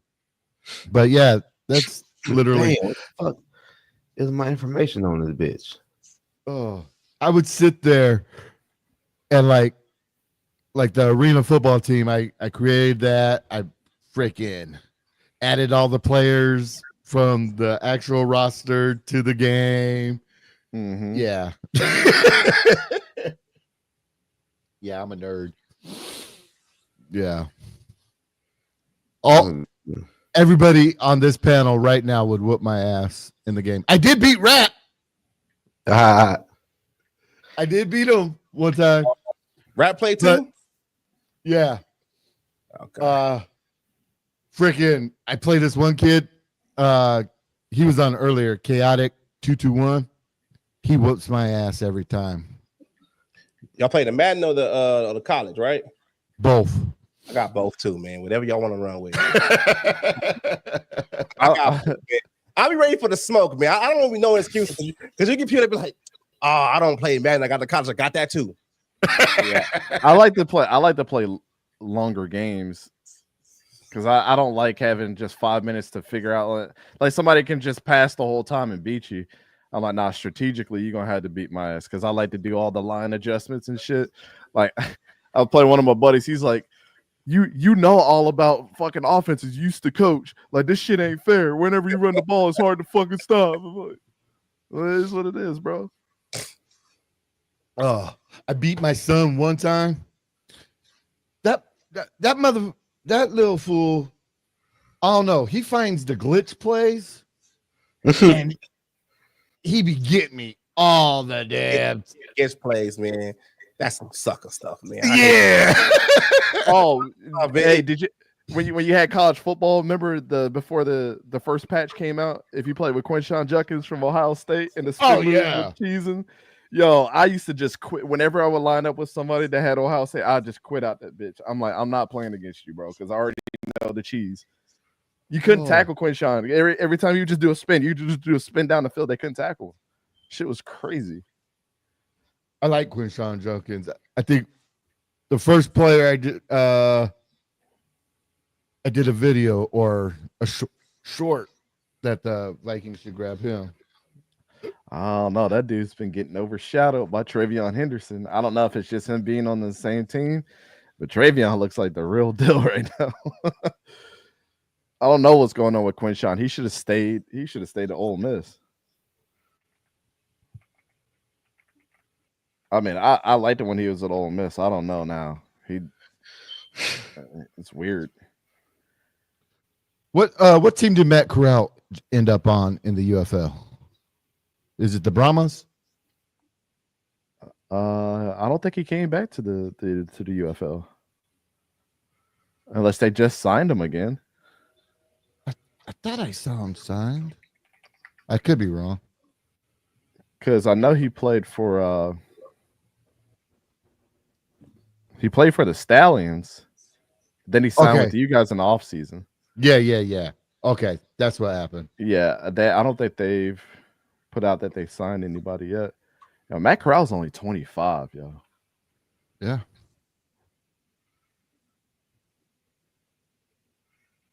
I don't know what this is. You remember hearing the story about when he beat the shit out of Wayne Gretzky's son in high school? No.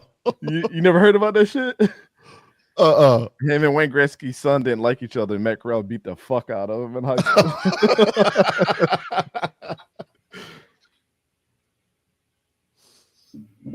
Let me see.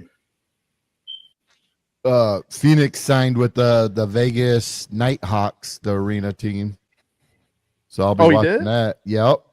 Oh shit, let's go. I through the connections that I know, I tried to get his name out there for a couple scouts I know in the NFL. Oh yeah.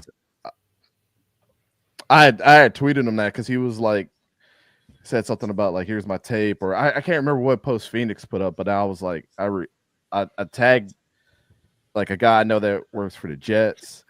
I know a guy that works for the Titans, and I know a guy that works for the Rams. So I sent it out to him, just a couple scouts that I know. So I don't know if they did anything with it, but try to help out where I could, man. Hell yeah. And the scouts, they'll be checking out those arena teams. It's one of the upper level arena teams. Yeah, they will. Whenever you have somebody, Yogi, just send it over to me. I'll just try to push them out there. Some people, what they do is they just stack up all the tape that they have, and then at one time they just start like literally, man. One of the guys that was telling me from the Jets, he's like, bro, scouting in the NFL is brutal. As soon like the coach will tell us exactly what he's looking for a skill set, and if that guy doesn't have it, we just move on to the next tape. So it's not the fact that like the dude could have a bunch of talent, but he might not fit the team. It's right. It's very cutthroat like that. And then the guy from the Rams was telling me one time there's 5 of them, and during the draft, they had their draft board, right? And they had their initial draft board on who they had liked from what they saw and what they knew. Then they had another draft board that they do based off of what the scouts have. Then they have a third draft board that's based off of all the information. And they said literally the coach and the GM go around the room. They say, like, rapid fire. What do you like about JJ McCarthy? Oh, I like that his footwork is good. Then they go to the next guy. How's JJ McCarthy's family? Were they able to speak to you? Nope. All right, cut them. We don't want them. We don't want them on our board. That's how they do shit. Man, it's like very cutthroat. I was like, yo, that's it. That's interesting. I would, man. If I ever had one of those Make-A-Wish wishes, not to wish no illness on myself or anything like that, but my Make-A-Wish would be to be in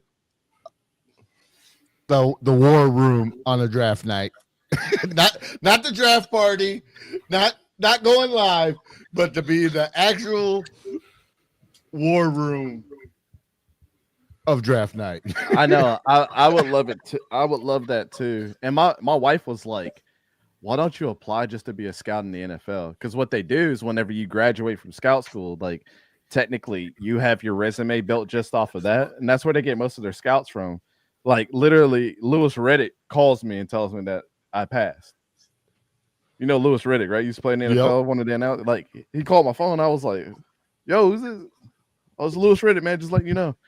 So, but basically they send all your names out. And then when you apply for the teams, they give you like a special page to apply as a scout. And then either that team will accept you or not. And then they move on to the next person. But that's how they get most of their scouts is like people have to move up the ladder like that. But they don't pay enough. Like it pays like half of what I make at my normal job.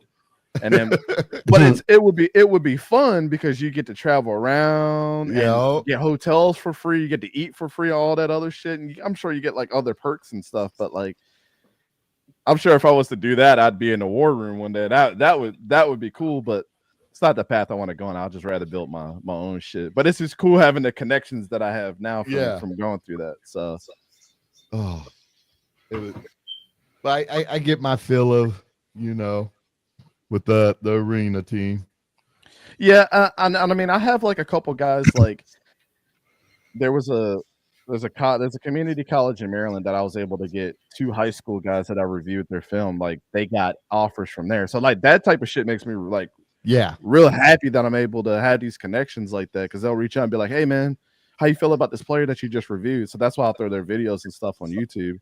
Then other players will reach out to me in high school and they're like, I don't want anybody to see anything. I just want your feedback. And I do it all for free. Like I love this shit because there's a lot of other people that are like, man, give me $20. I'm like, these kids ain't got fucking $20. There was one kid that reached out to me, man. I knew this shit was awesome.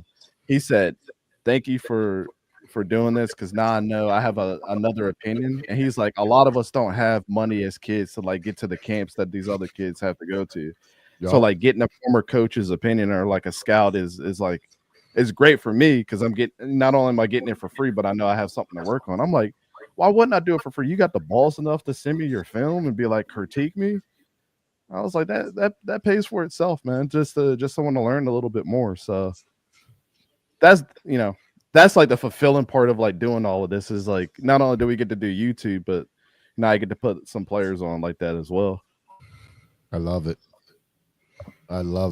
That's like so Phoenix and Jackson did a youth camp in Minnesota, and it was free. Just That's dope. Just for that exact reason. Those other camps where it's like $75, you get a t-shirt, blah blah blah blah. But what's this? It's a bot. Oh. Trying to get you for fucking the pay for views. Yo, next time, Yogi, if they do that again, let me know. I'll literally fly up and like vlog the whole event and everything. Oh hell yeah! But just let me know. I'll come up. I'll pay for all the shit, man. I'll come up there and help promote that shit for sure. That'd be dope. Just to like interview them and do like a professional, video of just like the whole event. Interview some of the kids that came out and all that shit. I think that'd be dope. Yeah. Next camp they throw. Yeah, just Yeah, just hit me up. I'll be out there. I'll be in the messages. Oh. Yeah, people think I'm crazy because shit, I watch BYU Utah game. I be watching that shit too, though. I literally have this game up, the UNLV game, and then what's the other game I have on right now? The Washington State and Utah State game. Shit, I have my 4 monitors and just throw games up all day. Are you able to hook up 4 monitors to your laptop? To mine? Yeah. I can hook up as many as I want to. Oh shit. Well, I mean, I got a desktop, so. Oh, Look yeah. who it is. What up, Cat? Catch, what's the What deal? What up? Just But chilling on a Saturday night.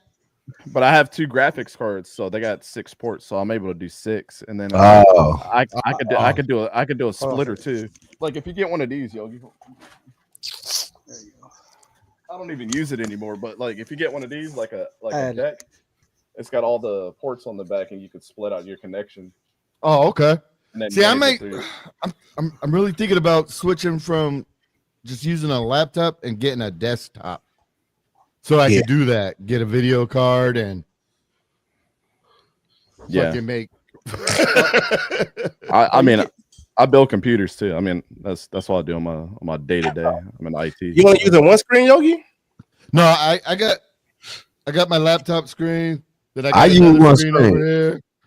Yeah, I got my laptop screen, and then I got my another screen on the other side that's connected to my MacBook. Got 2 screens going over here. I use a laptop. Well, if you buy a dongle, you can kind of get into the USB port and connect more monitors and an external keyboard. Yeah, that's what I got in the middle.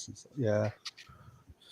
Yeah, I set up, Yogi. I'll send you a picture right I just got back from having dinner and stuff with my wife, and I saw you guys were on. What'd you eat? Went to Cheddar's, got a full rack of ribs with a baked potato and broccoli and cheese. Damn, I'm hungry as hell. You was up late last night, Catch. I didn't finish it. Yeah, I'm always late up. I'm always up late. So Hell yeah, I want to do shit. So let me hop on this bitch. So I had a question for Dante. I'm glad he was on. Yep. USC's front 7. What do you think? Which USC? University of original, California. The original USC. The one that's been around since 1801. You're talking about South Carolina, right? So like draft status and stuff like that. I don't know them by name yet. There's just so many teams. I haven't gotten to South Carolina. I do know a man Worry from there. I do know, the usual names. Sellers is not part of the draft. Raheem Sanders. Yeah. Gage Larvadane. One of their defensive ends is Stewart. Oh, you're talking about the defensive line. Yeah. I thought you were talking about the offensive line. Yeah, Dylan Stewart and Kyle Kennard. Yeah, Dylan Stewart's a true freshman, and he's already close to breaking all of Jadainian and Cloudy's records. Yeah, Dylan Stewart's gonna be a fucking problem. But Kyle Kennard is a fucking monster too. Your whole defense is pretty stacked, but yeah, that front 7 is definitely the breadwinners, and then you have a man Worry back there playing free safety. So, what do you think? How many draft picks are on that line right now? Because you got TJ Sanders, the tackle. You got you got Tonka, and you also have Sanders. I would say the sure bets on that are probably Kyle Kennard and the man Warrior right now. Like, if I had to look at all, let's say the top 4 rounds, I think that's where all the good talent goes. They'll definitely be in the top 4 rounds. The rest of them, not sure. But I don't want to give you an uninformed opinion. Right.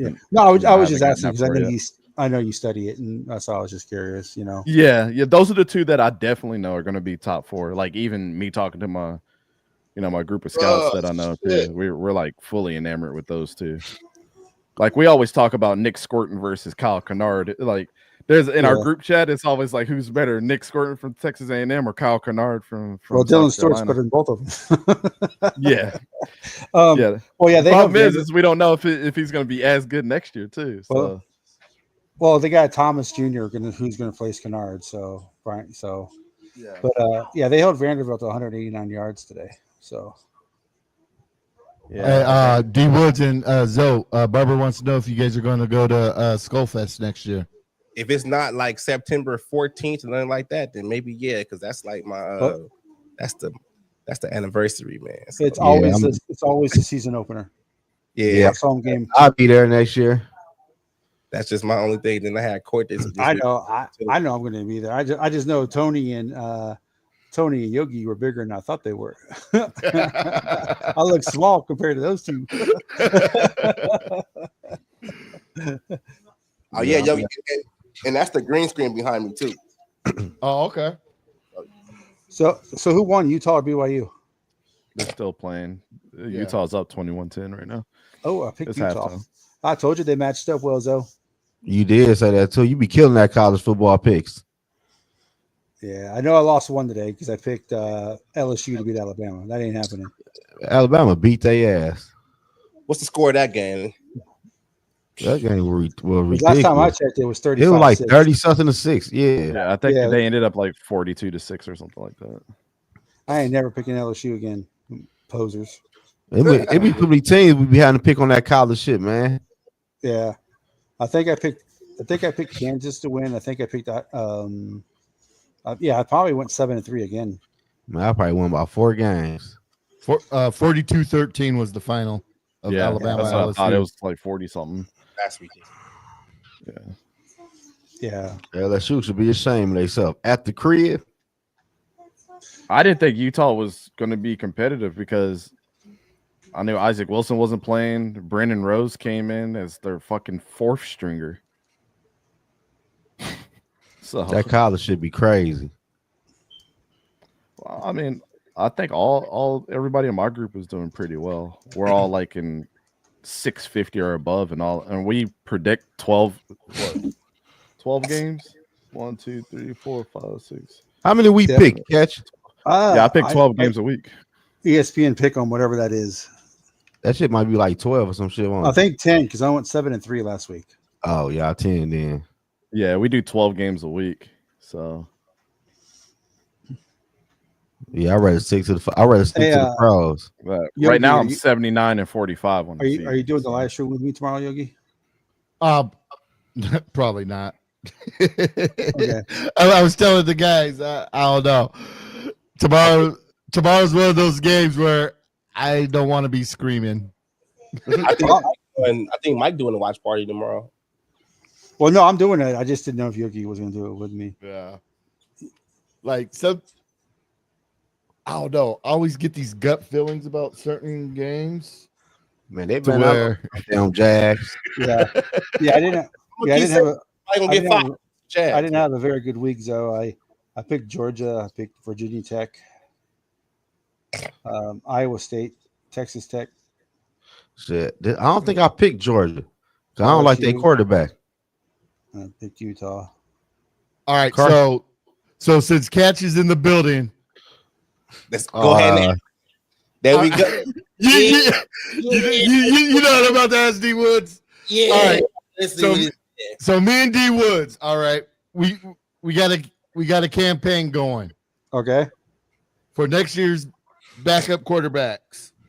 Okay. Jimmy G. I'm out. And Trey Lance. That's my dog.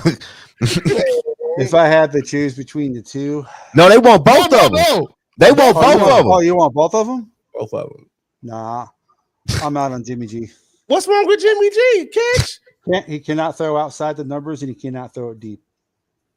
If you look at his time in San Francisco, we don't need him to start. He never threw outside the numbers. I understand all that. He does not have deep arm strength at all. If you want, you need arm strength in KOC's offense. He'd be straight for this offense. Nah. I'll take Trey Lance though. Come on, man. Y'all tripping on Jimmy G. I'm gonna just say it again. A lot of y'all said I was gonna be wrong about my boy Big Sam from USC, the real USC, and you know how he come out. How Big Sam looking right now? Sam Darnold has more talent in his pinky than Jimmy G has in his whole body. Ooh wee. Take any day as a Jimmy backup. G can't throw outside the numbers. I take him. You heard Devontae Adams said, "Get him the fuck out of here, man." I mean, Dante, am I wrong or right on that? I disagree with you, but that's Sunshine. fine. Nah.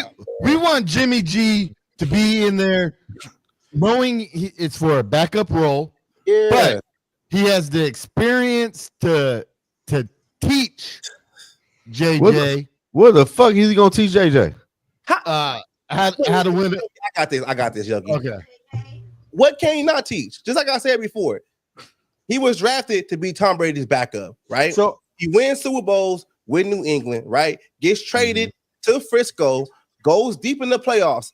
What can he not teach? out of all the quarterbacks who are going to be available, you think Jimmy G is the best? That's what I said, man. Because for one, the Shanahan, McVay. I would rather have Nick Mullins than no. have Nick Jimmy G. Mullins. Because Nick Mullins knows the offense. I'd rather have Jimmy G. Oh my God. Jimmy G. I think Jimmy G today, man, over Nick Mullins. I don't know. You're not asking him to start. He's a backup. I don't know if I want that bet. I don't know, man. He's a straight up. I don't trust Jimmy G. What is it not to trust? Like, you're not asking him to start. You're not saying, "Hey, Jimmy G, come in here and start 17 games." You're saying, "Hey, Jimmy G, come in here, be a veteran presence in this locker room, break glass in case of mercy. I know you can probably win 2 games for us. If something happened to JJ, we good." Like, there's like you gotta. What quarterbacks out there are going to be available next year? A lot of quarterbacks. I say sign Tyler Heineken. No, hell no. Hell no. Taylor Heineke? Yeah. No. Hell no. No. The one thing you need in KOC's offense is an Armstrong. Jimmy G doesn't have one. But you're not asking Jimmy G to start. But when he do play. But when he do play, he's not going to be able to do this down. He's not going to be able to throw that 45-yard, that 35-yard out that Kevin. He said 35. I think he said 35. I think Jimmy G is a vet. When JJ needs to do that deep slant, that's 35, 40 yards down the field that he does. Garoppolo's going to have a hard time getting it there. I believe in Garoppolo. Well, like you said, it's a backup anyway. I don't expect to see the backup quarterback shit. But who's going to be available for backups next year? All right, here's the list in the order that Over the Cap has them. Sam Darnold, number 1. Yep. Zach Wilson, Trey Lance, Jacoby Brissett, Marcus Mariota, Jarrett Stidham, Drew Lock, Andy Dalton, Justin Fields, Joe Flacco, Jameis Winston, Mac Jones, Carson Wentz, Jimmy G. I like Mac Jones. Case Keenum. You don't need Mason nobody. Rudolph. Easton Stick. Then Tyler Heineke. You don't need Mac Jones. Still got a lot of years left. He still has some potential to be a starter in this league. You don't want to bring that to this team. Yeah, right but now. I want someone who has more experience behind JJ. Who has more experience than Garoppolo out of everybody on that list? Well, no, you were talking about Mac Jones. Go through that list and who has more experience than Jimmy G on everybody in that list? It doesn't have to be Flacco. Yogi, go through that list. Who has more experience than Flacco Jimmy G? Flacco and KOC are friends too. Flacco's my age. Don't matter. Flacco's 40. Dang. Yeah, that's what I said. Flacco's my age. Well, there's a lot of guys on there I do not want. Mac Jones is one of them. I think Mac Jones still got some talent left. No one Brisket. Mariota. Winston's going to be too much. I can see Jimmy G though. I can see that. Now you think about it. Now you I'm looking at the list, and plus, like, well, when you look at that list, but I don't know about no damn Trey Lance. Y'all lost me with that one. well, Trey Lance will be the third string. Yeah, But I'd rather have Jared Hall back into the bitch. No. There you go, man. All right, yo, get him out of here, man. Actually, you know what? When you look at that list, I guess Jimmy G's the top 3 in that list. So D Wood and catch. What the fuck had Trey Lance did in all his stars? Nothing. Trey Lance is third. How many snaps? How many snaps is the third string quarterback taking a year? That's why I said. That's why I said. Shit, give me Jared Hall. Shit. What? We already had Jared Hall. Trey Lance has got more talent. If we wanted Jared, if he's supposed to be the quarterback whisperer, right? Why wouldn't you want Trey Lance? If we really wanted Jared Hall to be the backup, y'all gave him the quarterback whisperer name.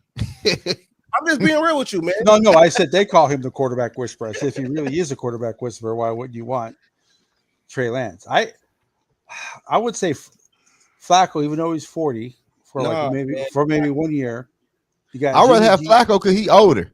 Why? Because he can teach JJ some shit. Yeah, he won the Super Bowl. Flacco is better than Jimmy G too. He might be, but I'd rather take Jimmy G. But Jimmy G, compared to Joe Flacco would gear. He would ride the cart when they won the Super Bowl. KOC and Flacco are friends. Okay, what's the age gap? Let's see here. Jimmy G is 34. Oh, 4. Yeah, he's old too. Yeah. Man, he's old and half the talent. I'm cool on Flacco. I'm cool on Flacco. I'm good. I'm straight. Give me Jimmy G, man. Straight up. Number 2. There you go. Damn. Number 2. Cool on Flacco, man. I don't know. Would you and I agree on a lot of stuff? I don't know. I think he would be. I think he'd been drinking at the gym. But when you look at that list, though, Jimmy G is better than a lot of those quarterbacks. Yes, and he knows the offense. He gonna come in here, hit the ground running. He gonna be straight. It's not the Shanahan offense; it's the McVay offense. But they all run the similar type offenses. Where's Jimmy G at right now, Cat? Right now, the Rams. The Rams. No, he at the Rams. He should be at home. He at the Rams right now. Come on, man. Y'all can't underestimate that. Y'all can't underestimate what? I don't know, man. That him coming in knowing the offense and just like his career trajectory or whatever. The Vikings are going to re-sign Mullins as the backup. I don't think Mullins is coming back. I think so. Why wouldn't he? A friendly deal? Shit. Why wouldn't he? I don't think Mullins is coming back. I don't think so. What about, would you take Ripken over Mullins? Hell no. Both of them, they all our third string. Yeah, would you take him? Oh, hell no. that quarterback room is going to be JJ McCarthy, a draft pick. And Sam Darnold he gonna be the backup. I mean, I would love Sam Darnold to become back, but I just for what he's doing right now, I would want him to go and get some money. No, I want him to redeem himself. Like, would you guys be mad if you re-signed Sam? No. I don't think he's going to. No, as the starter. Hell yeah, I'll be mad. Hell yeah. Hell yeah. I thought y'all was gonna say no. Yeah. No, I said yeah, but I thought you meant as the backup. No. As like if he finishes out the season, you know that everything that he did wasn't his fault. Let's say if you guys don't go to the Super Bowl, right? Yeah. But you guys are like, damn, he was a great quarterback. I don't care. You resign to be the that backup. dude could win the Super Bowl, throw for the most yards, throw for the most touchdowns, and he's not the starter next year. Shit, you a lot, Kevin. You a lot. If he won a Super Bowl, I don't give a fuck who the quarterback is. We win a Super Bowl. What if he wins MVP? Then he goes get his money somewhere else. Why not? I'd rather resign him. No, you can't do that, man. Because then you're wasting control years on JJ McCarthy. Man, fuck JJ McCarthy. Is Sam Darnold win a Super Bowl this year? But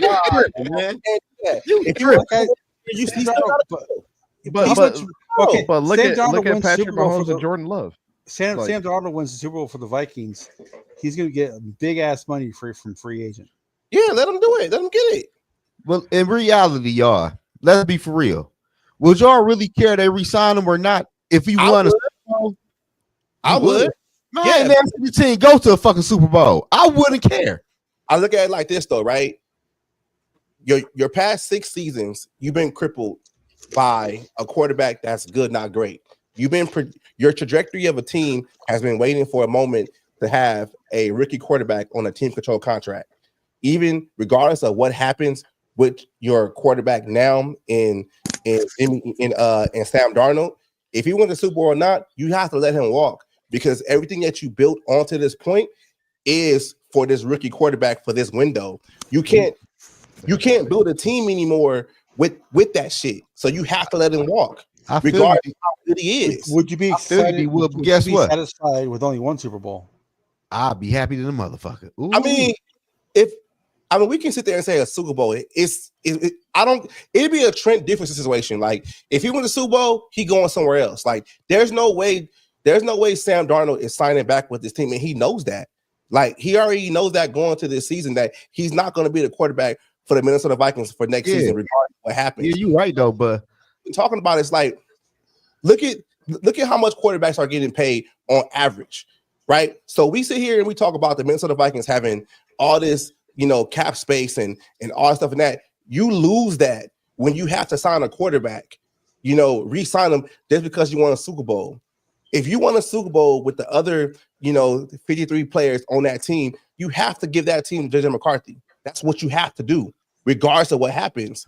That's what you have to do. And I think that's the plan anyway. I think that's the plan. I think that's the plan anyway. Yeah, I know it's the plan though, but we don't expect they don't expect Sam to win a Super Bowl, but this man won a Super Bowl and won MVP and ball out. He still got to walk. Yes. I think after all. Yes, I feel you though, but I wouldn't care. We won a Super Bowl. I wouldn't give a fuck. It's like this year with Michigan. Do you really care what their record is? Well, no, I don't. Hell, hey, catch, I don't. I don't care what the record is. Shit, I'm happy. Shit. But here, hey Dante, I got a question for you. Zoe and I got into it last night. Oh yeah, you were fuck with me too last night, dude. Say what you gonna say. So Dante, I got a question for you. Is this a bot or is this real? It says I searched beard streams, and this is what it comes up. Yeah, that comes up on Twitch. Yeah, that's from Twitch. Mine's the best, obviously. Oh, okay. Yeah, I see that comment all the time on Twitch. So Dante, right now, Zoe and I got into an argument last night. Pikawawa about the NFL MVP. My argument was Lamar Jackson can't be the leading MVP vote getter because he has Derrick Henry. Josh Allen should be the leading MVP candidate because he has nobody but Josh Allen. Over who? Because if you have two MVPs, you don't have an MVP. He say Josh Allen over Lamar. Derrick Henry could easily be the MVP of the Ravens. So if you have two MVPs, you can't have one. No. Lamar Jackson. You gotta look at the way that Lamar, regardless if Derrick Henry was there, did Lamar Jackson win MVP without Derrick Henry last year? Twice. Thank you. But I'm saying that. But what I'm saying though is, I can talk about football. No, where would Buffalo be? I understand what you guys are saying about Lamar Jackson. My question, my comeback to that is, where would Buffalo be without Allen? They would not be first place. I got a question for you. Do the Bills beat the Ravens right now? Huh? I got something to catch though. What? Hell no. When Lamar Jackson won his first MVP, right, a couple of years ago, that running game when I think he had like a couple of Ingram or whatever, right there running the ball, that's effective too, right? Ingram is not Derrick Henry. Derrick Henry is going to break the record for rushing yards this year. Let's just take the names away.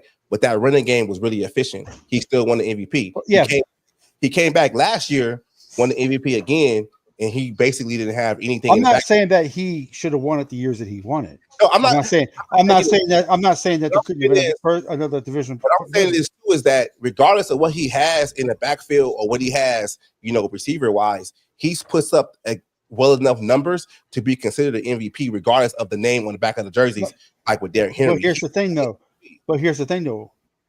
John, if you want to go back to all that, Josh Allen doesn't have any of that.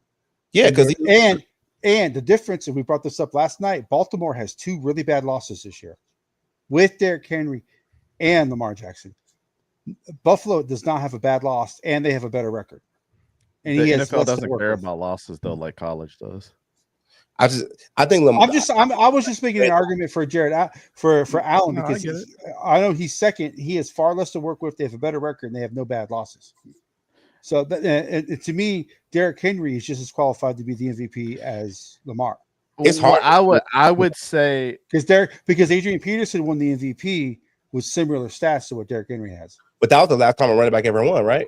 Last time a running back won, right? That was the last time a running back won. Yeah. I just think the way Lamar's been I'm not saying Lamar Jackson doesn't deserve it. I was just making a case for Allen. All the way around. He's MVP. He's giving you everything he needs to do. Like even though he's still, in my opinion. And if you flip him, if you put Allen on Baltimore and you put Lamar on Buffalo, what would the records be? But MVP means most valuable player, right? So if you take Lamar Jackson off of that team, right? Right. Who has the most value to that team? Lamar Jackson or Derrick Henry? It depends. Lamar Jackson. Lamar. What I'm saying is Lamar. The Baltimore is a run first team, so Derrick Henry would still have value. But what I'm saying is though, almost as much. If it's called MVP and if you take Lamar Jackson off of the Baltimore Ravens, the Baltimore Ravens team is not that good because if Derrick Henry was considered MVP, then how come he wasn't MVP in consideration with Tennessee? You get what I'm saying? It's a tough argument because you could compare the Christian McCaffrey and Brock Purdy situation. Brock Purdy had more touchdowns and yards than Lamar did last year, right? It's weird, but Christian McCaffrey had like 600 yards receiving. So you could say that like Christian McCaffrey helped Brock Purdy. Derrick Henry doesn't catch out of the backfield that often. And I would say also that Derrick Henry has had the same production pretty much consistently throughout his career. So it doesn't really matter where he goes. He's going to produce. And you can honestly say that this is the best offensive line that Derrick Henry's been behind too. So, but I wouldn't say that Lamar was going to produce regardless of all of that. And who's his number one receiver right now? Me. For Baltimore? Yeah. Who's the number one receiver? The number one receiver for Buffalo is a tight end, just like it is for Baltimore. We got our. It ain't Baltimore though. Let's go stupid, let's go dumb, let's just party, let's have fun, a night to remember. Let's get drunk, let's taste. No, that's fine. Whoever's making the comments in the chat, you're perfectly fine. No, I'm just saying because who's the leading receiver for Buffalo? I don't know, but Cash, what you also got to look at this though. The Baltimore Ravens defense is ranked probably bottom. Okay. Okay. So the Ravens are very one-sided. They depend on Lamar Jackson. You take Allen off the Buffalo Bills, they're a 1-2 win team. It depends who their quarterback is. You take Lamar Jackson off Baltimore, they're better. Okay. Here's a question for you. If you take Allen off the Buffalo and you take Lamar Jackson off of Baltimore, who is the better team? It's Baltimore. I'll say Buffalo. Look at the schedule. Who had Buffalo beat? No, it do. Look, who had a beat that you were surprised they won? They beat 12 teams. That wasn't every team they beat probably got 1 or 2 wins. Who did they beat? Like, damn, Buffalo beat. But like I said though, Buffalo beats and I told you this last night. Buffalo beat the teams that they're supposed to beat, and the only quarterback ever who had a winning record or only team while the person was a quarterback that had a winning record over 500 teams when they played was Tom Brady. When you play another 500 team, your chances when you play another team that's say like there's 2 teams 6-2, right? It's 60-40. The home team is usually going to win that game. Okay. And you take that all over the league. Every team that's above 500 that plays another team that's above 500. Your chances of winning, depending if you're on the road, is 40-60, 50-50 at best. Hey, no, go ahead, Pitch. I'm bringing this up. No, I was just going to say I'm just saying. I'm not saying Lamar Jackson does. I'm not saying Lamar Jackson shouldn't be in the MVP conversation. I'm not saying that. I'm just saying I think Allen should be getting a little bit more credit because he has nothing on offense. I would argue that Baker Mayfield is more deserving than Josh Allen at this point. If you want to rank players as far as MVP, I would say Lamar, Baker, Joe Burrow would be the top 3 right now. Because if you take all 3 of them away from their teams, they would be garbage. Okay, so you're totally okay. So Josh Allen has nothing except for him on offense. He is this Buffalo Bill offense. Well, Burrow has 2 number 1 receivers. Who? But Burrow, they suck though. They done. Their defense is horrible. The Ravens defense is horrible. And the Ravens, the Bengals defense is worse. Okay, well, it's kind of a wacky. I don't like that argument of saying if you take this player away, they're going to be bad. The way that you win MVP is by your stats, right? I mean, it's a stat driven award. So nobody's saying if Josh Allen was taken away, then he would be MVP. So it's kind of like a moot point for even to use, like if a quarterback has been out a certain amount of time, how would they look? It's what they do on the field, what they got. That's not a Josh Allen problem that he doesn't have the weapons to throw to, but he even more so if he performs and has the stats like Lamar and Joe Burrow and the rest of them, and I mean Baker Mayfield has nobody right now. He really doesn't.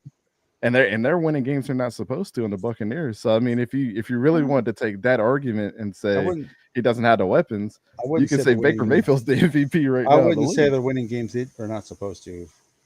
They lost to the Saints. They lost to the Falcons twice. I wouldn't really say they're winning games. But those division games too, though, Catch. You can't. You can't. It's hard to evaluate. Josh Allen hasn't lost to a team like the Saints. But Josh Allen lost to Baltimore. Baltimore's a good team. You're missing my point. The Buccaneers won against the Saints. They didn't lose. You're missing my point. What you said? Who the best quarterback in NFL right now? Mahomes. Lamar Jackson and Pat Mahomes. 1A, 1B. Mahomes is not. Mahomes is by far and away the best quarterback. 1A, 1B. I put them 2 up there. That's it. Lamar Jackson can't beat Mahomes. Well, I'm talking about Josh Allen can't beat. Josh Allen can't beat him either. But I'm saying that's I'm talking about right now, though.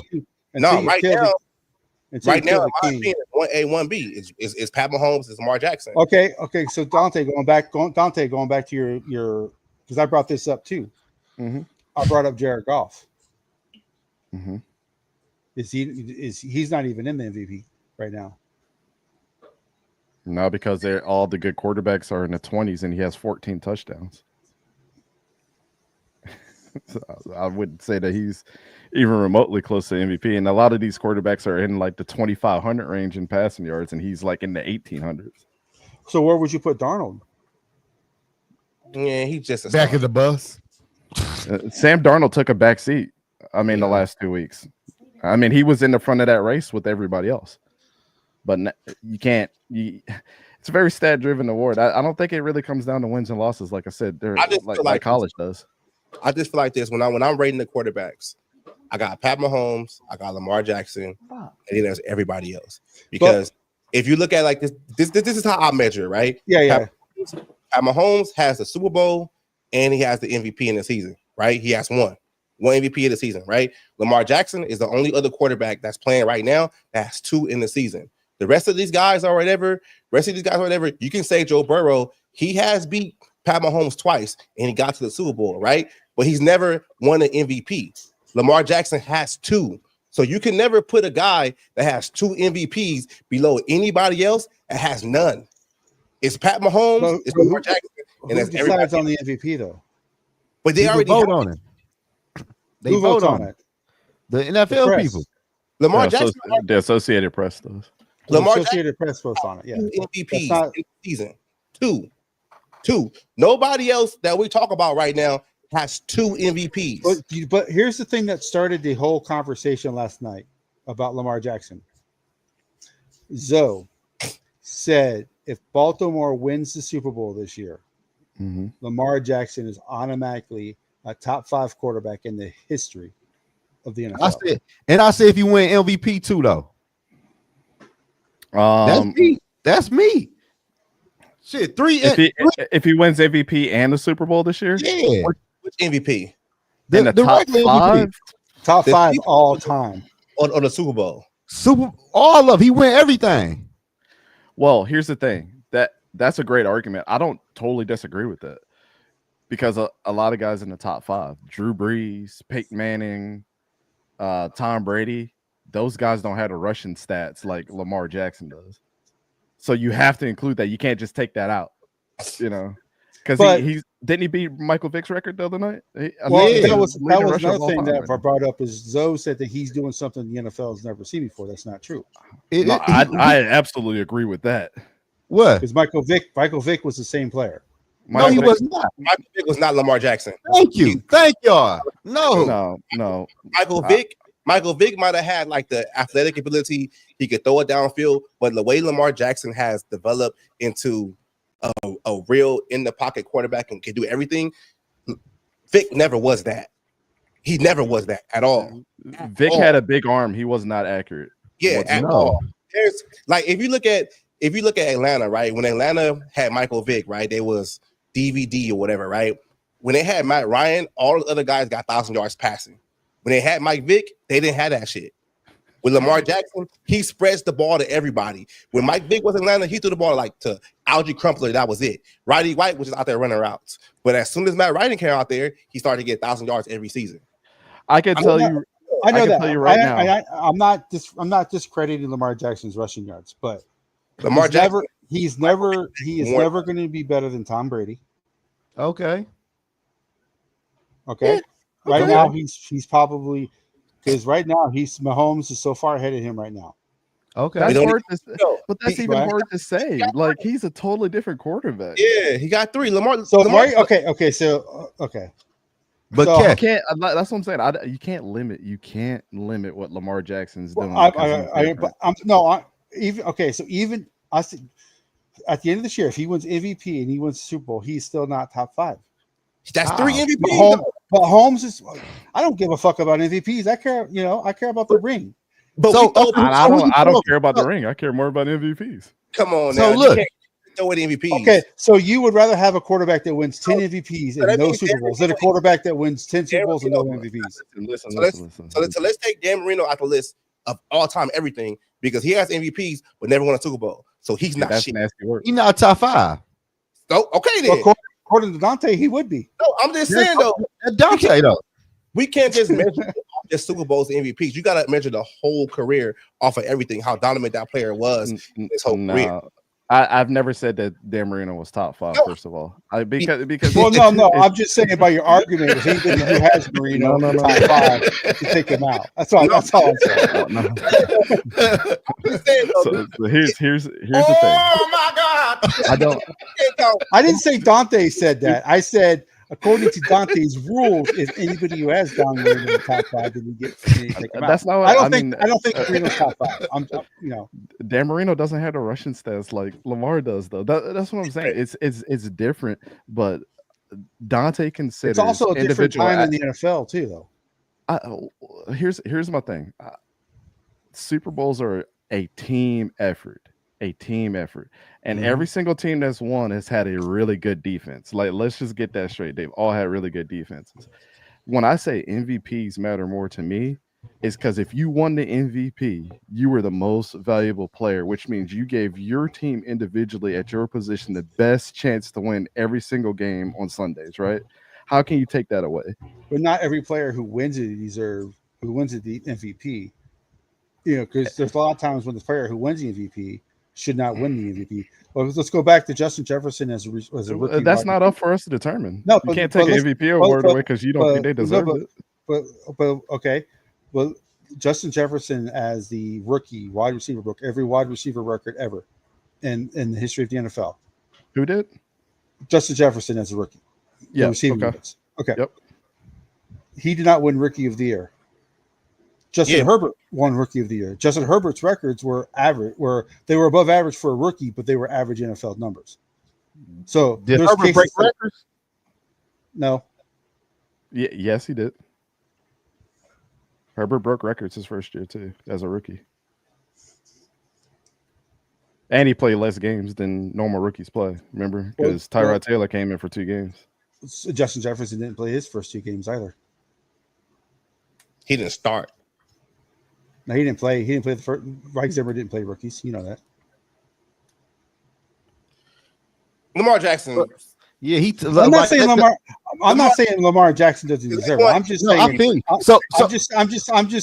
I'm just saying that I think Allen deserves a little bit more credit than what. No, but catch, but I want to ask you though. And I don't even like Josh Allen. That's right. I feel you though, but so we're gonna say this. I'm gonna say Lamar win a Super Bowl. He win a Super Bowl MVP and regular MVP. Who your top 5 quarterbacks all time? Vector right there though. If you do that, that's what's up. Never been done before neither. But who your top 5 quarterbacks? You can't put nobody above them. No, but I want to know his list though. So I'm saying. So Wood, you're saying if he wins regular season MVP, Super Bowl MVP, wins the Super Bowl, he's the best quarterback of all time. I didn't say that. Top 5. You just said you can't put nothing above him. Nobody above him. You can only put one person above him. That's Pat Mahomes. And it goes back to what I said before. That's not Mahomes. Are you talking about quarter? Are you talking about? Are you talking about playing right now? No, I said no. You said Zoe. You said top 5 ever. Yes, he my top 5. Don't mean he the best one. He top 5. Put him up there too if he win a Super Bowl. Okay, so would you put him? Okay, would you right now? If he does that, would you put him above Brady? No, or Patrick Mahomes. No. Okay, so you wouldn't put him above Brady or Patrick Mahomes. Okay. What about Joe Montana? No. Okay. I would. What about Troy Aikman? Yeah. Okay. Rushing yards. What? Steve Young. Yes. Yep. More MVPs. All right. Roger Staubach. Yep. Roger Staubach has rushing yards. Yes, I would. He got more than Lamar. He ain't Lamar Jackson. Lamar Jackson more dynamic. Okay, so that's 1 Super Bowl compared to 3 and 4, and Roger Staubach also has an MVP. 3 MVPs. And Lamar ain't done yet, but keep going. I think you guys are putting a little too much on the MVP. John Elway, and he's got MVP. He got John Elway's got rings. I like John Elway. I like John Elway. I put Lamar over him though. I would too. Because Cash, at the end of the day, you gotta see what Lamar like. Lamar this year, I think he got more. I'm not going off his future. I'm not going off what he could do in the future. No, I said now. I'm not going off that. I said this year. Right now. Yeah, I said this year. He had multiple games. He threw like 4 or 5 touchdown passes with no interceptions. Well, he did. I mean, he has what, 3 interceptions on the year? Something like that. Yeah. Four. He doesn't have very many interceptions. But he threw 5 touchdown passes. I'm just saying. I'm not saying Lamar Jackson ain't good. I'm just saying. I feel you. He's got 2. He got 2. So he has just as many as Allen. Okay. Which I think that's the lesson. I don't think anybody has less than that. Like, why you keep on saying Allen? Allen not a top quarterback right now. It's not even close. Okay. Hey, look at I just brought this up though, right? And just looking at Lamar Jackson's rushing yards, he got 5,000 rushing yards tops, right? With only 96 games. Michael Vick is ahead of him with 143 games. Like Lamar Jackson just getting started, and that's just the rushing, not including the MVPs. Like you really got to put that in consideration. You got to put everything in there. That's crazy. That's 96 games. What Baltimore? Okay, who's Baltimore's backup? Huntley, right? No. He's I don't know who they got. Johnson is what's his name? Josh Johnson. Josh Johnson. Mm-hmm. Oh, okay. They not winning games with him. They not doing shit with him. Well, Lamar's already proved it twice when he was out and when he got hurt in like week 8 and was out 6 games of the season for 2 years in a row, and they couldn't do shit without him. Just like I said before, I'm going back to it. The top 2 quarterbacks in the league is 1A, 1B. Pat Mahomes, Lamar Jackson, and everybody else. That's how it is. Right. Yeah, about right. Like I don't care what you can put anybody in there like that. Pat Mahomes. Yeah, right now in the league, I'm not saying that Lamar Jackson's not second best quarterback in the league. I'm not saying he is. I'm not saying that.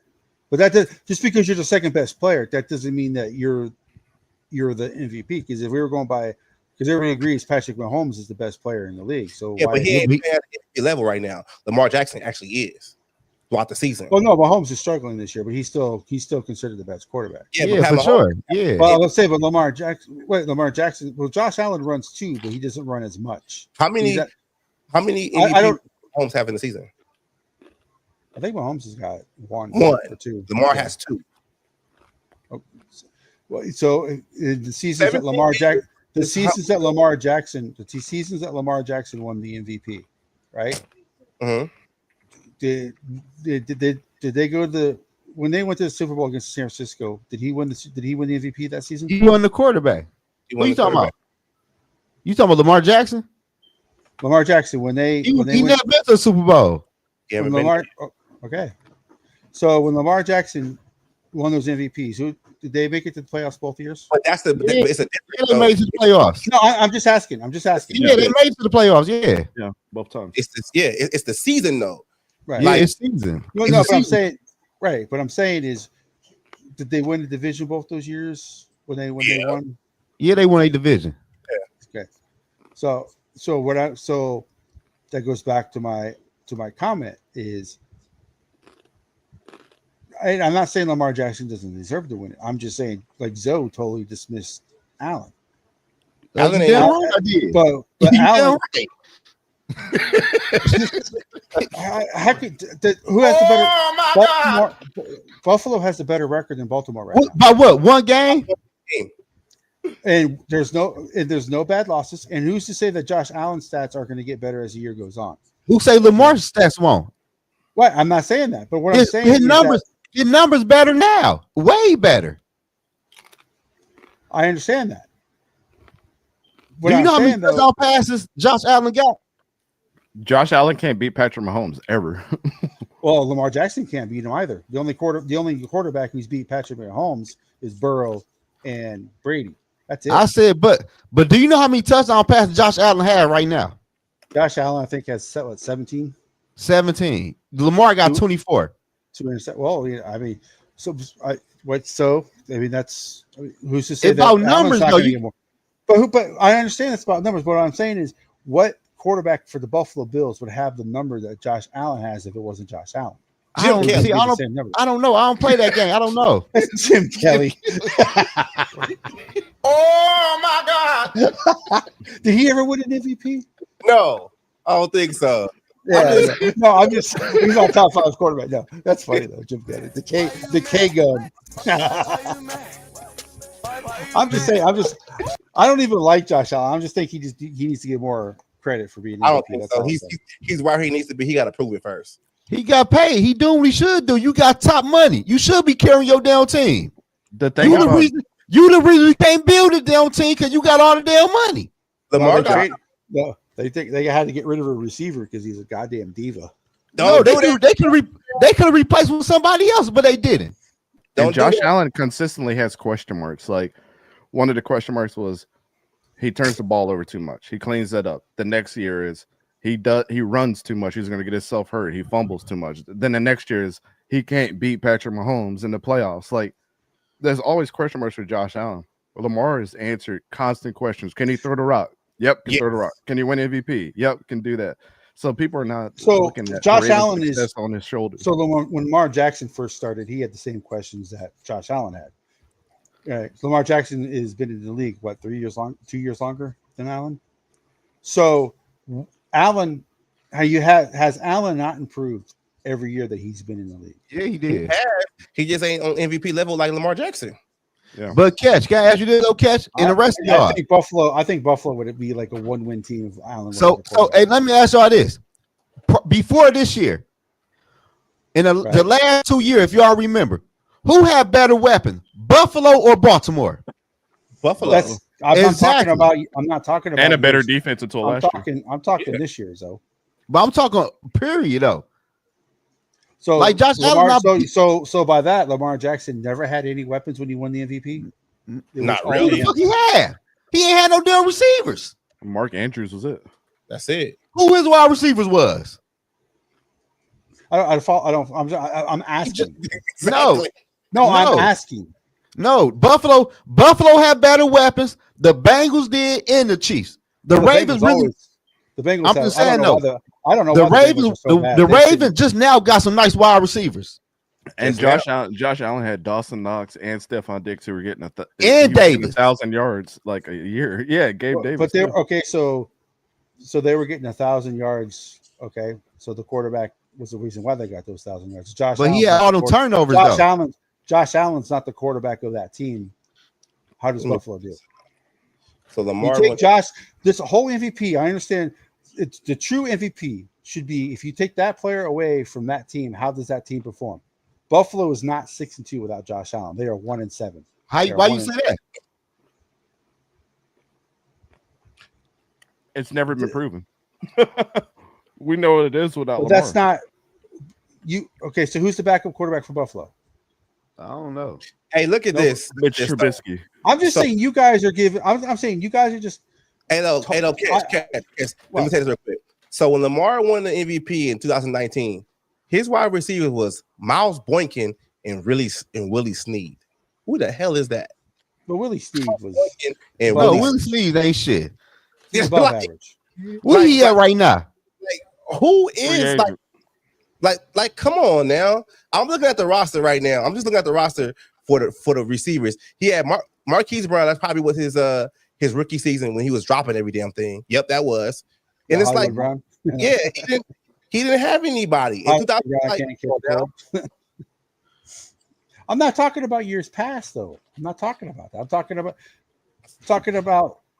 about this year.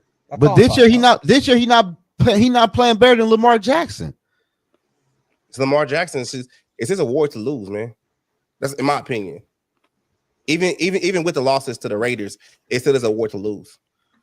Yeah, but the thing is when you talk about the MVP awards, nobody cares what weapons that he has. They care about how he produced. Like, I mean, we could talk about if you take this away and do that, but it really don't matter who's producing. Well, so you talk about awards. The year that Drew Brees did Drew Brees win? The year that Brady threw 54 touchdowns, did he win the MVP? I don't remember. That's when they had Randy Moss, right? I think so. Yeah, they broke the record, didn't they? Yeah. I don't think he was MVP that year, though. No. Did he? I don't think he did. What year is that? Let's look it up. It don't matter. Lamar Jackson. About to right now. Josh Allen not have a better year than Lamar Jackson right now. I'm just I guess I look at MVP differently. I don't look at it as okay. So Kes. I don't look at it as a total stat award. To me, I look at it as if you take Josh Allen off the Buffalo Bills, they're not going to be 6-2. So Kes, let me ask you this.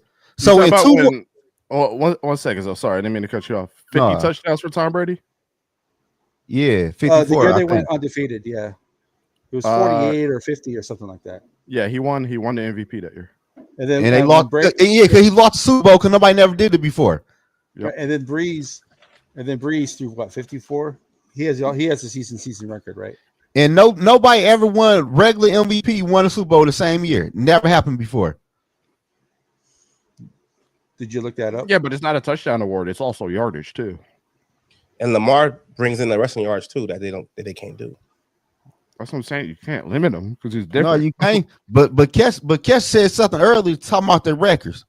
I'm pretty sure in 2 more weeks, the Ravens and Buffalo Bills are gonna have the same records because the Bills play the Chiefs in 2 more weeks. They're gonna have the same damn record. Well, no one can beat nobody. Like Burrow's the only guy who can beat the Chiefs. He's active right now. Burrow can't beat the Chiefs neither. He lost against the Chiefs last time they played. I know, but he is the only one who's proven he can beat them. Man, that was 4 years ago, man.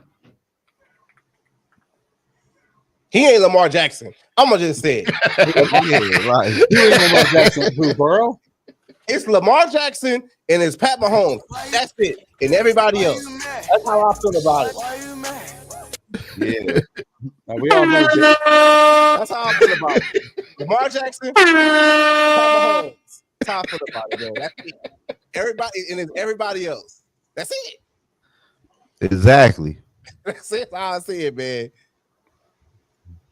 Nobody else is playing on that level. As of right now, if the season ended right now, I'm giving it to Lamar Jackson. Do Josh Allen even have an MVP yet? No. Well, he's only in his fourth year.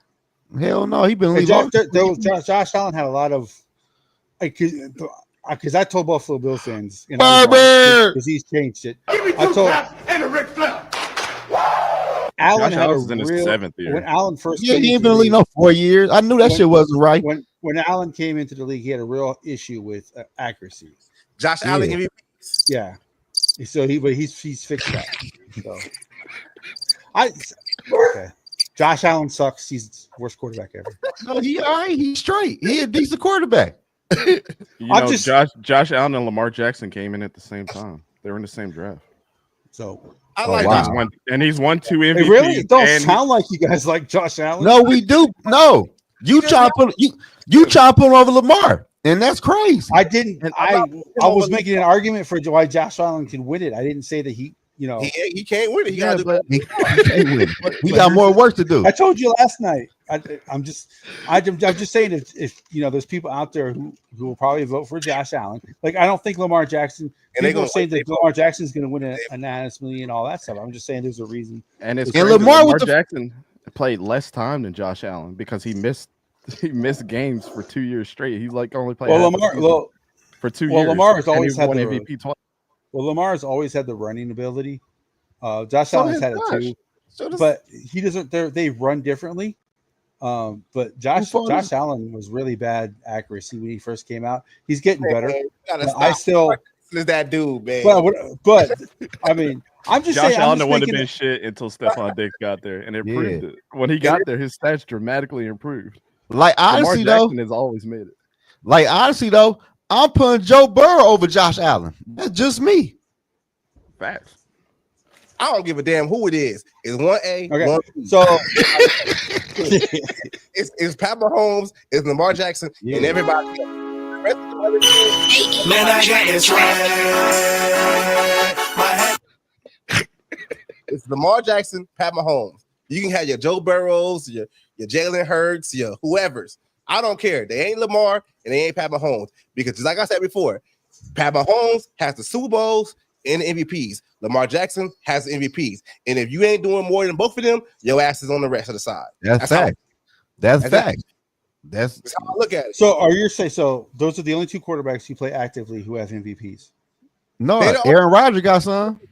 They're the top 2. So Aaron Rodgers also got a ring too. But he ain't in this discussion. He ain't in the conversation, man. Like Aaron Rodgers. We're not even going to even give. How many MVPs does Rodgers have? I think he got 2. 3. He got like 3, don't he? Aaron Rodgers has 3. Okay, so you said Lamar Jackson wins the Super Bowl this year. He's automatically top 5. Would you put him above? So yes, he over Rodgers. Yes. He over Aaron Rodgers. Yes. Would you put Rodgers in your top 5? No. If the squad ain't with me, then it ain't right. Okay. It's the truth. See, Cash, you're not looking at his rushing yards. You guys said it matters. MVPs matter. Right. Super Bowls matter. Right. 3 MVPs, 1 Super Bowl, but Lamar Jackson's top 5, but Aaron Rodgers is not. You guys are kind of picking yourself. No, look what Lamar Jackson. Hey, Cash, you not put his rushing yards in the whole thing. How many rushing yards do Aaron Rodgers have compared to Lamar Jackson? Rushing yards are rushing yards. No, it's not. I understand Lamar Jackson has more, but you said yes. Lamar Jackson's top 5 because of 3 MVPs and 1 Super Bowl. Yes. And you know why? Though? But y'all really want to know why? I'm gonna tell y'all why. I just want to know. I'm about to tell you why. I understand rushing yards are part of it. I understand that. I'm gonna tell you why though. The reason this is another reason for me. No NFL player ever won NFL MVP and won a Super Bowl in the same year. Never happened before. But who's to say that Lamar Jackson's going to win it? That's the whole conversation started. I said if you win a Super Bowl this year. No, I said Derrick Henry can win the MVP of the Super Bowl. He not winning MVP this year. It's going to be Lamar Jackson again, back to back. He's not even on. If Aaron Rodgers, if Derrick Henry breaks the all-time rushing season touchdown, he's still not getting breaks the all-time rushing yardage in a season because he's on pace to do that right now. He's still not doing it. He's not gonna break it. I don't think he's gonna break it. He gonna win Offensive Player of the Year. There you go. It be too many games. We only have 50 and 60 fucking rushing yards. No, he has one game where he rushed for 48 yards against Kansas City Chiefs. Right. He had 1 yard. We did this. He had 1 yard where he rushed for 66 yards. Every other game, he's at least 78 yards or more. Yeah, but I don't think he's gonna break it. That's just me. I don't think he's gonna break it. Get out here, Dave. We don't need your damn comments. Get your ass out of here, Dave. What the who playoff what are you talking about? Well, what are you talking about? I really didn't bring up. I didn't bring up playoffs. postseason, Dave, because MVP is a regular season award. Yeah, that's MVP a regular season. Yeah, that's why I haven't brought up the playoffs. Can I ask you the 17 games? Can I ask in you a the question? season? Go ahead, Dante.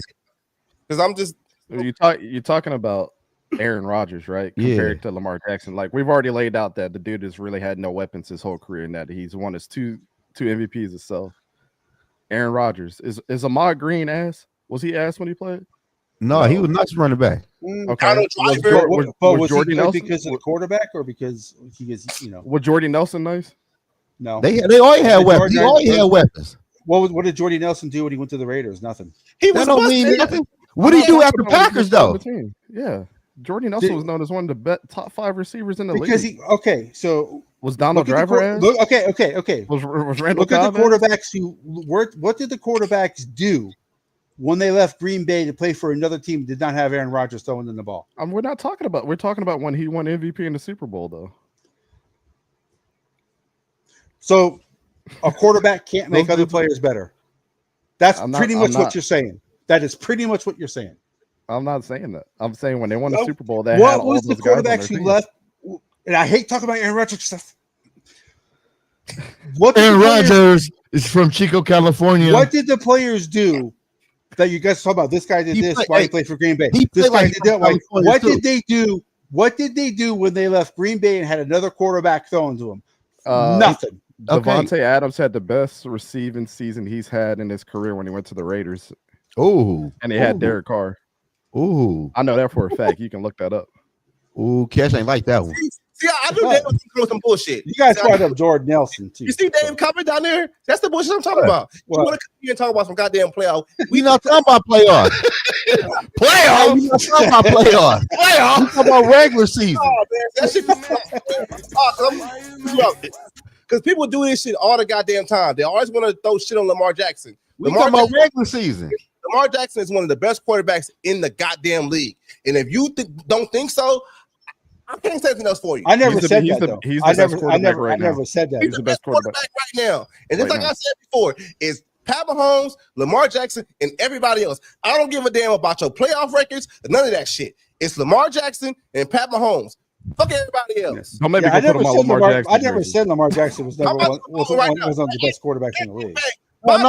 No, we know that.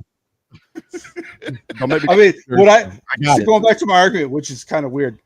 Would I take Lamar Jackson over Josh Allen? Yes. I'm just saying for the what's going on this year with Buffalo. Oh my God! If they didn't have Josh Allen, they wouldn't be 6-2. That's all I'm saying. I think that's why he deserves a little bit. But I disagree with you. I disagree with you. What would Buffalo's record be without Josh Allen? And if the Ravens didn't have Lamar Jackson, they'd be asked too. I think the Buffalo record would be better. At least Baltimore still has a running game, though. They ain't got no damn defense. They've been having close games. They would be asked without Lamar. It's proven that if you take his touchdowns away, they would have lost pretty much every single game so far this season. It's easy to stop a run game when you can't pass. Put 8 in the box. I don't know. Derrick Henry's. You know what? That dude's That dude's. I got one for you, Catch. I got one for you. Since Derrick Henry is so good and so valuable to the Ravens, right? How come at Tennessee they never did shit? Because Tennessee sucks as an organization. They don't. Oh my! They ain't got no quarterback. That's why they suck. Wait. I got one. Are you saying Derrick Henry sucked when he played for the Titans? No. I know you ain't saying that. Let me say this. And this can end the situation right now. If Derrick Henry was so damn good, he never won the MVPs with Tennessee, but Adrian Peterson did with the Vikings and didn't have shit. So what are you saying? Well, because Adrian Peterson had almost broke the rushing record. But Derrick Henry went over 2,000 yards. Derrick Henry went for 2,000 yards too, but didn't win MVP that year. Who won the MVP that year? That Derrick he got over 2,000 yards. Didn't he, Dante? Didn't he? What was the question? Didn't Derrick Henry get 2,000 yards one season? I think. I know Chris Johnson. I think he's done it multiple times. I know Chris Johnson did. He never won an MVP. Adrian Peterson did it, won an MVP. So what are we saying? So that goes back to my argument. That goes back to my argument. Yeah, he won. He had 2,000 yards 2020. Right. And who won the MVP that year? Of 2020? Hold on. The year before that, 19. But what I'm saying, that goes back to my argument. that goes back to my argument. The person who Rodgers wins wanted the that MVP isn't necessarily the person who deserves Aaron it. Rodgers. That was Hey, that was quick the year I thing. said Aaron Rodgers shouldn't have won that shit because of Derrick Henry. Hey, Bubba said, "Hey, we getting Exactly. closer to the game tomorrow, y'all. Keep it up." I don't know about y'all, but that sounds like a challenge. Exactly, Dante. Exactly. That sounds like was a my challenge. point. It's about to be a marathon. Did Derrick Henry we deserve about the to be MVP live that until year the game. more than did Derrick Henry deserve the MVP more than Aaron Rodgers that year? I think the consensus is yes, but he didn't. So the Right. fact is That's- Aaron Rodgers won. Man, what are we Right. talking about, Joe? Man, I don't know. They were arguing me last night about the shit. man. See, you should have tapped me in because I got your back on that shit. I got the drinking and shit, man. I just like messing. Man, we I was just going like about an messing- hour. I just like messing with Zoe because I did at the end of the, before Zoe did leave. I did say Lamar Jackson would win it. I just like messing with Zoe. I don't play when it comes to Lamar Jackson. I don't play, man, because they've been throwing 30 my boy Dame since he came to the league, and he done showed everything that everybody said he couldn't do. He done did better. And check it out. To back the Derrick Henry part up, right? Yeah. Hold on. Let me pull this up. So Ryan Tannehill had his best season that same year, 3,800 yards and 33 touchdowns, 7 interceptions, and they didn't even sniff the Super Bowl. What about playoffs? Let me see. Let me pull up their schedule. They not got past the wild card anyway. I know they lost in wild card. No, they haven't been in the AFC champ. Well, no, they lost the wild card to Baltimore. Yeah, I told you. I know. Well, Baltimore's defense was really good then too. That's what I'm saying. That's what I'm telling you, Cash. It's easy to shut down a run game when your quarterback can't throw the football. You know that first ain't having Christian Ponder. Shit. Lamar Jackson had 179 yards in that game and 136 rushing, and they still beat him 20-13. I told you, man. We ain't seen nothing like that before, man. He's something different, man. I'm trying to tell you, Vic ain't nowhere near his level. Had 5 losses that season. Who had 5 losses that season? You muted. I'm muted. Yeah, Vic ain't nowhere near Lamar Jackson, bro. No, look, Michael Vick ain't nowhere near Lamar. Nah. You're saying I'm muted, Zoe? No, D Woods was. Oh, okay. Yeah, it was a good argument yesterday. Like I said, as I said yesterday, I think I'm just making arguments because I think Lamar Jackson, I don't know, he should. I think he probably will win it. But if Derrick Henry does get the all-time touching record, all-time rushing record, and then Josh Allen gets the Buffalo Bills get like the second seed in the AFC, I can see arguments for both of those guys winning the MVP. Nah. And I think people would vote for them for MVP. What you do is you give Lamar Jackson MVP and you give Derrick Henry Offensive Player of the Year. Everybody's happy. Cause if Derrick Henry doing that, Lamar Jackson gonna have some crazy numbers. But I think there's other players who have a chance for Offensive Player of the Year, but I don't. Who? Oh, Barkley, Saquon Barkley, probably. Yeah.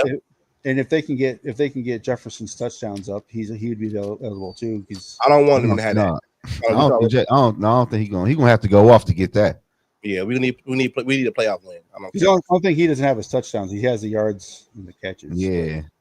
But you also got those 2 boys from the Saints, from the Lions. Some of the Lions players are going to be up for Offensive Player of the Year. Like who? So the Ravens have won 5 games this year by at least 1 score. So if you take Lamar's touchdowns away, they get fucking drug. Yeah, they defense fucking trash. I don't know. It's hard pressed to say Lamar is not the MVP of that team, regardless of what Derrick Henry's been doing. Jamar Chase had fucking 300 yards. I'm just saying he's probably going to win. I'm just saying people are saying he's going to win like unanimously. Yeah. I'm just saying I can see other people vote. And what's crazy is Lamar's been winning with his arm. He only has 2 rushing touchdowns this year. He's been winning with his fucking arm the whole year. Yeah. And do you remember when he first came in the league, people said he couldn't throw? Yeah, it's because they were stupid. Yeah. They didn't watch this dude at fucking Louisville just fucking rip people with his arm too. I don't understand that logic. Yeah, they still be saying that shit sometimes. Some people still say that, and I just say, I don't know why. Like, our quarterback gonna be inaccurate at times. Like, what the fuck? It's I'm gonna just be completely honest here. It's the older crowd that says that shit. Because they're not used to running quarterbacks. Then you never hear any like people that on the younger crowd say, "Oh, Lamar Jackson, all he does is all he is a running back." It's just you ain't lying. It's just a different generation. They're not used to that shit.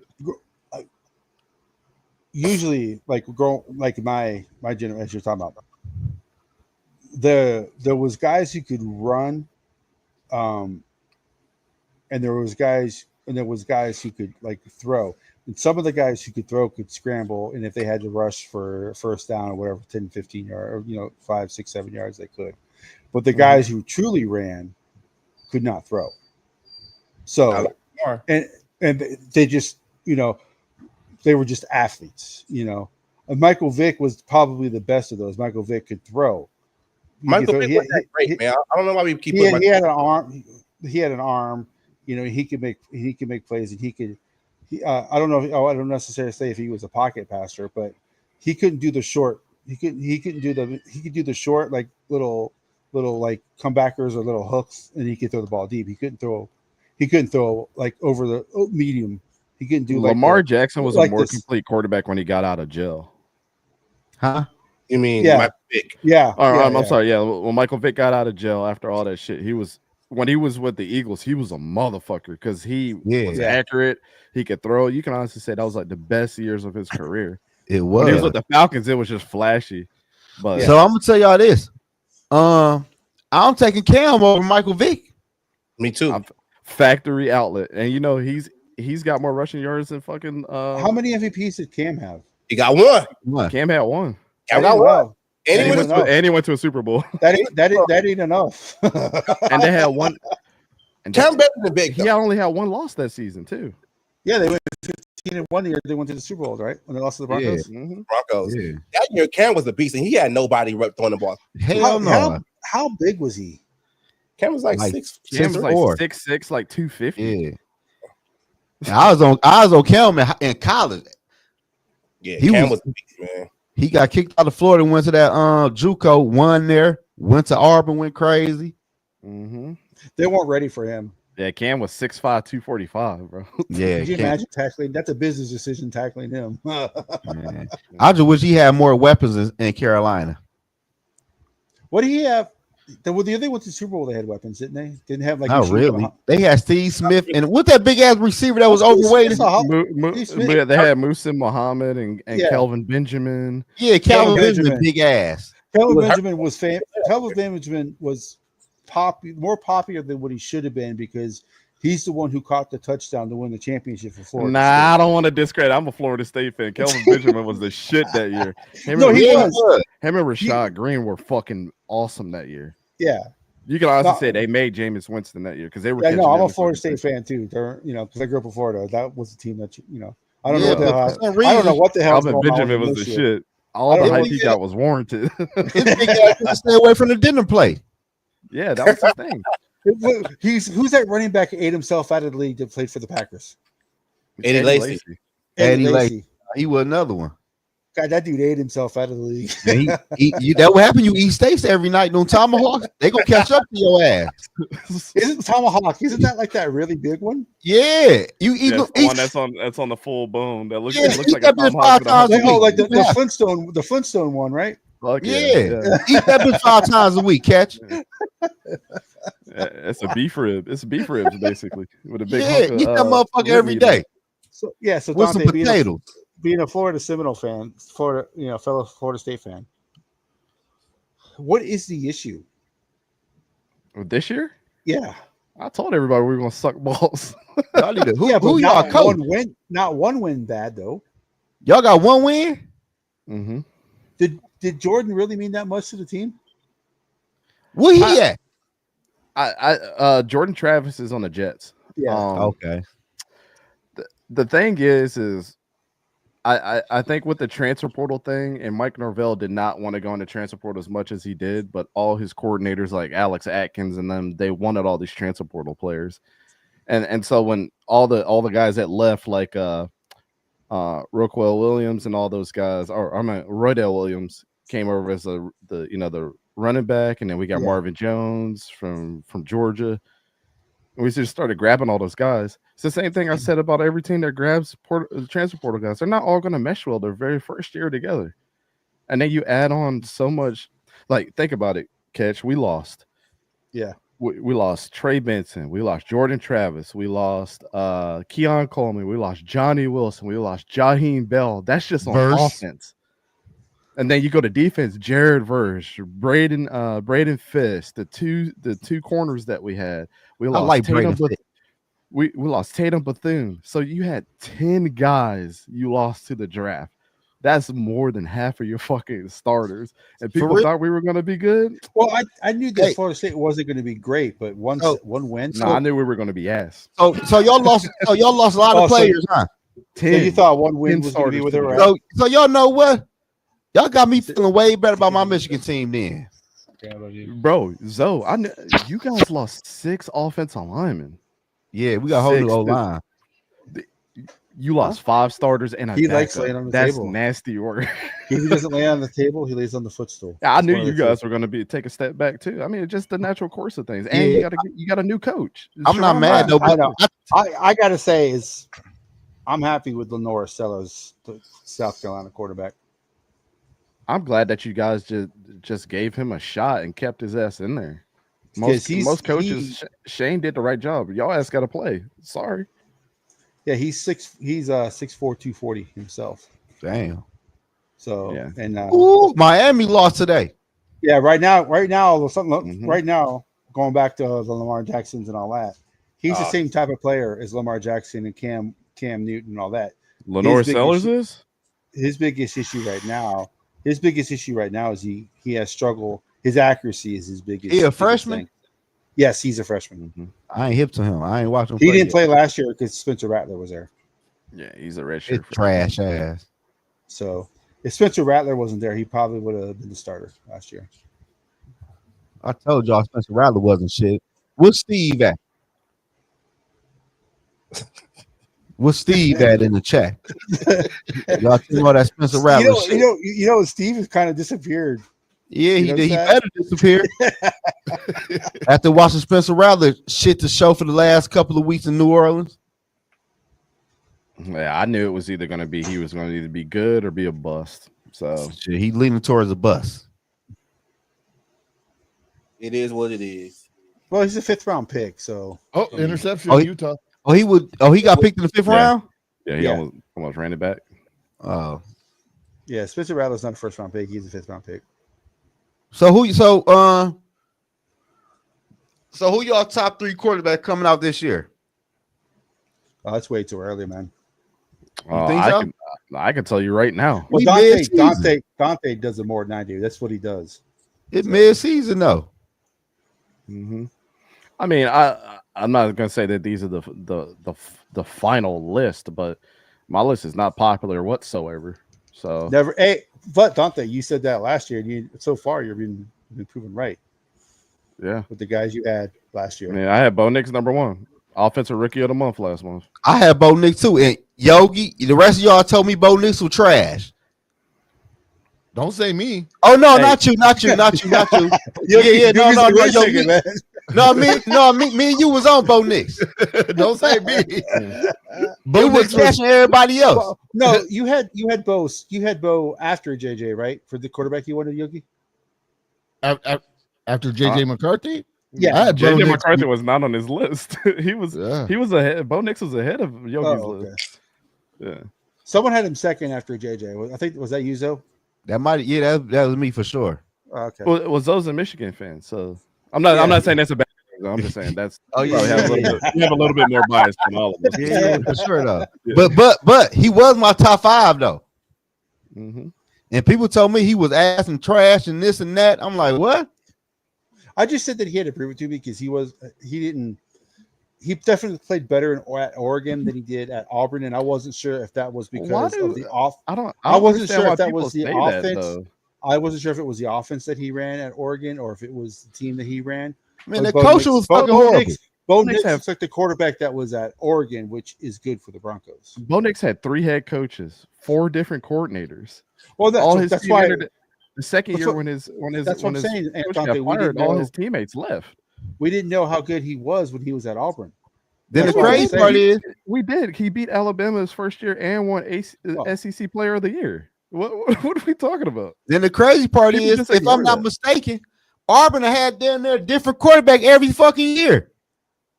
Yes, Auburn they did. is a weird team. And don't forget Malik Willis was there He was at Auburn. Yeah, I ain't know that. Yeah, he took all over their for Bo good Nix when he quarterbacks. hurt his knee. I don't I didn't know understand. that. I don't understand. I don't know why people bring up the Auburn thing, and instead of like, I'm not saying that you don't know the history, but like a lot of people just don't know the history of that shit. Like they expected Bo just to stay after all his teammates, and his coach changed damn near three times. I would have been like, fuck this place too, I'm out. Well, no, that's what I'm talking about. Auburn. That's why I said Auburn's history is weird. With the last since Cam left. They're that team. I don't know what the hell they're doing in Auburn. That's why I say we did Bo Nix. What I'm saying though is, I would say after Bo Nick Nix Marshall left, Bo Nix had that first great year, right? I like the Nick Marshall. Then after that, we didn't know because, like you said, all the changes. And then he went to Oregon and he did what he did last year. So I was saying I didn't know what Bo Nix we were going to get. You know, we couldn't see the true Bo Nix. I said it 2 years ago. There's a video of me saying that Bo Nix is going to be the shit for Oregon, and everybody was like, "Oh, what the fuck? You don't know football." Well, it's that offense. Well, that's what it is, buddy. Because he was great both years he was at Oregon. So let me. I'm gonna ask all this though right now. Lamar Jackson. Yeah, hey, that's a good one though. Hey, that going towards what I'm about to ask.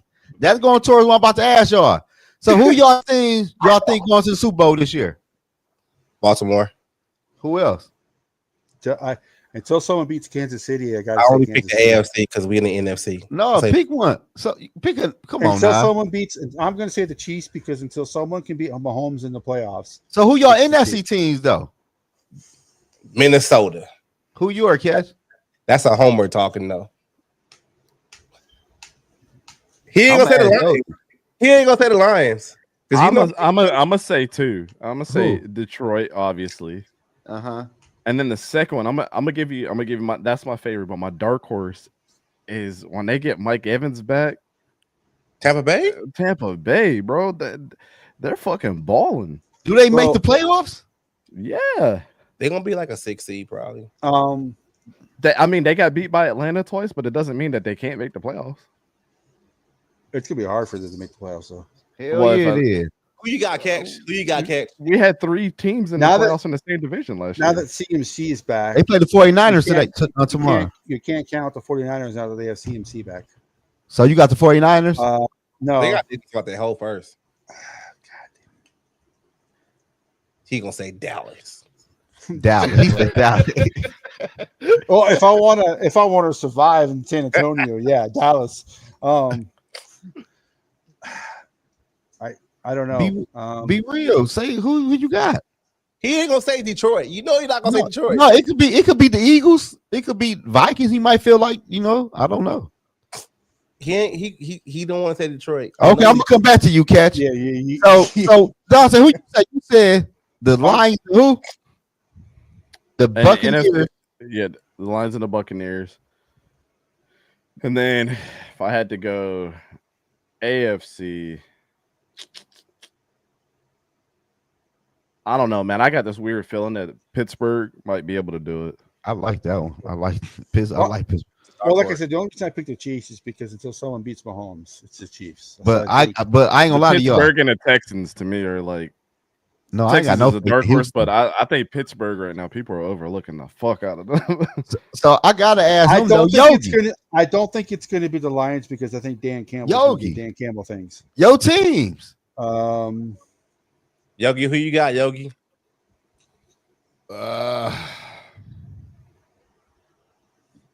Realistically, yeah. I think it's gonna be the Chiefs, Lions. Chiefs win a 3-peat. Okay, I'm gonna give you a man real quick. I got 2 teams in NFC. I got the Vikings and Lions, and I also got the Ravens. It might be a Purple Bowl. Purple Bowl. I like that. But on the Lions side though, I'm gonna be real with y'all. If it's a Purple Bowl, we losing.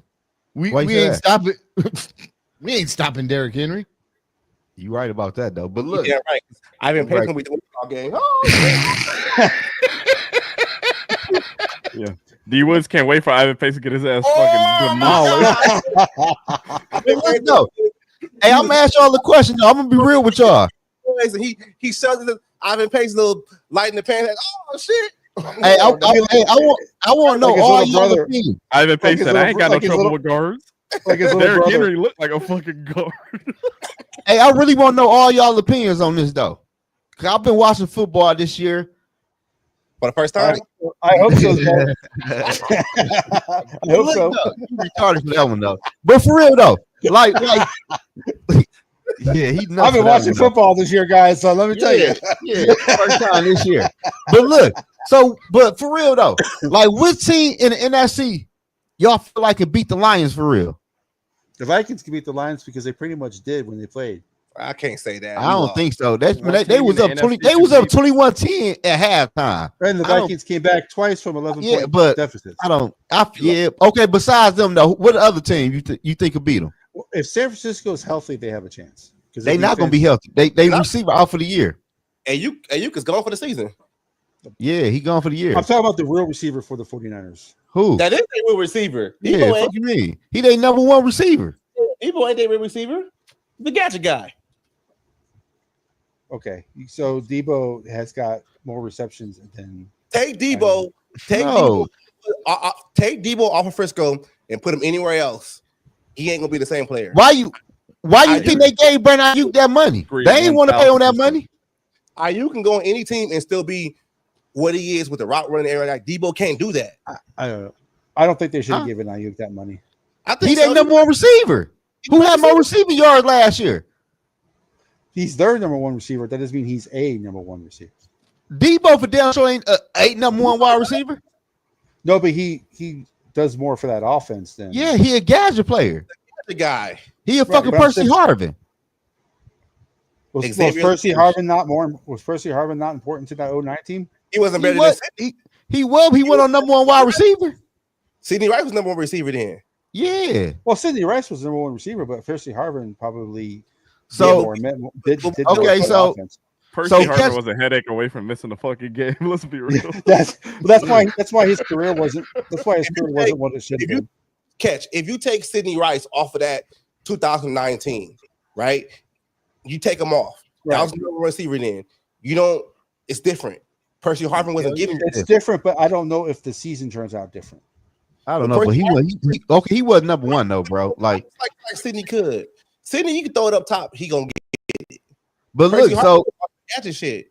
okay, so but the rest of y'all other three could Catch gave me his people. Who y'all think can dethrone the Lion from the NFC? Ain't no dethrone the Lions. Well, No, there- for the it's, UFC I mean, though. it is the NFL though, so anybody could really beat anybody. Oh no, it's not, man. Hell Nah, no, I don't believe that shit. I'm gonna be real with you. I'm gonna be real with you 100%. There's two teams and they're both on the East. The Eagles and the Commanders, bro. You think the command? I like the Commander over the Eagles. I don't like it. I don't like what I see out of Jalen Hurts now offense beside Barkley. That's the reason why, right? Is Jalen Hurts and Barkley. Aiden Hutchinson ain't there. Who's gonna be putting pressure on Jalen Hurts? But They got it ain't Zadarius Smith because he disappears in the second half every season. Zadarius Smith ain't shit. so who you got? Catch me. Who you got? D Woods? I got Baltimore. No. What? In the NFC? You gave me your team. Y'all gave you Yeah, Baltimore. I want to say the Vikings because even though the Vikings are playing well, it's just I want to say the Vikings because I'm a Vikings fan, and I don't want a team who has not gone to the Super Bowl and won yet and win one gracious, before what a hit. Minnesota gets one. So could Baltimore you? already got two. Was that? Baltimore got two already. He talking about the division. I'm talking about NFC. Oh. So, like, if the Eagles go, if the 49ers go, I don't want the Lions to go mainly because I don't want the Lions to go because and win because the Vikings haven't won yet. and I don't want the Vikings to be the only team in the division that hasn't won anything. Well, shit, Tampa Bay got 2 before we got 1. You know, yeah, but we're not in the division no more. So, but I ain't gonna lie to y'all. I knew last year the Lions couldn't beat the 49ers, but this year, shit, I ain't gonna lie to you. But the only thing that keeps me with the Lions is we said it all last year that Dan Campbell's going to do something that's going to cost him the game, right? So when he played the Vikings, he went for it on 4th down, like at the 35-yard line in that game, early in the game. Yeah. Mm-hmm. So I think Dan Campbell is going to do something in a playoff game like that, and it's going to backfire on the Lions. That's the only reason why I'm not picking the Lions. Oh, who you got, Yogi? Well, he said Lions and Chiefs. No, who you think will beat the Lions in NFC? In the NFC? Hold on. Because go back to the NFC teams. Like I kind of agree with Dante because you don't know what the quarterback for Washington is going to be able to do in that game. You know, 85, man. He gonna you don't know what he's going to do. No, he had Washington. He had the Eagles in Washington. Right, and the Eagles. You don't know what if Eagles show up and play to their full potential, they can beat anybody. So you don't know. Man, the Eagles ain't got no fucking defense, y'all. And then they're better this year. And of course in the North, I don't think the Packers can beat the Lions. They showed that No. Even with a healthy Jordan Love, I don't think they can beat the Lions. You know what's going to happen? What? It's going to be the Falcons and the Lions in the NFC Championship. The and Rams, Kirk Cousins is going to go off. A healthy I'm going to be pissed. A healthy Rams team is dangerous. Yeah, I believe that too. I believe. I don't like their defense. They ain't got no defense. Brian Flores defense. Watch. All y'all gonna be mad that Sunday. I'm gonna laugh my ass off. You tell them we gonna beat the Falcons. Kirk Cousins gonna go for 400 yards. Brian Flores gonna be on the sideline crying like a motherfucker. I don't care how many yards he throws for. It's how many he gonna lose. The Vikings allow. All right, but I don't know though, man. You honestly think that you think Kirk Cousins is going to play that well? He like Kirk Cousins, catch. I think Kirk Cousins can find the holes in our defense. I don't think so. I don't think he's that type of quarterback. I'm not gonna. Well, the Vikings' number one weakness is covering the tight end. He doesn't throw to Pitts for some reason. No, the hell no, he don't. That's crazy. Like one of the best tight ends he's ever played with, and he doesn't throw to him.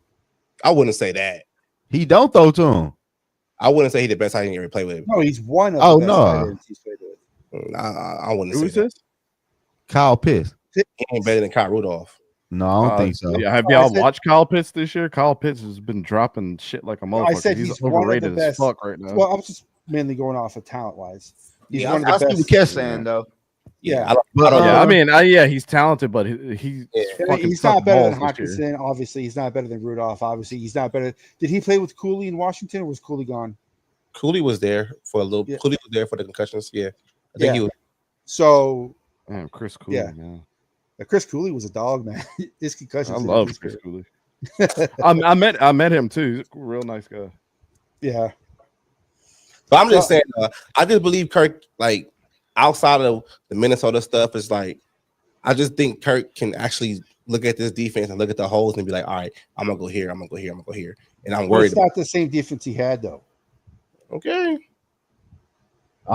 It's not the same defense he faced. I really feel like I don't think he's gonna process that fast enough. Okay, y'all don't. Okay, I'm not saying it's not going to be a close game, Woods. I'm not saying it's gonna be a close game. Yeah. I'm not. Know me. I don't. You know me, Woods. I'm kind of with you with Cousins. I didn't hate him. I knew what he was. Kirk going on revenge tour. He already carved up a Zimmer defense. Brian Flores is next. Everybody's carving up a Zimmer defense this year, man. He got that thing circled in Minnesota. Okay, you ain't bullshitting. That was fucking horrible. Hey, even if it's are they going to flex that game to Sunday or Monday night? You think? Nah, I don't think so. Hell, they gonna flex that game. I don't like Sunday night games for us, man. I hate it. I hate waiting the whole night for that game, man. Why? Cause you in LA? I like it Sunday night. I like it. Yeah, I don't want to wait until late afternoon for Woods. Yeah, I like it. Give me my Viking game 10 o'clock in the morning. I wake up. Give me my shit that night so I can eat my big steak and my potato while I'm watching the Vikings kick ass. He can eat his tomahawk. Yeah. Any lengthy meal, huh? Yeah. I like 10 o'clock games, man. Damn. The Vikings do play better though when it is. When the Vikings are in their routine, 12. When the Vikings are in their routine, 12 o'clock Sunday afternoon, that is when they're best. 10 o'clock. That's when they had the best. And then, well, that's what I said. Yeah, noon for us because it's for Central Time. So Yeah. when the Vikings are playing 7 Sundays and they're playing at 12 o'clock on Sundays, that's when they're the best. It's 1 o'clock for me. And when they for some reason when they're on a short week, have to go to LA, or they come off a bye week, it's they should be better coming out of a bye week. But I'll tell y'all what though. I can't wait to see the Eagles play the Commanders. I think they play next week. I think the Commanders are going to win that game. I hope they Washington do. or Philadelphia? I don't know. Where'd Dave go? He came in here and started trouble and left, huh? That's right. Oh damn, catch. Oh, I'm screaming that game too. It's Thursday night at the Eagles. Oh, okay. Dave came in here and started trouble and left. And JD5. I love watching him play, man. Yeah, he nice. He nice. Yeah. That's right. Yeah, Do you think the Bears are regretting taking Caleb over him? No. They will next year. They will next year. Caleb Williams ain't good. I think the Bears' problem, though, in my opinion, I think Ryan Poles kind of made a mistake when they basically fired everybody off the coaching staff. They shouldn't have fired Eberflus's ass too, because if you look at it, like I don't necessarily like the way, like, if Caleb doesn't have a good season and Eberflus isn't retained, that means he's gonna have to learn a whole new season next year. Right. That shit for young quarterbacks, like they don't even think about that shit. Like if you was gonna start over, you don't got rid of the field, you don't cut everybody else off the coaching staff. You should have just had a whole clean slate. You know what crazy D was? Do y'all know who said he wanted to be the coach for the Chicago Bears last year? Ben Johnson. Yeah, that fucked me up. Ben Johnson. Let his ass go over there. Shit. No, I'm just saying. But Zoe, you talk to Lions fans, they're 1,000% certain that Ben Johnson is never going to leave. No, he said it though. Until the Lions win the Super Bowl. But that's what he said though.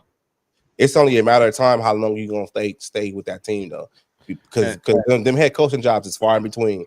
You don't want there's only 32 of them in the world. Exactly. And the other thing is like the primary failure of the Bears right now is their offensive line. They could have kept Justin Fields and drafted offensive linemen like fucking crazy in the draft. And now they're in the same situation. So I don't necessarily think it's a Caleb Williams. Some motherfuckers running around like a chicken with his head cut off. Just but what I would say with Caleb Williams, when he be running around, he don't make no plays happen. If Lincoln Riley gets fired at Southern Cal, hell no. Did they bring him? Did the Bears bring him in as offensive coordinator? Why wouldn't Lincoln Riley be fired? The Trojans aren't good. No, if he get fired, he's gonna be the head coach. The Bears coach getting fired. No, they're not firing him at SC right now. They're not. The Bear head coach getting fired this year if they miss the playoffs. He getting fired anywhere to go. He shouldn't have kept the job this year. You right. Because the defense like it fell off the fucking plane. The Cardinals going on with the FBI too. I would have fired his dumb bum ass for that shit too. How you got a D coordinator on your team got some FBI shit going on? Like hell no. So you said is USC gonna fire? No, they're not firing Lincoln Riley and Graham Harrell.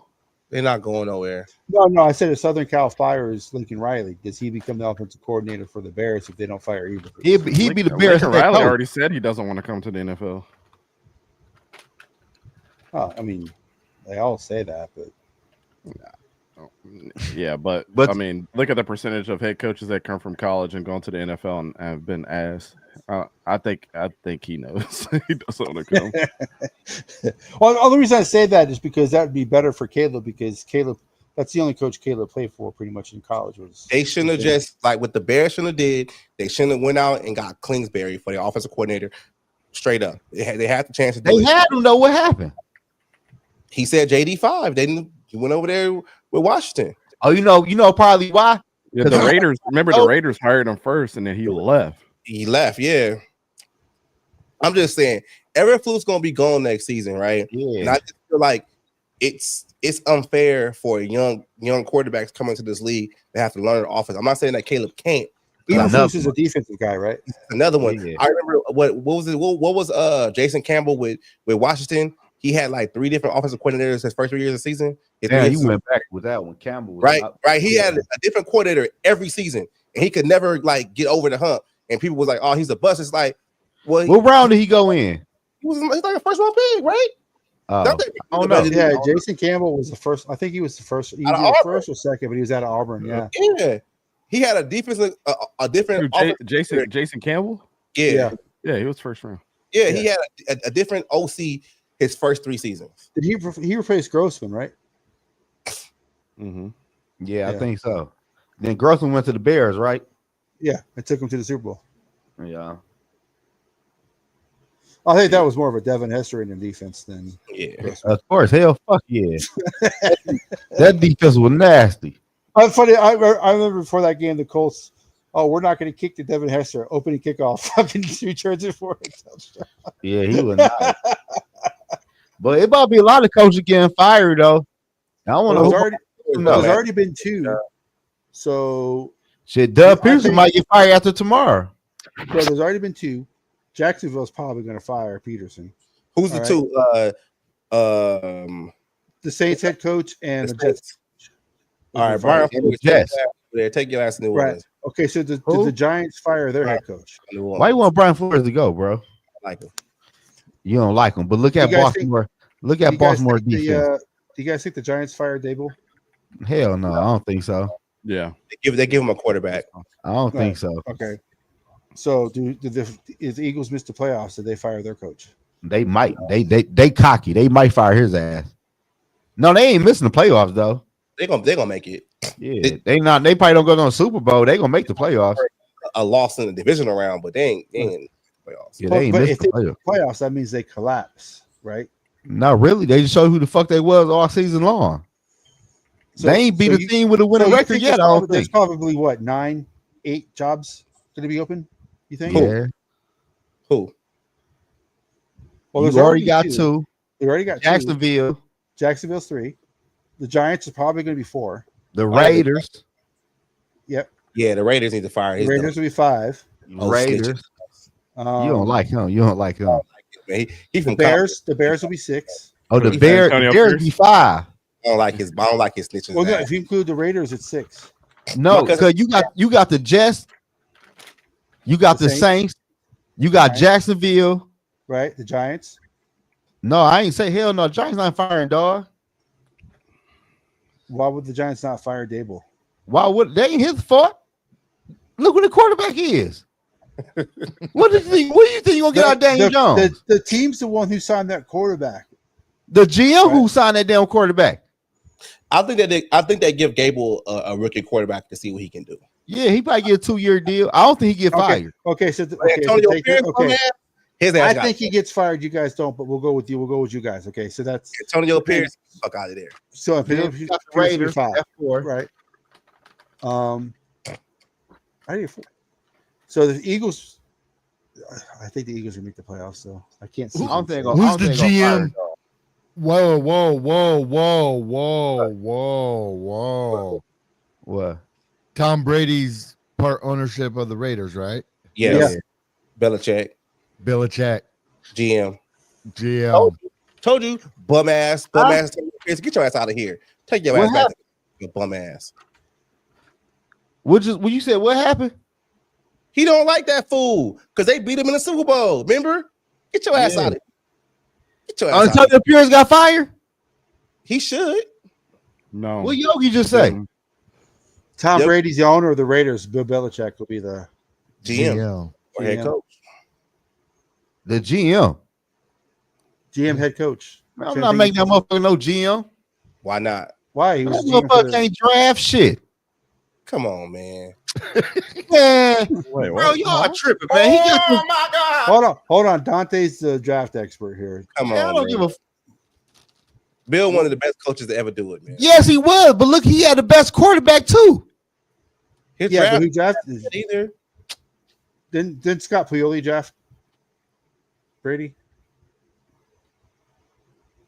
Come on, man. Y'all throwing shade on I Belichick. don't remember. Man, Belichick made a fucking defense coordinator a fucking offensive coordinator, man. What are we really talking about? He helped his homies out, man. What's that? I He stayed loyal to his homies. if I had a team and Hey, I like that ass. You right, fucking.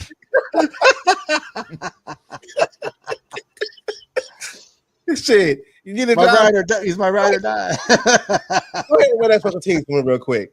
You might not know what you're doing, but you'll figure it out later. Go run that shit real quick, man. We'll figure it out. You weren't complaining, right? Do you guys think the Bengals fire their head coach? I don't think so. What I about think the the DC Browns? get fired. Do the Browns fire Stefanski? Hell yeah, they done. No, Nah, hell they no. clean the house. They ain't his fault. GM all the way down. They They gonna fire Kevin for? They just gotta start all over. He's going to be the How? scapegoat. He's going to be the scapegoat for Deshaun Watson. No, it's gonna be GM. Okay. If you fire Kevin, who you gonna replace him with?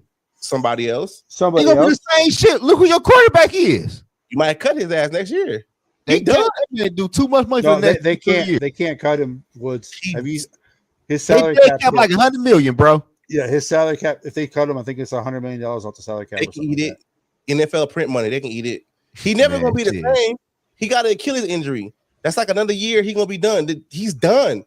You're gonna have to do something with that team. You're gonna have to just go in there and just gut the front office and the coaching staff and start all over. His regular cap hit, Deshaun Watson's regular cap hit next year, I think is like 65 million or something like that. And if they cut I him, tell you it goes what, up- Kevin do it get goes up to fired. 100. We need to bring it back to Minnesota. I'll take his ass. Make him an Offensive OC. A real OC. Does anybody in the NFC West get fired? I don't think so. NFC Who? West. Yeah. No, I like who? Who would get fired? No, I'm just trying to figure out which team will have. Oh an no, opening because for the head coach. Cardinals, Seattle got new head coaches. Yeah. Unless Right. Sean McVay quit and go to the booth. Right. No, I don't know why everybody keep on that's the saying only that. possibility because San Fran's not going to fire He Shanahan. can't do that. He can't be on camera too long. What about Carolina? With that owner, does he fire the coach he just hired? He a new coach. I don't know about Carolina, man. I don't even think they're a real NFL team. Yeah, I don't know. Who would take that job anyway? Hey, I feel sorry for Jalen Milroe. I don't think. Why? I don't. Is he gonna think, be on Carolina? I don't think. At least he get paid though. I Carolina can get a head coach, but I do not think it's a coach who was a head coach before is going to take that job. If they get a new coach, it'll be someone who hasn't coached before. They can take Flores. Go over there, man. Why you keep on doing that, man? Cause I don't like that nigga, man. I don't like his ass. Why? like him. I'm saying you don't like him, but the defense straight. I don't like his ass, man. You should. Hey, man, you doing that though? But we could be stuck with the Ravens defense coordinator or the Baltimore Ravens DC. Woods and I had a conversation after we ended that. I don't like that. After we ended the post game against the Colts game, we had another 40-minute conversation on the phone. Man, I don't like his bum ass, man. But you say you don't like him though. But if I'm not mistaken, the past 2 years, he the reason the Vikings been winning fucking football game. If Fidelcia ain't been a fucking offense, So I don't like him. that's bold, man. That's bold. This is bold prediction. This is bold talk right now. I don't like him. I told y'all before, I don't like his ass. I hope he get a head coaching job. Damn. Wow. And replace him with what? It all depends. Give me Robert Slala. Give me. Be careful what you wish for. Okay, I'm good. Because you seen who KLC hired the first time to be the damn DC. Be careful. Yeah, but Be on careful. Ed Donatel, to be fair Be though, careful. Zoe, to be fair, Ed Donatel has never been as good as Saleh as a defensive coordinator. What's the DC over there in Cleveland? What's his name? No, catch but who did KLC hire? He hired Ed Donatel the first year. Exactly. Well, he Barbara. hired Donatel because D Woods Donatel don't like beef flow. I That's what don't. we And talking whoever want to come at me about it, I got the smoke. Oh my God! That's a wild take. I don't like him. Well, here's where Woods is coming from because him and I have had plenty of conversations. I don't about care where this. you coming from, Cash. If you look I at the don't like Vikings, if you look at the Vikings defense, they only have, other than the corners, take out the corners because the cornerbacks are corners. They only have what was it? Woods 4 players who are true at their position. Everybody else is 4 pretty much players. hybrid. The rest of them are just hybrid players running around. That's it.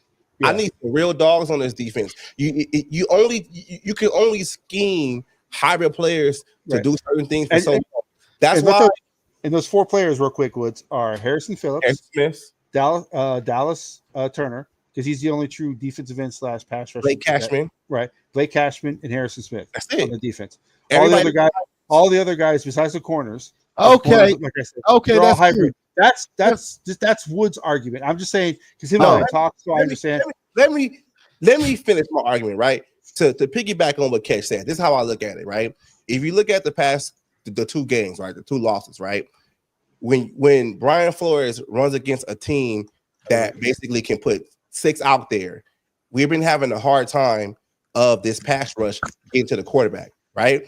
And the reason for that is because these guys on the edges are nothing but slender hybrid type players. Like if you look at the Danielle Hunter, right? When the Vikings had Danielle Hunter was basically a hand in the dirt defensive end, should never be dropping back, right? But you got guys like Jonathan Grenard, Van Giegel, stuff like that. They're hybrid size type outside linebacker type edge guys. So when you put extra tight end or whatever, they can't get to the quarterback. They can't do it. And what I'm saying is this defense doesn't have enough players on this defense that scare opposing offenses. You get what I'm like? They don't have enough dogs on there. Outside of Blake Cashman, you really don't have no real linebackers. So can I ask you a question then, bro? I really want to know. Can I ask you a question? And I'm gonna answer it. Okay, that's cool. So the past 2 years, what been the bread and butter on the Minnesota Vikings team? Justin Jefferson. Come on, man. Let's be for real. I'm being for real right now. Justin Jefferson. Because if you take the last 5 games of the season since the Cincinnati game since last year, that Brian Flores defense got fucking out of this shit. This man said Justin Jefferson. And last year we played the fucking Raiders. We scored 3 points. Our defense gained no damn touchdowns up. Then the Raiders next week put up 30 points on somebody. Our bread and butter been our defense, bro. It ain't been that raggedy ass offense. Get mad because Brian Flores playing people out of position, right? I look at it like this, though. When you run against a real offensive coordinator that can expose Brian Flores' bum ass, like fucking Sean McVay, look what the fuck happened. When you run against somebody like Johnson, look what happened. If we fucking talking about winning the goddamn Super Bowl, we can't fucking win a Super Bowl with these hybrid ass players playing fucking defense. Because you know what? Super Bowl. Because when you run against a legit offense and a legit offense coordinator, Brian Flores standing on the sideline with a fucking clipper looking fucking stupid. This man told me, hey, this man told me, crazy. Hey, this is crazy. This is crazy. Man, I got this right. Why you doing that though, bro? Man, I got this right. Why you doing that though? Y'all overrate Brian Flores for all these fucking stats he got. In the past couple of games, in the past 3 games, we haven't been able to get to the goddamn quarterback. We got a couple of sacks last game against the fucking Colts when the game was fucking over. He can't even right. You right. But D Wood. All I'm saying ain't shit. He gotta fucking go. He wants a real D coordinator that can put players in the spot to fucking win one-on-ones because these players can't fucking win one-on-ones. See, I don't like this shit though. You know why? You know why I don't like this shit? I feel you. He not perfect, but at the same time, he getting his ass ran over all fucking game. You got Jonathan Grenard can't even get past the fucking tight end. Can I say something? Can we fucking beat Detroit in the playoffs like that? Can we fucking beat Frisco like that? No, we fucking can't. I'm just being real. I feel you, bro. I feel you. He not perfect, but can I ask you a question? D Woods. He don't fix his mistakes. Middle of the field is always fucking open. Always goddamn open. Middle of the field. I sat there Thursday night at the fucking Rams game and watched these motherfuckers go down the field and get everything they fucking wanted. I watched the Detroit Lions go down the field, get everything they fucking wanted. That's on Brian Flores' bum ass. Because he ain't got nobody on the team that can win one-on-ones. The corners, geriatric. Like, Bro, we got a corner that lost an ACL, a corner that died, It don't. Yeah. So why the hell you go out and get these geriatric guys that you know they can't? Nah, it's the GM. Because no, because you know what's gonna happen, though? It's gonna be the same shit that Sean McVay did. They gonna motion guys over and isolate one of these old ass fucking corners and get one-on-one coverage, and he can't fucking play man to man, and they gonna go down the fucking field. So D Wood, can I ask you a question? You keep on talking about the defense. The last time I checked, the Minnesota Vikings is an offensive team. All our money is spent on offense. The Vikings offense ain't worth shit. The Vikings offense ain't worth nothing. And you talking about firing Brian Flores. And Brian Flores is the reason we win a football game. We played a regular ass Indianapolis Colts. The defense is ranked dead last. We didn't score no points in the first half. We almost lost. And you talking about blame the defense. The offense don't score no damn points. You know what, goddammit? I hope we lose Jacksonville yesterday tomorrow. I hope we do. I don't give a fuck. I hope we do. And guess why we gonna lose? And guess why we gonna lose to Jacksonville?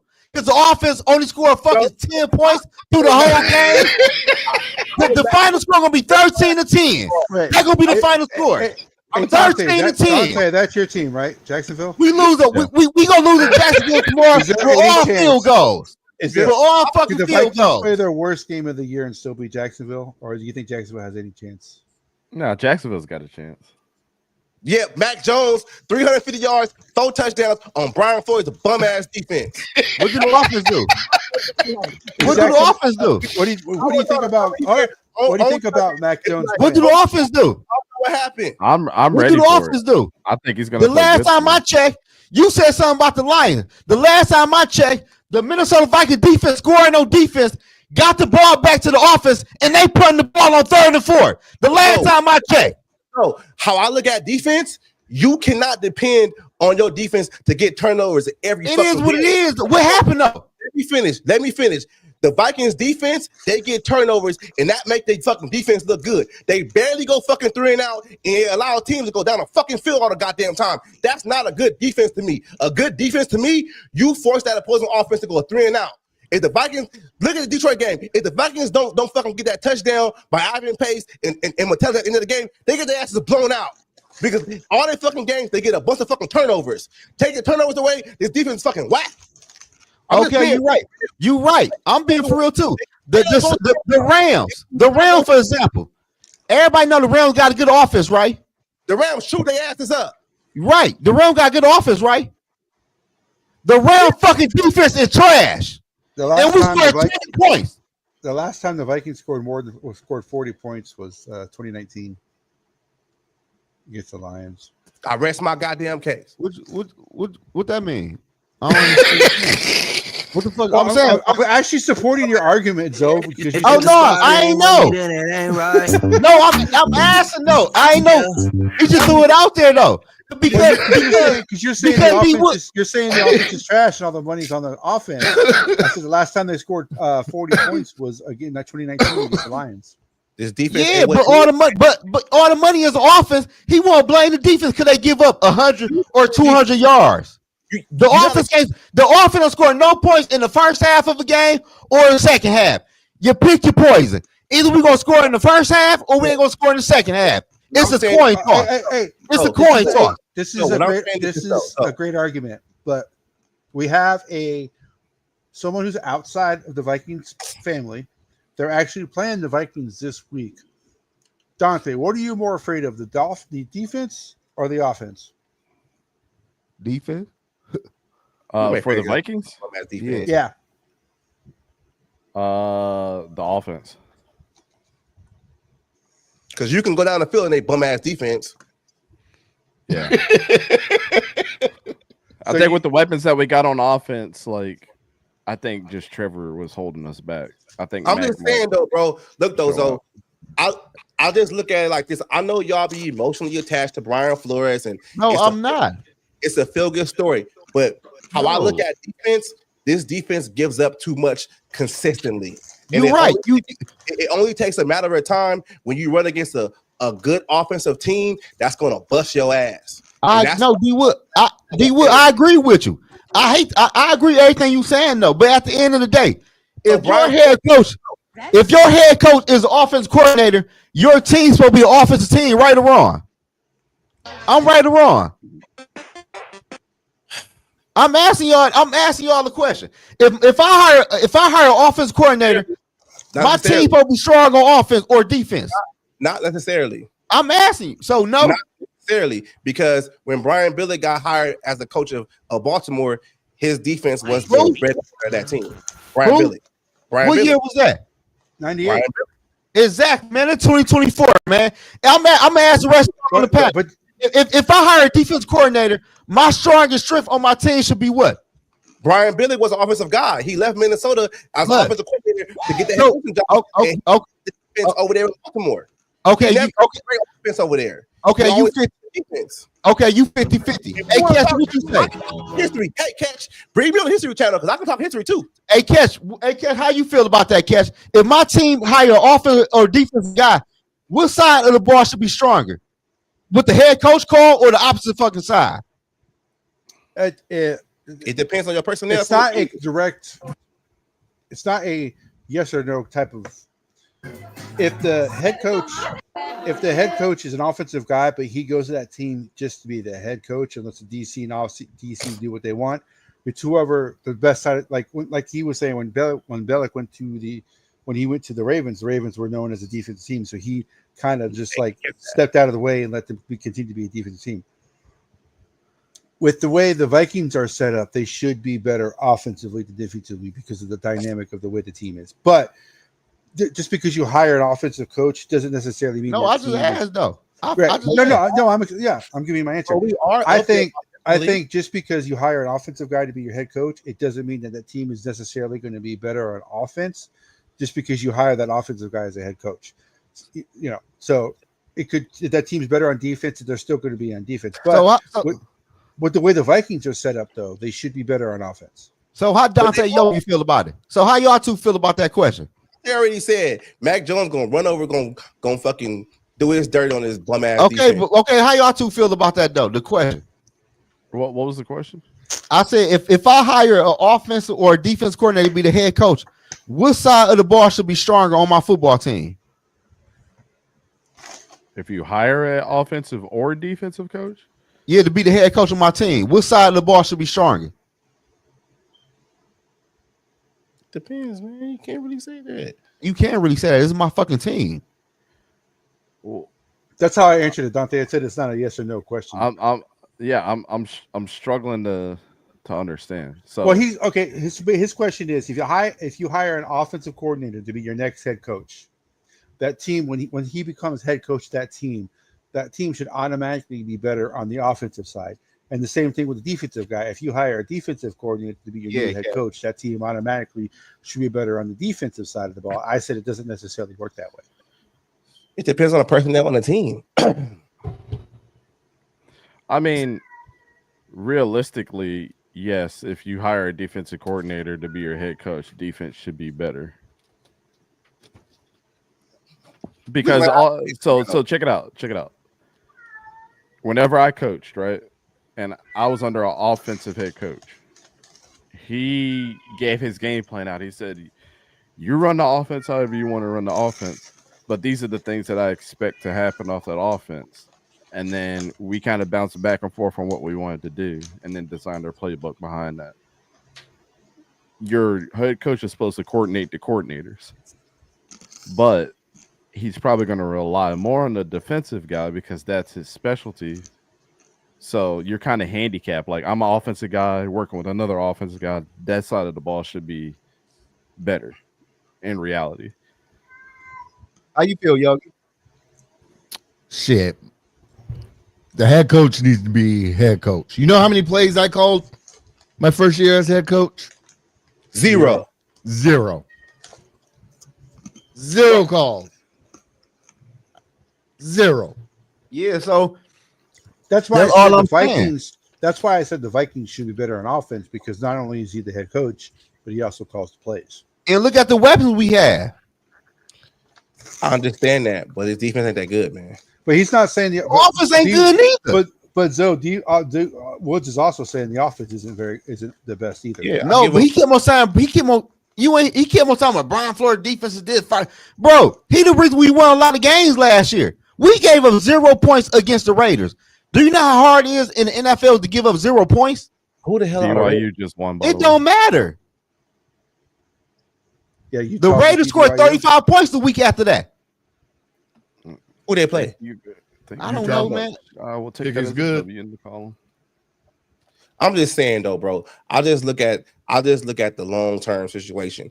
I'm not always jumping up and down with the sacks and shit like that. I look at you guys the first couple of weeks of the season. Brian Flores was the best thing since sliced bread. I saw holes in this fucking defense. I saw it. It's holes. And I saw when we ran across better offenses and better offensive coordinators, our defense consistently got exposed. Yes, our defense gives up too many yards. I don't like that. I feel you, D-Will, but they're going to lose football game. They're not going to be perfect. No, you're going to start to use more football games like that because you give up too much yards. You have to start having 3 and outs with these teams. You cannot allow bum-ass teams to come in your fucking house and get 300 yards all the way through and get everything that they want. That's not a good defense.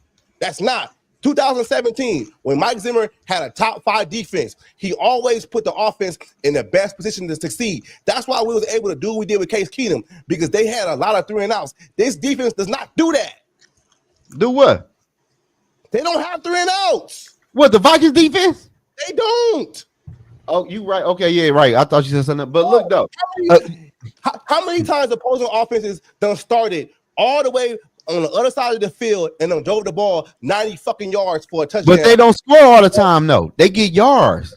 But they have. See, D Woods. Our argument in this though, D Woods. Our whole argument is this. I'm gonna take it back at 2017, right? 2017 Vikings defense with Mike Zimmer, right? When you had dogs on that defense, when you had Daniil Hunter, you had Harrison Smith, all these guys at their peak, they were able to shut teams down, 3 and out, and get an offense a fucking short end of the field. Our defense don't do that. They don't. We don't have dogs like that on our defense, bro. Catch. How time am I saying that shit? But I'm saying what you saying. Like, we know our defense not perfect, bro. Our defense ain't good because we can't stop teams like it's not Brian Flores' fault. It is his fault. Okay, so it's Brian Flores' fault that last week our offense can't score no points. Come on, man. You want come on? What you saying don't make sense. The offense don't score no points. Hey, Yogi. Tomorrow when we play Jacksonville, our defense could get a turnover at the 30-yard line. Guess what the Vikings gonna do? Turn that bitch over or kick a field goal. Then they won't score again until the 3rd quarter.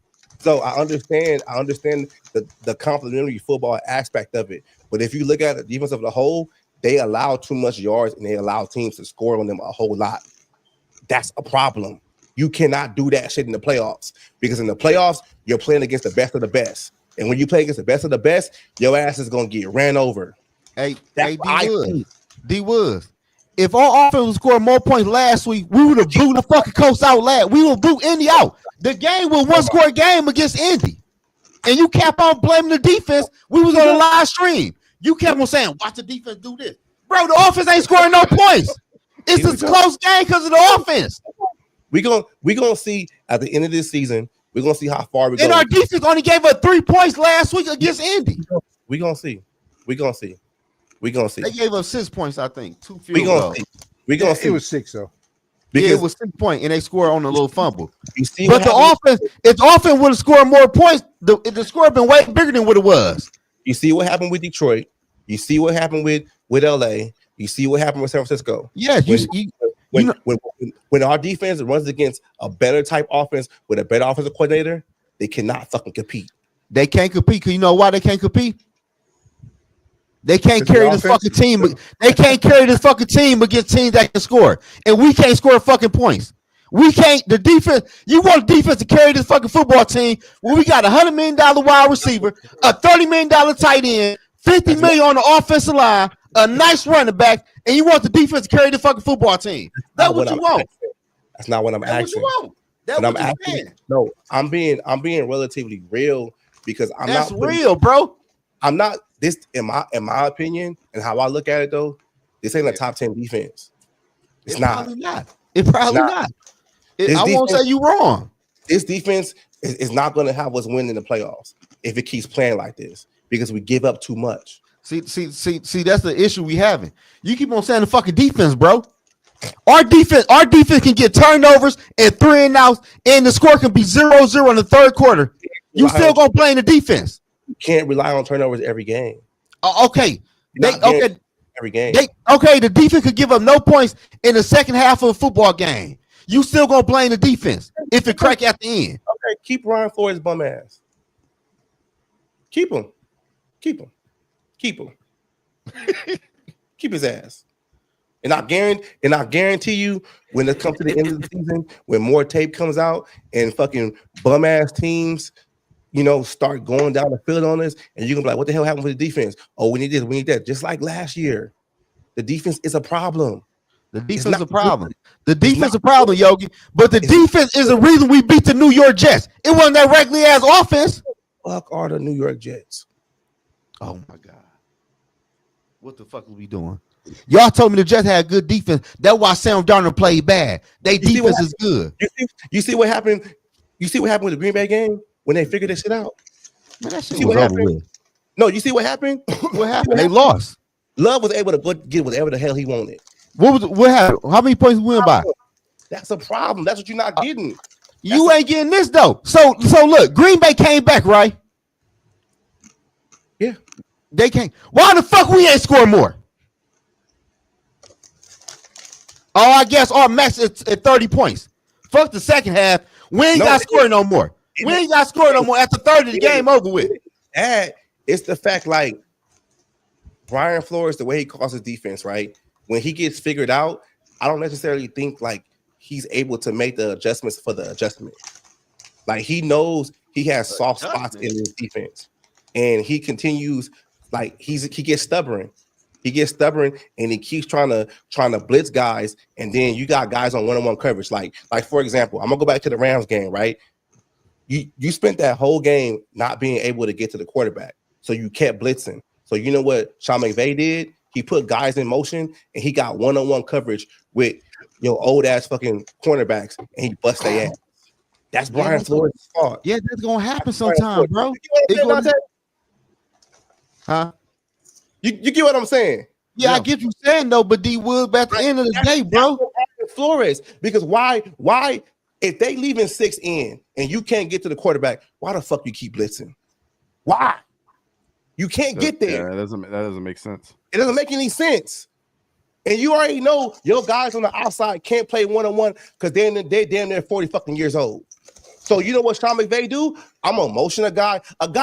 They fucking 30-string fucking wide receiver bust our ass for 2 touchdowns because he got one-on-one coverage against fucking Stephon Gilmore and broke his goddamn ankles in the middle of the field. That's what happens.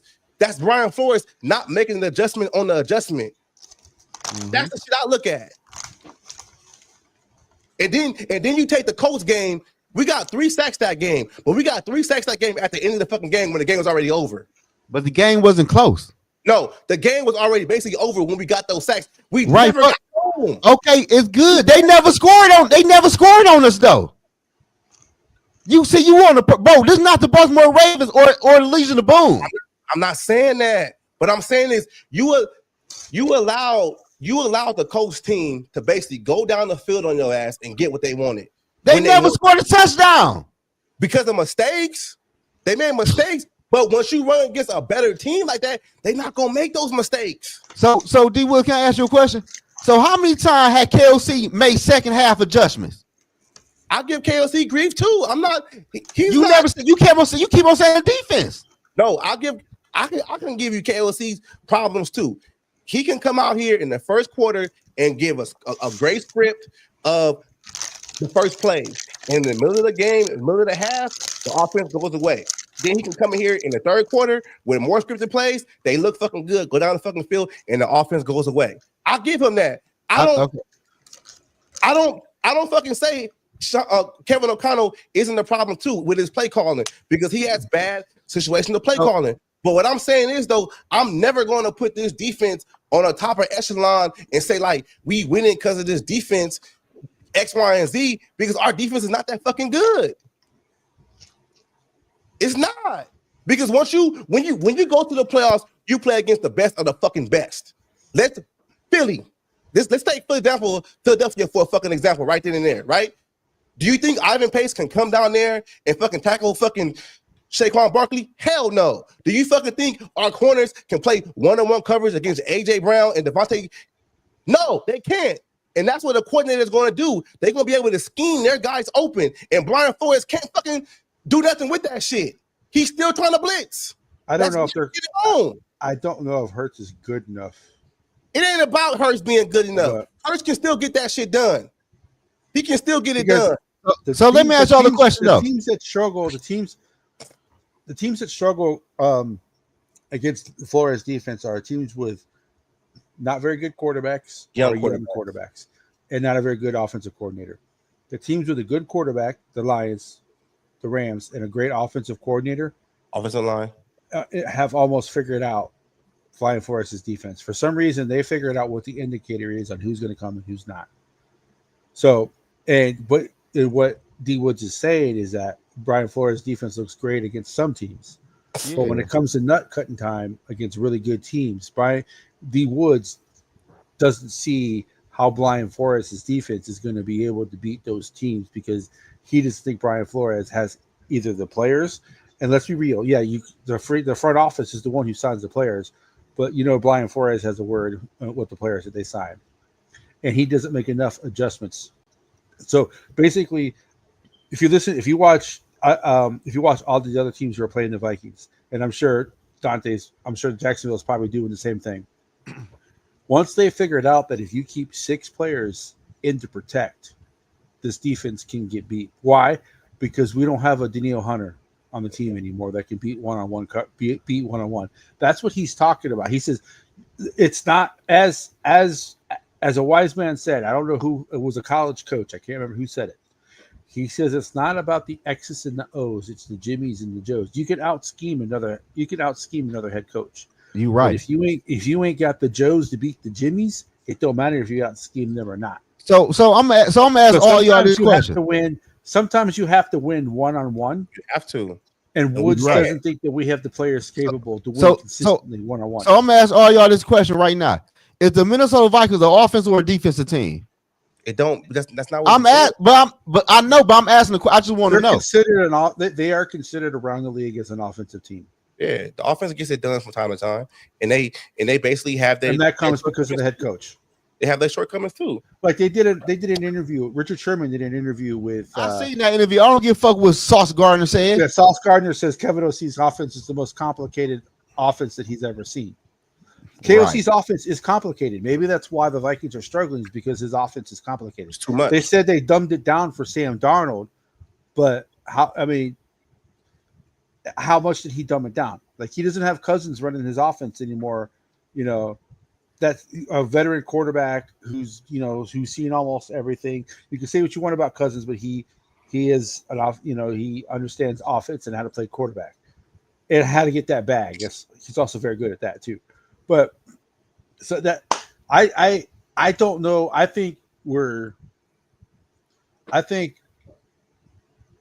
consider us an offensive team. That's why I think I give KOC so much grief. And I actually complimented KOC because he actually ran the ball against the Colts down the field. I think he threw the ball twice to beat him. He needs to do more of that. So that's my thing with KOC. Offense made a lot of mistakes in that Colts game. So, but you will, even a bad defense plays good once in a while. Flores' defense is above average, but I'm not going to say it's championship worthy. If that makes sense. It's not.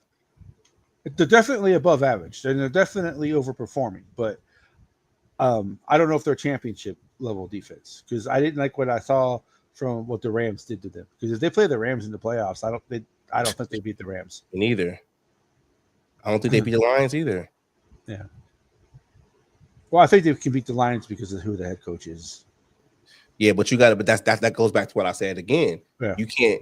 That's a turnover worthy type play. Like, yeah, you can't go into the game defensively expecting to get turnovers to win the game for you. You're gonna need 3 and outs. Right. That's how I look at it. You're not gonna get a turnover every game. It is what it is. I mean, they do get 3 and outs, but like I said, it's mostly they do. If you look at they do struggle. But here's the thing, though, they're also missing Blake Cashman too, so we don't know how much he means to that defense, getting them in the right position too. So that's another variable that's missing. I think he's playing Sunday, so that's a different variable of the defense that we don't know how much Blake Cashman actually means to that defense. Because I tell you right now, Pace is playing Cashman's position right now, and Pace ain't it. Pace is not a Cashman, so we'll see. I don't know what the answer is. I can see your point about the defense, Woods, about because he has all these hybrid players and whatever. I also see Zoe's point to where the defense is keeping this team in games, and I'm more disappointed in the offense than I am with the defense. But I don't know if that's coaching, if that's Darnold as quarterback, or bad offensive line, the interior offensive line. I don't know. What you think? I tell you what I don't like. This motherfucking offices starting on the motherfucking 30-yard line all the damn time. I hate that rule. I hate the new kickoff. Yeah. Oh my gosh, it's ridiculous. I don't like it. Yeah, because I like it's 10 yards less for them to get a field goal, at least a field goal that they have to get. Oh no, defense got to stop them.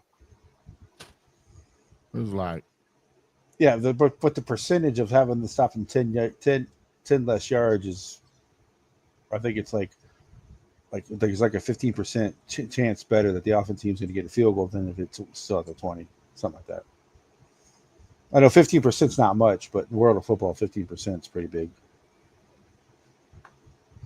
So I don't know what the answer is. I kind of see both of your all's points. I know that's kind of like sitting on the top of an A-frame roof, sitting on the top of it and not making a decision.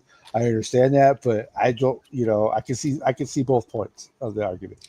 I understand complimentary football. I really do. Like I understand like how the offense, if the offense gets a good drive going on and they keep their drive going, that can keep the defense fresh. I do understand that if the defense goes out there and continuously gets through and outs, that can give the offense short fields.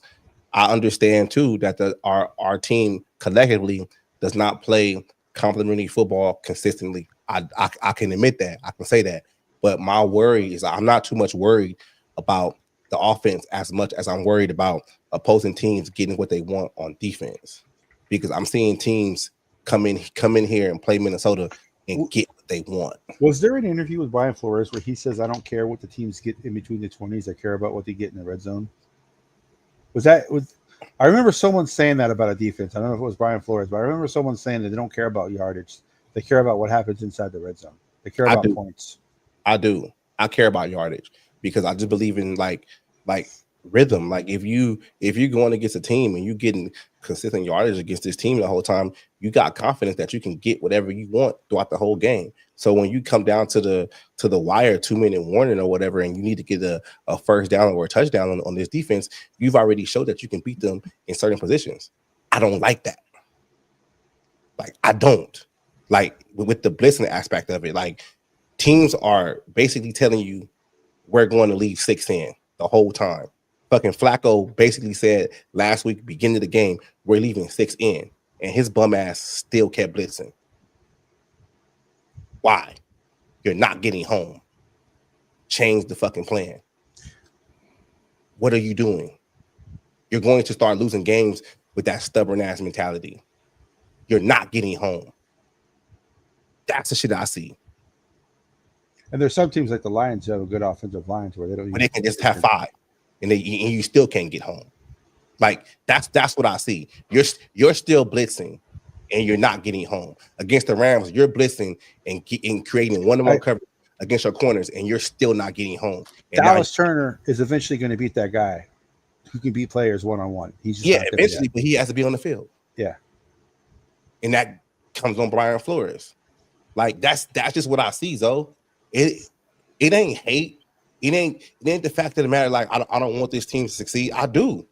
I just don't see us succeeding the way our defense is fucking playing. Our defense needs to play a whole lot better. That's just how I fucking see it. And if Brian Flores wants to continue to be fucking stubborn, he gotta fucking go. That's how I look at it. That debate, man, we went from like 5 viewers to 21. Y'all need to keep it up. I'm just saying, man. Like, I just look at the shit differently, man. It's just like I'm just sitting there, like looking at the Rams game. I'm just like, damn, Puka back, fucking Cup is back, and Cup was basically a decoy that game. Puka the one that did the had same. over 100 yards. Exactly, right. And I'm just sitting there looking like, what up, Skull Productions? I'm just looking like, damn. Oh, I think someone in the room is going to disagree with that last comment Skull made about What'd he playing Mac Jones. Okay, Mac Jones better not get 300 yards. I'm just saying, I think Mac Jones is going to be better than what a lot of people are giving him credit for. I think Trevor Lawrence is a bust, so I agree with you. Hey, Skull Productions, if you got a channel, drop your link in the channel or in the comments. Let's see Skull Productions. Let's see. Dante, do you think Lawrence is a bust? I've said that since we drafted him. So I never saw the hype on him. You could go back years when we drafted him. I said the same shit. I mean, he at had this point in he had time, a lot of great athletes around him at Clemson. Hey, that's the link if anybody wants to tap in. Yeah. I mean, you can say that about any college, but really and truly, his play was not. He never played better than Justin Fields, so I never understood the hype. When that Thanksgiving game, that was Donatel, right? That was Donatel.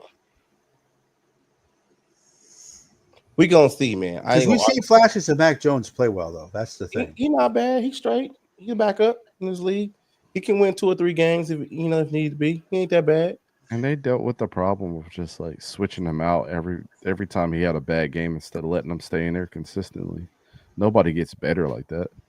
You're not gonna even let me have a chance to come back and prove that I was better than last game. It's bullshit. When they start playing Bailey Zappi and all that shit over there. Yep. Yeah. So Dante, the left tackle for you guys.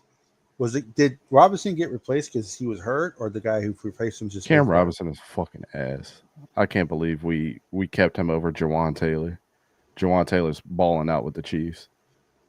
I was so glad when we traded him to you guys. That's the he leaves early too. Jawan tackle for the Chiefs. Well, he doesn't get called for it, so it don't matter. Yeah. But I don't know. He played well against the Colts, but that was the Colts. So yeah, Jawan Taylor's straight though. Like, I don't understand how Cam Robinson got paid over him. That's fucking crazy. But that's y'all problem now. So he's not all that great. Well, he's no Darisaw, I can tell you that much. That's another thing about this offense. Why not just go in victory formation and go to halftime? You get your left tackle hurt because you're trying to score when you know you're probably not going to. Yeah.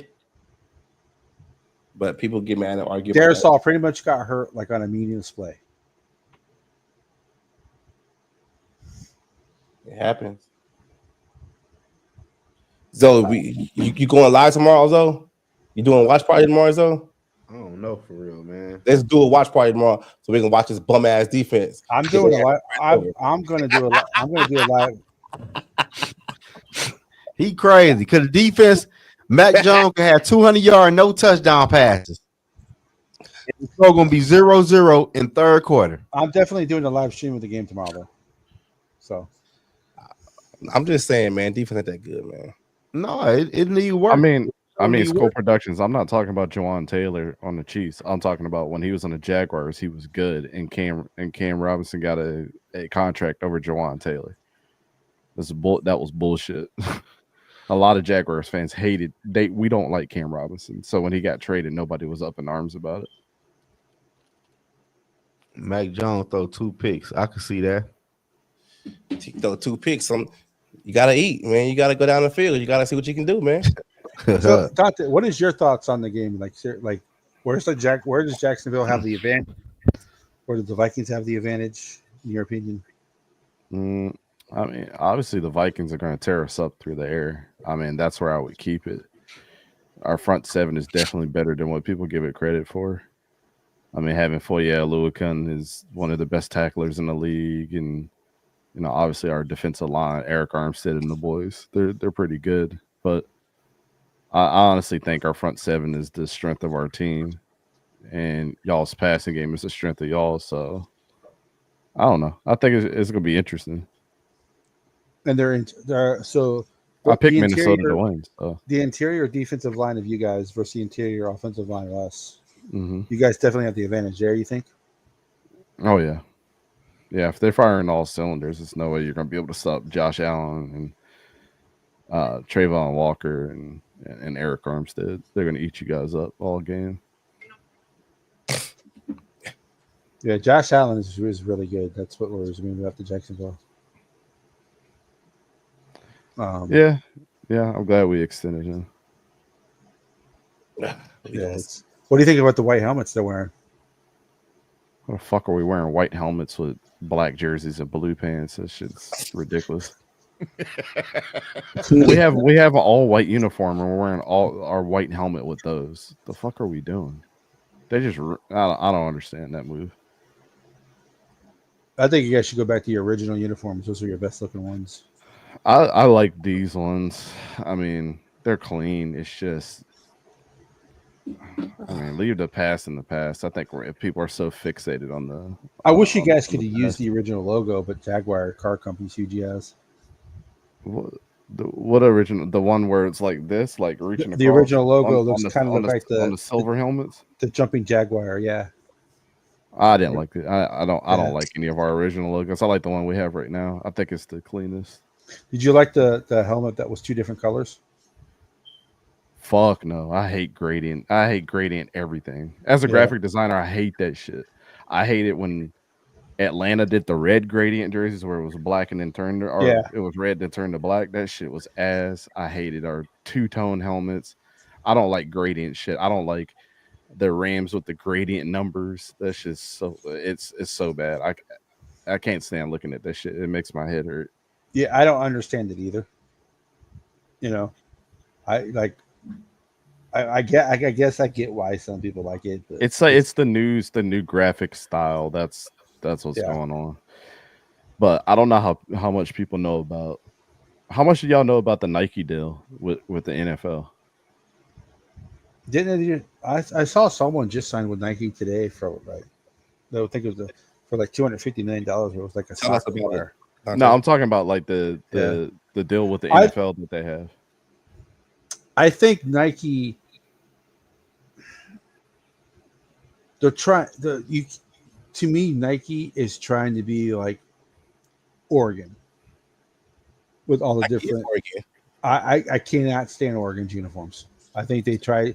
Maybe I'm just old. I don't know, but I think Oregon has way too many different uniforms, and I think the NFL is trying to be like that with every team.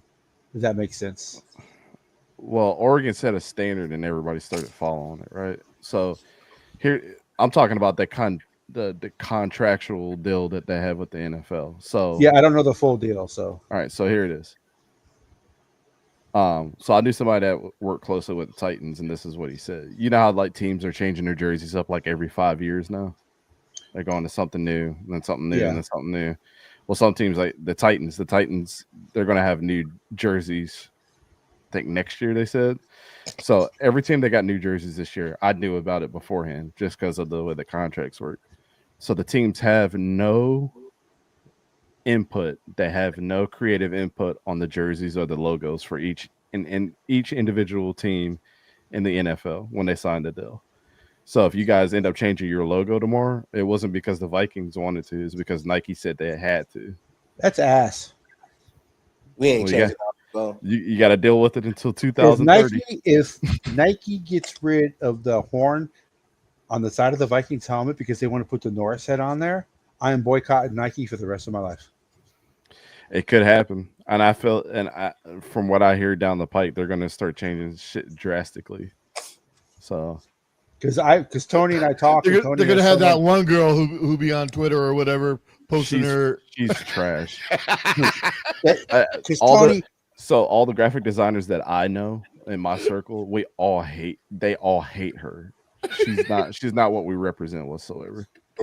Yeah, because Tony says he has someone who knows someone who has a connection inside the Vikings, and he said that the Vikings are getting new uniforms next year, and the horn may be gone off the side of the helmets. I know the Titans are. Man, that horn, that's classic Vikings, man. You can't get rid of that. Yeah, there's a couple that they love the way that they turned out. So all this goes like, so the Eagles changed their word mark, right? And the Eagles community lost it. So here's a couple of things that you have to think about. The supply and demand chain around printing right now is struggling, and especially when you print different colors. So like in the Eagles logo, they had like 3 different greens, white, black, and silver. And now they just have a white or green insignia as far as like their word mark. It's easy to print that on merchandise than it is to do their fucking crazy ass logo that they had before. And Eagles fans lost their shit. But Nike controls that. So the best way to control what Nike's going to do next is not to buy their shit. But fans are stupid, and you're going to support your team. So you're going to go buy stupid shit that you don't really support just because it says the Vikings on the front of it. And so Nike's going to feel like, well, we're still going to make this stupid shit because y'all motherfuckers are buying it. So I have Viking stuff, like particularly the one I'm wearing right now is not Nike merchandise. So DH gate, baby. But yeah, because Tony said that they may change the horn on the side of the head and go to the Norris logo. So that looks stupid. I personally didn't hear that the Vikings were on the. I had to ask him, but yeah, I usually find out around like when the season is starting to end. They start announcing who gets pushed for new jerseys. I didn't hear the Vikings were going, but I know the Titans are. I know the. Are they changing their colors or what? Are they going to like the baby blue? I have no idea. We don't get any details like that. We just know that they're being changed. We knew about all the Packers going to the all white unis like they had with the white helmets. I didn't know about the Jaguars getting a helmet. I heard that. Hold on, let me pull up my email. I'll tell you which ones that I heard about for next year. So the Titans, I know definitely. Because the Broncos changed their uniforms, but they kept the logo. So yeah, which the Broncos uniforms they've grown on me. The Bills are getting new uniforms. You would think that they wait till the stadium was open before they changed their uniforms. Yeah, I knew about the Lions getting new ones. I knew about the Jets going back to the old school ones. I knew about Houston's before that happened. That was one more. So the Bills, the Titans, the Commanders are going back to their old stuff. The Tampa Bay should go back to their old stuff, man. Their uniforms are sweet. Those creamsicles, woo. It's part of their rotation, so they're not going to go back to it. It's part of their rotation several times a year now. I'm trying to go back in the conversation. Who said what? Seattle should go. Seattle, that was the other one. Yeah. So I heard somewhere Seattle was thinking about changing their uniforms. So the rumor about Seattle, what I've been hearing is that next year when they change, they're thinking about combining some of the new school stuff with the old school stuff, like going back to a silver helmet, but keeping the new logo and keeping that dark blue like they have, and then incorporating more of the neon green. So that was the big rumor coming out of that. The things that are on the pants of Seattle, I always wondered what the hell does that stand for? So they stand for like what is it called? The 12th man? No, it's a symbol that was designed by Native Americans in that area that they usually put on the totem poles. Okay. So it's like a logo that was designed by one of the tribes there. If you look at the Seahawk logo, it doesn't look like a real bird. It kind of looks like a Native American type of. It's supposed to be a totem bird. Yeah. Yeah.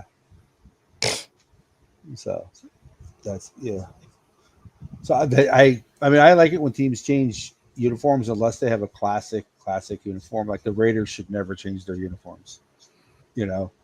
The Raiders should change their fucking logo though. This shit's ugly as shit. I hate looking at that logo.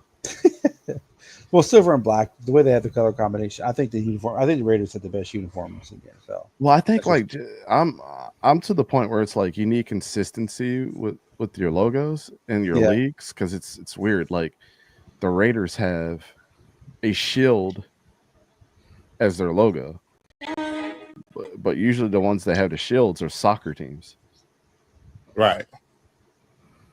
And it's just weird to see like the Raiders with the shield logo. I'll tell you one that I love that everybody hated. The LA Rams. I love the new Rams logo. Everybody hates that shit though. Game from LA. We hate that shit. oh, for real? Yeah, we don't like that shit. Why not? It's stupid looking, man. Like it doesn't go with anything in California, man. It is clean though. It's dumb. And then the Chargers kind of like have the same colors too. So it's kind of like, nah, man, that LA Rams shit. They shouldn't have kept the same shit they had in St. Louis. That would have stood out a whole lot better out here. What, the old gold? Yeah, the blue and gold or something like that. Like that was like a whole lot better. Are you talking about the Kurt Warner era type jerseys or the Mark Bolger ones? The navy and bronze. Yeah, British on turf. That shit that was a whole lot better out here. But that new shit, we don't really like it. But we ain't even Rams fans anyway, so yeah. Nobody really cares. I always wonder why people didn't like it, but I could see the color thing clashing with the church. Well, I mean, that's why they share the same stadium. Yeah, it basically look like they're like sister teams and shit because they have the same colors. Well, the Chargers uniforms are way better. Yeah. Well, the Chargers kind of kept like the classic stuff. Like the Chargers, I don't know, man. It just looks a little weird. Like when you with the LA teams, you got the Lakers, you know, the Dodgers and stuff like that. Like, you know, the Clippers, like the Clippers changed their whole thing too. So they got a whole different thing kind of like that. They actually have their own arena for once. Yeah, they got their own arena for once. So it's like when they showed us that Rams logo, we were like, man, that shit don't go. And it was like it looked at too like Dodger looking, some shit like it was like a fake Dodger or some shit. So people didn't really like it. And then when the Chargers they shit looked the same. But every team in Los Angeles has different colors though. It's not like Pittsburgh where every team is black and yellow. Yeah, but each team in LA has its own colors. Yeah, but when top teams in LA is what? Lakers, right? Mm-hmm. The Lakers are the Lakers and Dodgers, right? They win the most, they breed the most revenue in there. You need to get something that's going to stand out to like bring shit there. Because none of the logos that either one of those teams has was invented in Los Because Angeles. you gotta think about it. Real people in LA, we didn't want these motherfuckers here. We wanted the Raiders. Yeah, but Woods, both those logos you're talking about for the Dodgers and the Lakers, the Dodgers logo wasn't invented in LA. Was it? But it doesn't go. It looks like completely off.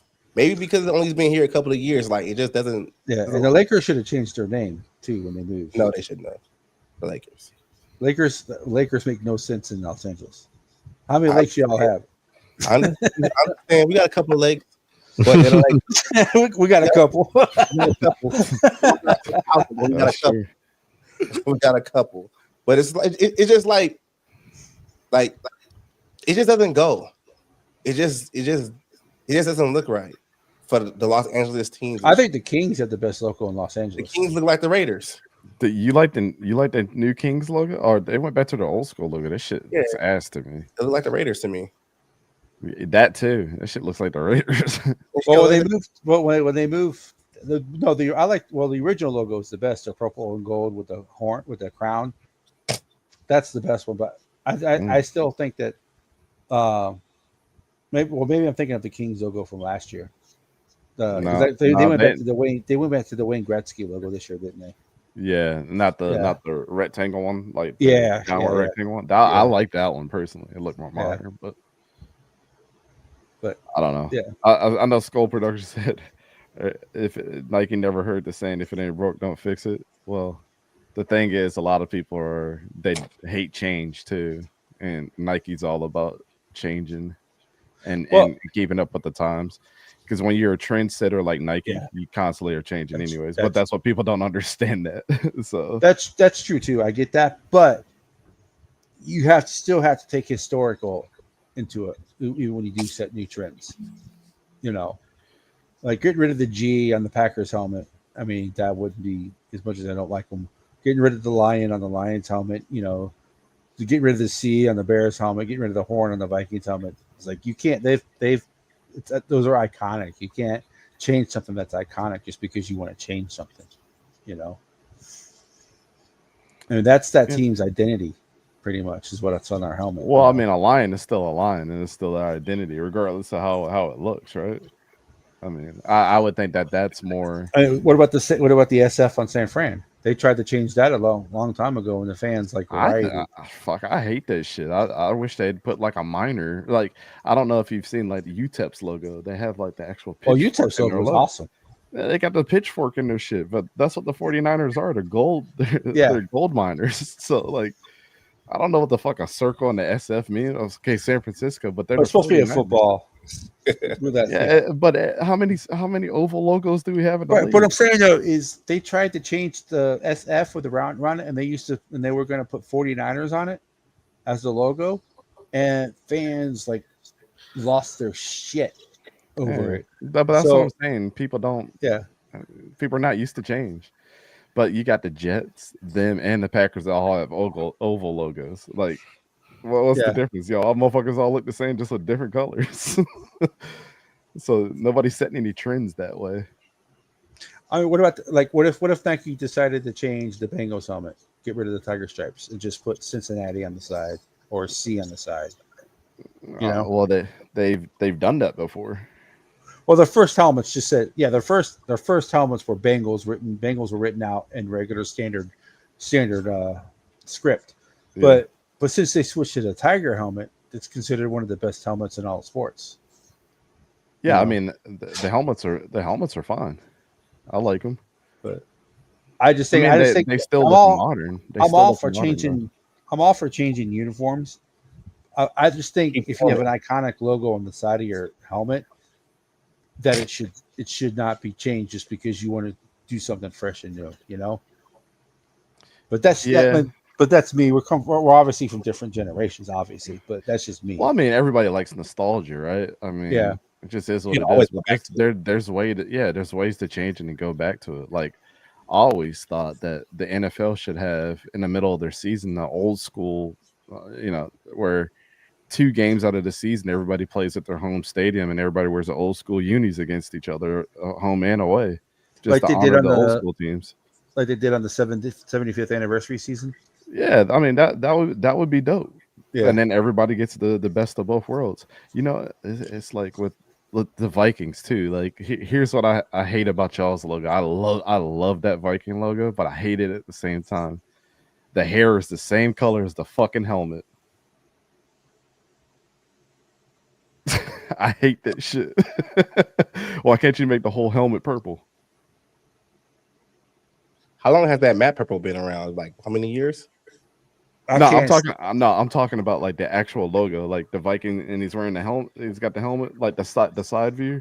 He's talking about the Norris Head logo. Just the logo, yeah, just the Norris Head logo. He's talking about this. He's talking about this logo. Yeah. Why isn't that helmet all purple? Why is it yellow on the top? It looks like it's hair. Yeah.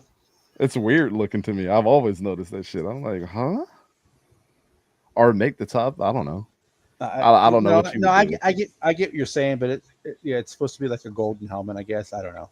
I'm gonna pull this shit in Photoshop real quick and edit it and see how it looks. Well, I'll settle this score. But I'm about to head out, y'all. All right, man. I'm out here too, man. You're not gonna stay into the Vikings game? Nah, man. You're gonna lose that challenge? I gotta get some sleep so I can watch that bum ass defense. But hey, Yogi. So Yogi, you're not gonna be on the live stream tomorrow? I might jump in. Yeah, I might jump in too every time the defense. Well, I'm definitely gonna do it. So if you wanna do like a D Williams got to jump in and say, Ivan Pace fucking sucks. I do that. and then just leave. I'll do that. I will definitely do that. Ivan Pace fucking So sucks. Zoe, are you getting on? Man, I don't know. I gotta see. Shit, it's 3:00 where I'm at. Yeah, he gonna get on. He gonna get on. He like you. He love you too. I'm a night bird anyway. I'll go to bed at 6 o'clock in the morning and get. He gonna get on. He gonna get on. When you get on, I'm gonna be right there talking shit. Bum ass. Hey, just let me call the plays in between y'all arguing. That's all I care about. Getting his ass ran over again. D Woods is gonna be dead ass asleep. So Yogi, are you gonna set it up or do you want me to? Go ahead. Just put it on your channel. So we got to get your watch hours up. Yeah, I understand that, but no one like Friday. No one really watches though. So I kind of. Is there a way we can do like your channel, but link it to where it goes to mine? What do you mean? Because like when I add when I do the Friday free for all and I add your channel, we have like way more viewers than when it's just like mine channel. Is there a way like we can put your channel in there but send them to mine, or does it not work that way? No. Okay. We got to get those people sub to your channel. Right. That I'm trying to figure out a way like how to do that from like using your channel. You just gotta keep going live.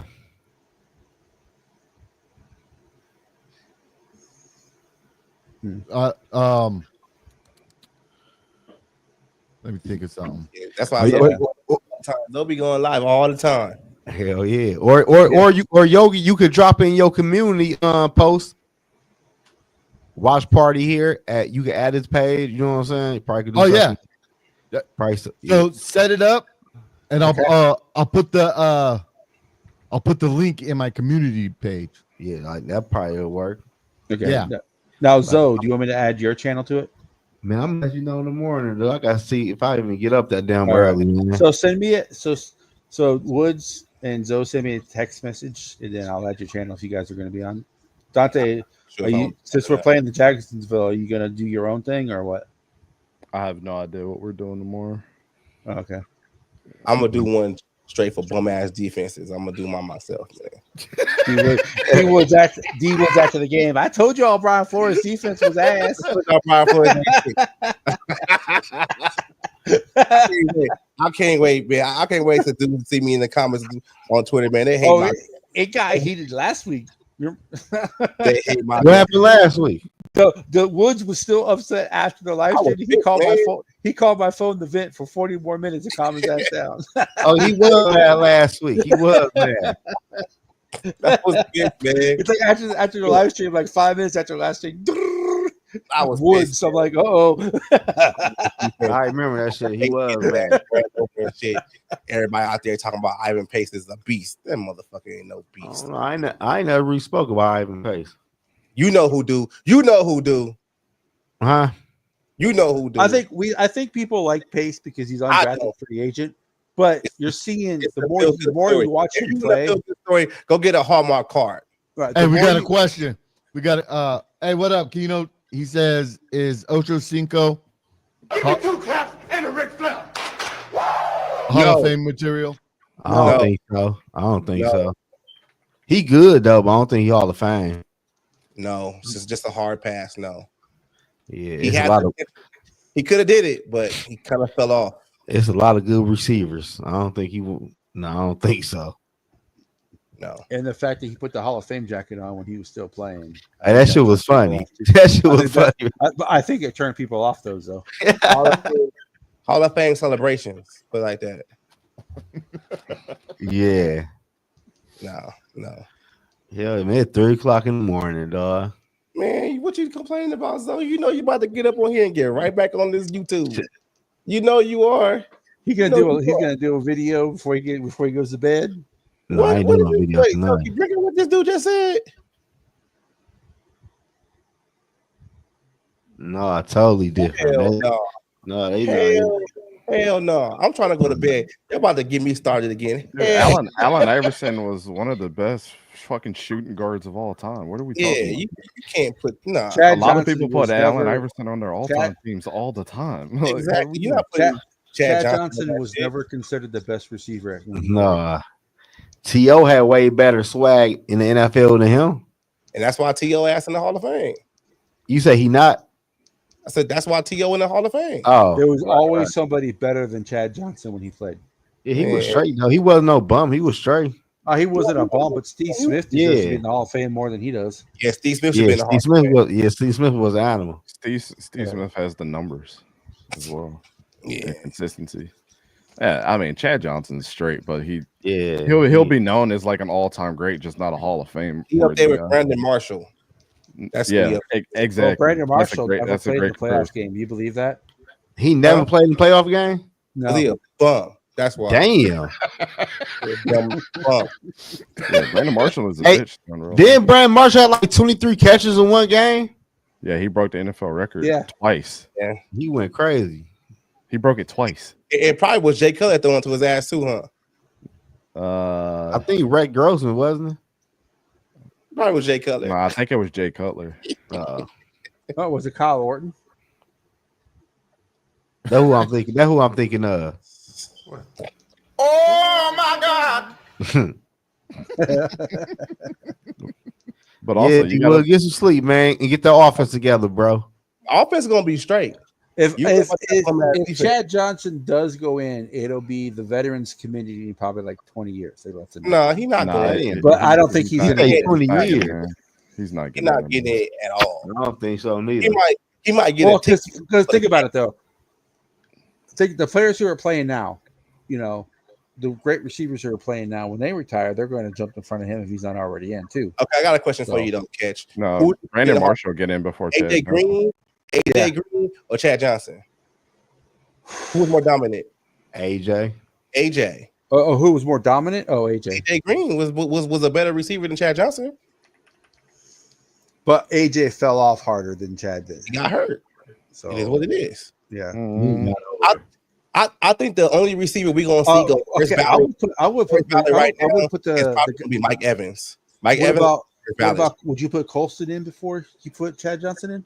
Not who? over Mike Evans. The guy from the Saints? Would you No. put Marquise Colston in before you put Chad No. Johnson in? Marcus No. Colston doesn't have the numbers, not even over Chad Johnson. So, No, not putting him in either.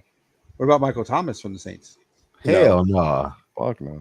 No, I'm just bringing I'm up. telling you, the only receiver I can see like going first ballot Hall of Fame that's playing right now is probably Mike Evans. That's it. No, JJ. Man, We don't nah, know. Antonio Brown. If Justin Jefferson keeps up That what he's crazy doing, one. he's first. ballot. Yeah, Antonio Brown. I would put Antonio. Would you put Beckham? Nah, he's Jr. crazy, before but Chad Antonio Johnson? Brown gave Yeah, people Antonio nasty Brown has work, numbers, bro. man. That Yeah, 7-year stretch he had was Oh, hell insane, bro. What about Beckham Jr.? No, I say no. hell He's, no. he's too up and down. He don't have the numbers either. JJ's too early too though. We don't know yet. He got Wait, I said if he keeps up the pace that he's doing, he's definitely. Oh, yeah. Yeah, him and Jamar get in at the same time. That would be pretty cool. They both do the gritty on the stage. You guys are good. and no Joe Burrow because he ain't ever won a Super Bowl no MVPs. So God, we back to that. Hey, I'm just trying to get viewers. I'm just trying to, have people eat their popcorn. Joe Burrow Hey, be I don't get Or the- Josh Allen, both of them are I getting in. didn't believe anything I was saying, but I was just debating. That's why when you guys made it, like, both of them should disagree. get in. Yo, you know who should get into the Hall of Fame? Anquan Bolden. Nobody wants to have that Yeah. Oh, conversation, and man. here's the thing. He is one of the nicest dudes you will ever meet. Mhm. He is a fantastic person on top of being a great football player. And he got a Super Bowl too with Baltimore. Yeah. How about Fitzgerald? Is Heinz Ward in the NFL? Oh, Fitzgerald's first ballot, bro. Hell yeah, Fitzgerald That was nice. motherfucker was nasty. Is Heinz Ward in the Hall of Fame? No. No, he don't deserve to get in though. He ain't got the numbers to me. Yeah, but he played on those championship Steeler teams, man. I know they weigh The Hall Hall that of shit way Famers too care. heavy. Michael Irvin ain't got the numbers to be a Hall of Famer, but he's that in was because he back came then, from though. the team. My wife would hate this. She's a Jerome Bettis fan, but Jerome Bettis is not a fucking Hall of Famer either. Well, isn't he like Ain't he fourth in there, all-time right? rushing? He's like top 10 all-time rushing, ain't he? I don't. Are we even talking think about the he's- Rams Bettis, or are we talking about the Steeler Bettis? I'm talking about the all-time Bettis. Have a good night, Jim. Hey, Pierce. Oh my God! Who But that gets is a good first? conversation AP about or the receivers. That's a great conversation to have about the receivers who are not in the Hall of Fame and the ones who should and shouldn't be. That is a great conversation. Because some of those numbers, like back in the day, like they numbers don't mean like Michael Irvin's numbers, like back then when he played, it was like, yeah, he's a top-notch receiver. But if you look at it measuring against the numbers like now, like even with Steve Smith's numbers, Steve Smith smashed all his numbers out already. But Michael Irvin missed games and the Cowboys still won. Yeah, Emmitt Smith missed games, the Cowboys didn't win. Oh my God! Jerome Bettis is in, but Sean Alexander's not, and he's Sean ninth Alexander should be and he's in. ninth all time in touchdowns. Yeah, Sean Alexander should be in the Hall of Fame. Chris Johnson should too. I don't give a fuck what nobody says. Chris Johnson should be in the goddamn Hall of Fame. Well, the problem with Chris Johnson, he was never the best running back because Adrian Peterson was in the league. Yeah, but he got 2 G's too, though. Yeah, he got 2 G's. Well, I know that, but Derrick Henry will be in. He's got Well, Chris Johnson was nasty when he played though. Every quarter, you got to put all the man. You got to put Marshawn in. You got to put CJ2K in. You got to put all those. And not only did he have 2,000 yards running that year, he also had 500 yards receiving in that bitch too. He had 2,500 total. Did he win the yards MVP? that year. No. It probably went to a quarterback. Yo, Chris that Johnson is was crazy. Alvin. You have 2,000 yards rushing, 500 yards receiving, and you don't win the MVP. Yep. God, and he that's had crazy. 16 touchdowns that year too. I'll never forget that. That was an all-time season. Man, Peterson would never had receiving yards because he couldn't. Hell catch. no. He got stone hands. He can't catch. Who? Adrian Peterson. And everybody used to say he had the best hand strength that you would ever like. Yeah, and he the fumbled rumor all was the going time, around that he too. used to crush people's hands on handshakes, but he Yeah. can't catch the ball. That's crazy. That's And nasty he can't work. hold on to it. He fumbled all the time. 5 times. Fumbled 4 times in the goal line in the NFC Championship game. Thank you very fucking much, Peterson. Thank you. Yeah. Yeah, got the strongest hands, but can't fucking hold on to the ball. Everybody Crazy. blames Brett Favre for that loss. No, Yeah, fuck me. you. I catch. I'm with you on that. That's AP fault. Yeah, you fucking fumble 4 times on the goal line. Get the fuck out of here. Did he put my boy Fred Taylor? Fred in, Taylor deserves to be in there. Jimmy Mike Smith, Allstott. Mike Jimmy Allstott Smith. deserves to be in that bitch too. Jimmy Smith deserves to be in the Hall of Fame. The fullback position is a dying breed, and this dude ain't in there. That's crazy. Keno asks, why did Terrell Owens say Randy Moss isn't or shouldn't be a first ballot? Because Terrell Owens has always been Yo, what? Randy Moss. But he wasn't the first ballot Hall of Famer, was he? Terrell Owens was better than Randy Moss.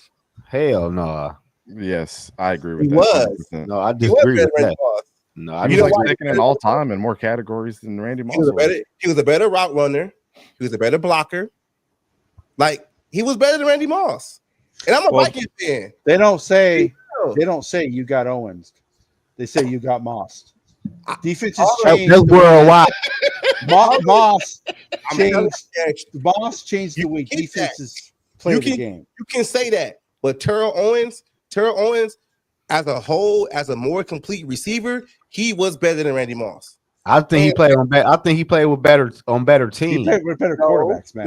No, he went to Buffalo, got a G.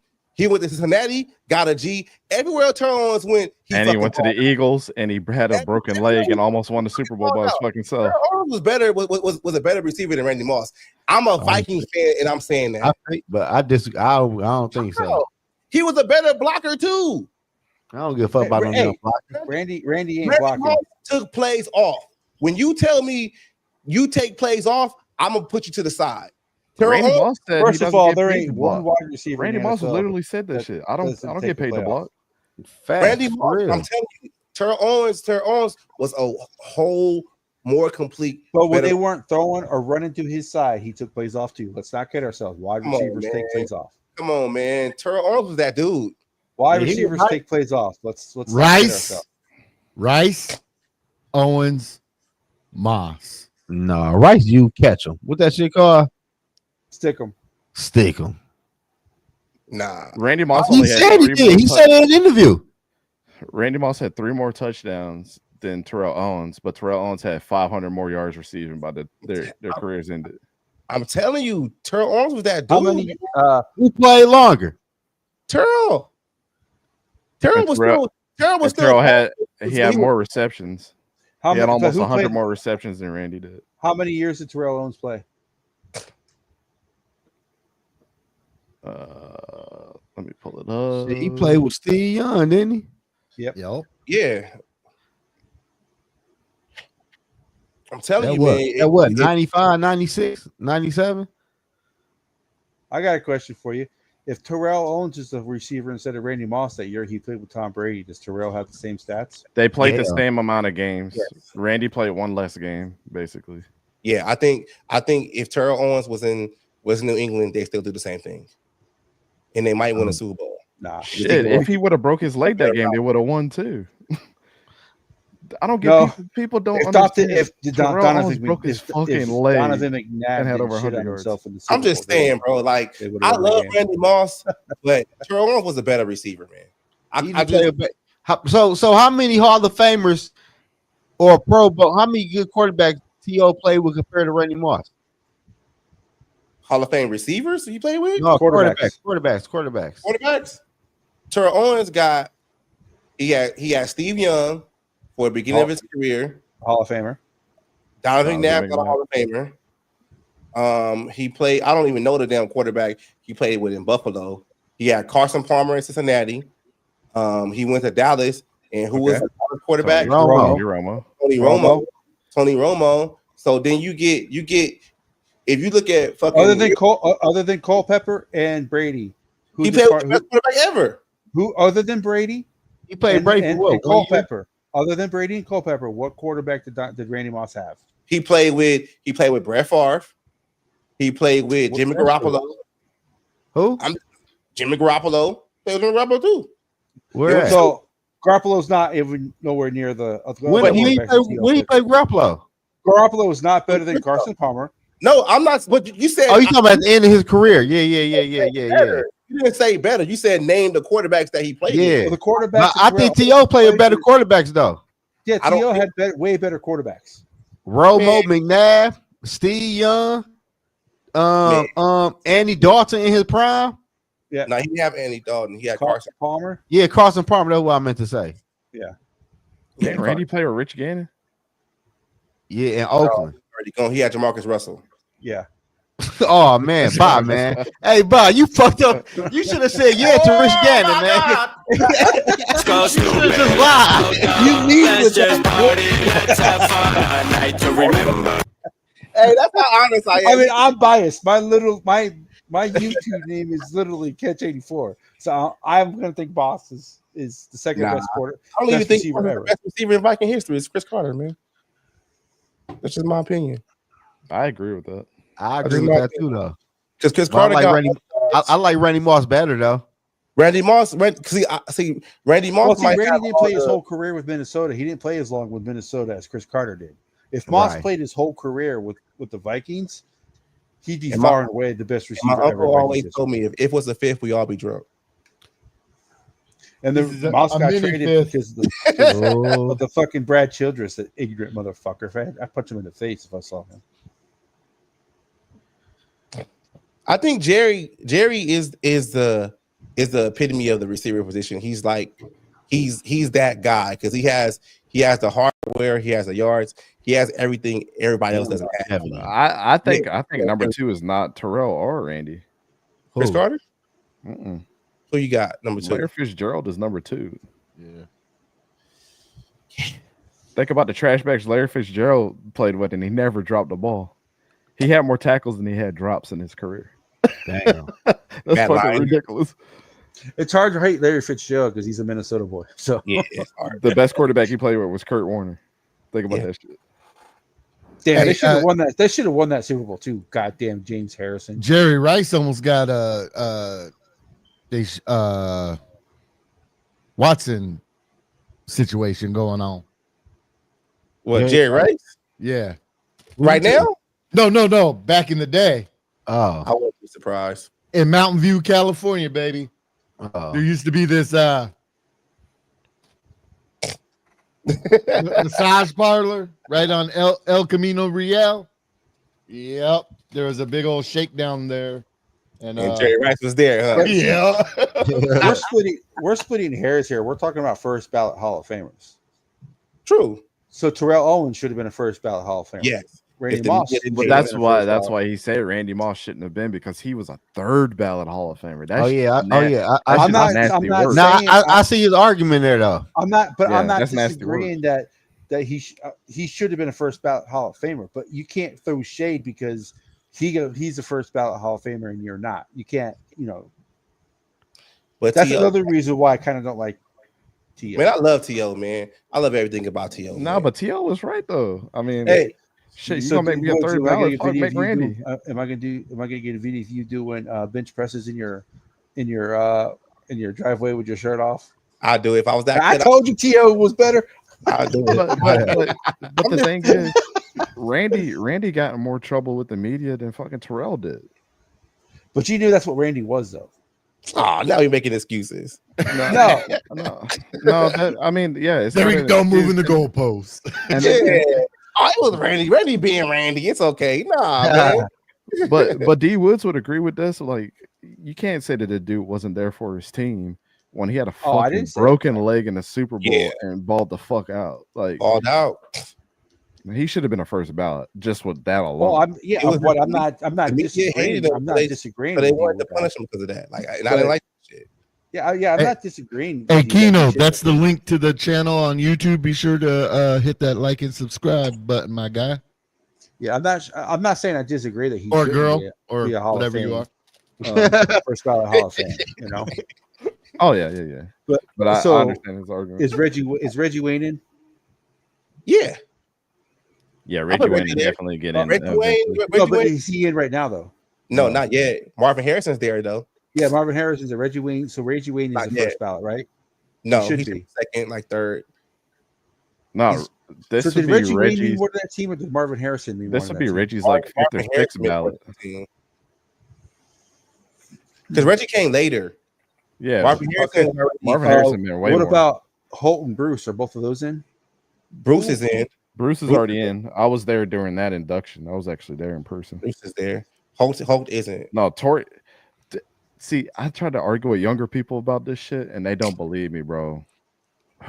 I'm like, y'all motherfuckers remember Megatron, but I said if Torrey Holt didn't have Isaac Bruce there, he would have been better than fucking Calvin Johnson. Torrey Holt was the shit. Yeah, because he was dominated. Was it NC State? I think he was dominant NC State, and then he came in with Isaac Bruce. And he made him retire. He was like, "All right, bro, we don't need you no more." Torrey Holt was the shit. He'll get in too, but he was better than Megatron to me. People just tend to forget that Megatron used to drop all kinds of passes that he should. Well, Herman Moore was Megatron before Megatron. About Andre Johnson, is he in already? Yeah, he got in last year. He got in last year. Andre Johnson was so good. Nice guy too. What about Muhammad? Muhsin Muhammad? Yeah. No, hell no. Muhsin Muhammad's not getting in. You know who's a guy that I want to get in? Eric Moulds. I thought he was the shit back in the day. Eric Moulds was the shit. Don't forget, Peerless Price was just important too. I don't know if he's a Hall of Famer, but Peerless Price was. Eric Moulds is that dude. Y'all know we were talking about earlier, like having different wings of the Hall of Fame. I don't give a fuck what nobody says. One of the smoothest cats that ever played that used to give fucking every cornerback work. I'm talking about Darrell Revis, Champ Bailey, and they said it themselves. Fucking Stevie Johnson. Stevie Johnson should be in the Hall of Fame by himself. He used to fucking murder everybody's favorite cornerback. Every one of them.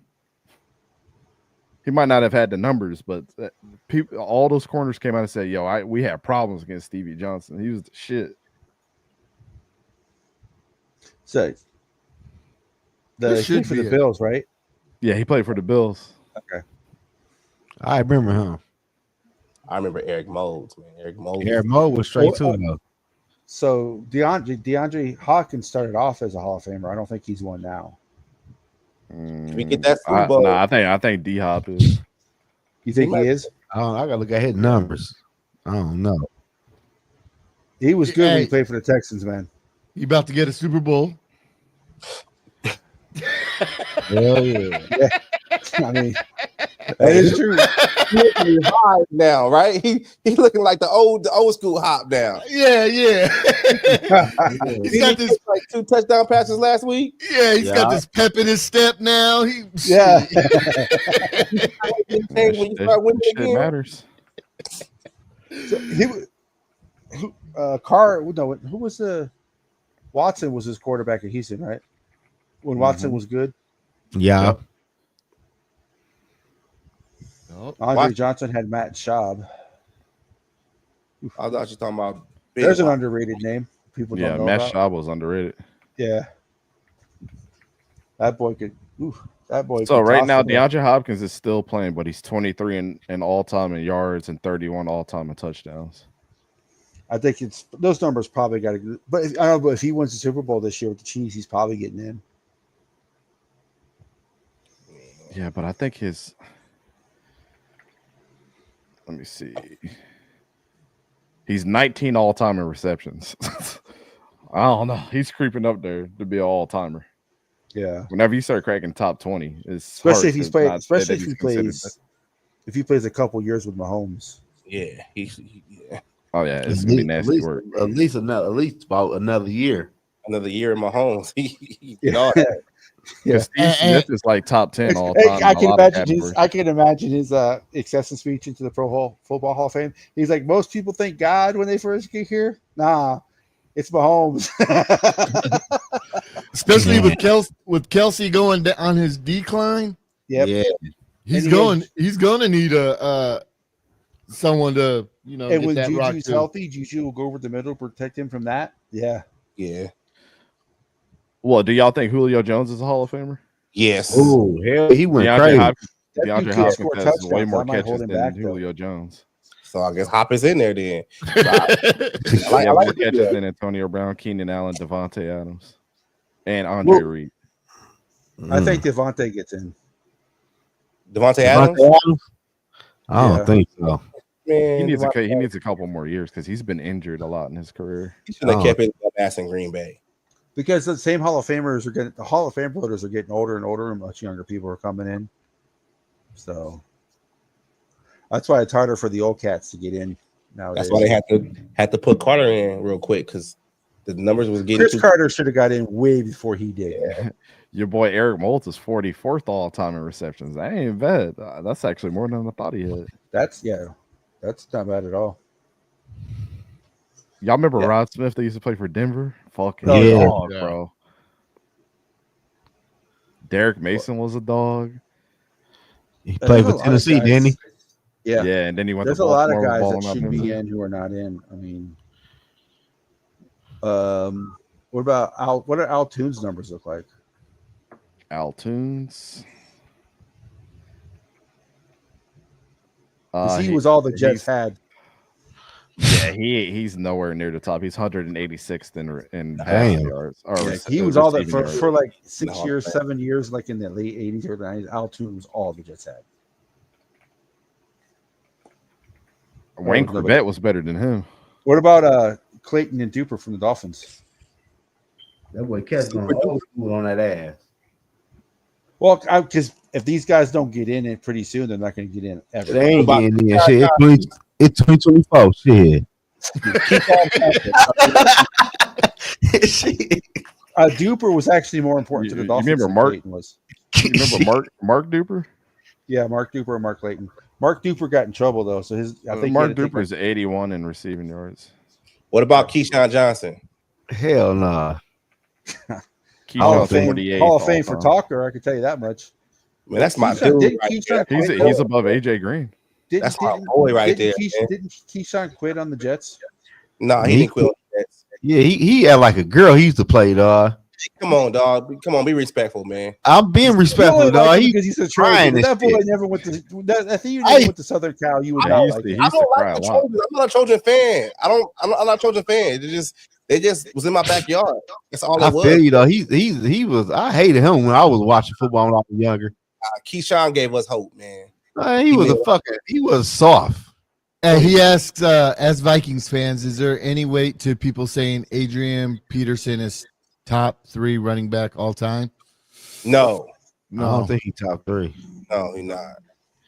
You know, you got Walter Payton. He's top 5, especially with the stats. Yeah, he's top 5. Yeah, I think he's he top fumbled 5. too much to be top. You got LaDainian Tomlinson. Barry Sanders. Emmitt Smith. Curtis Martin. Yeah. Or Marcus Allen. Just a lot of running backs. Yeah. I would say Curtis Martin is. Yeah, I would say. Shit, he top 5 with that one season he had after he tore his ACL. Shit. Oh, because you got Dickerson. Oh yeah, Dickerson. I forgot about Dickerson too. He was nice. Frank Gore actually has better stats than Adrian Peterson. Yeah, he do. That's crazy. I never liked Frank Gore though. He's got 1,000. He's got like 1,200 more yards on the ground than Adrian He might be on somebody's team right now. Frank Gore With is his what? fucking son. Is he 3rd or 4th all time in rushing? He's 3rd all time. Shit, when you had That's crazy. Frank Gore had Terry Bradshaw handing him the ball. That's how long he been playing. Steven Jackson is 18th all time. Steven Jackson was a dog. Jackson. Steven Yeah, he Jackson was. He's a fucking dog, bro. What about Steven Davis from the Washington team? He was pretty good. I ain't like him. What about Freeman McNeil? He's underrated. Who? Freeman Steven McNeil, Davis, running back for the 54th all Jets. time. Adrian Peterson? What do you say? I think Adrian Peterson and Dante Culpepper are the only Vikings to grace the Madden cover 2. JJ hasn't been on the Madden? No. Good. I don't want him to be.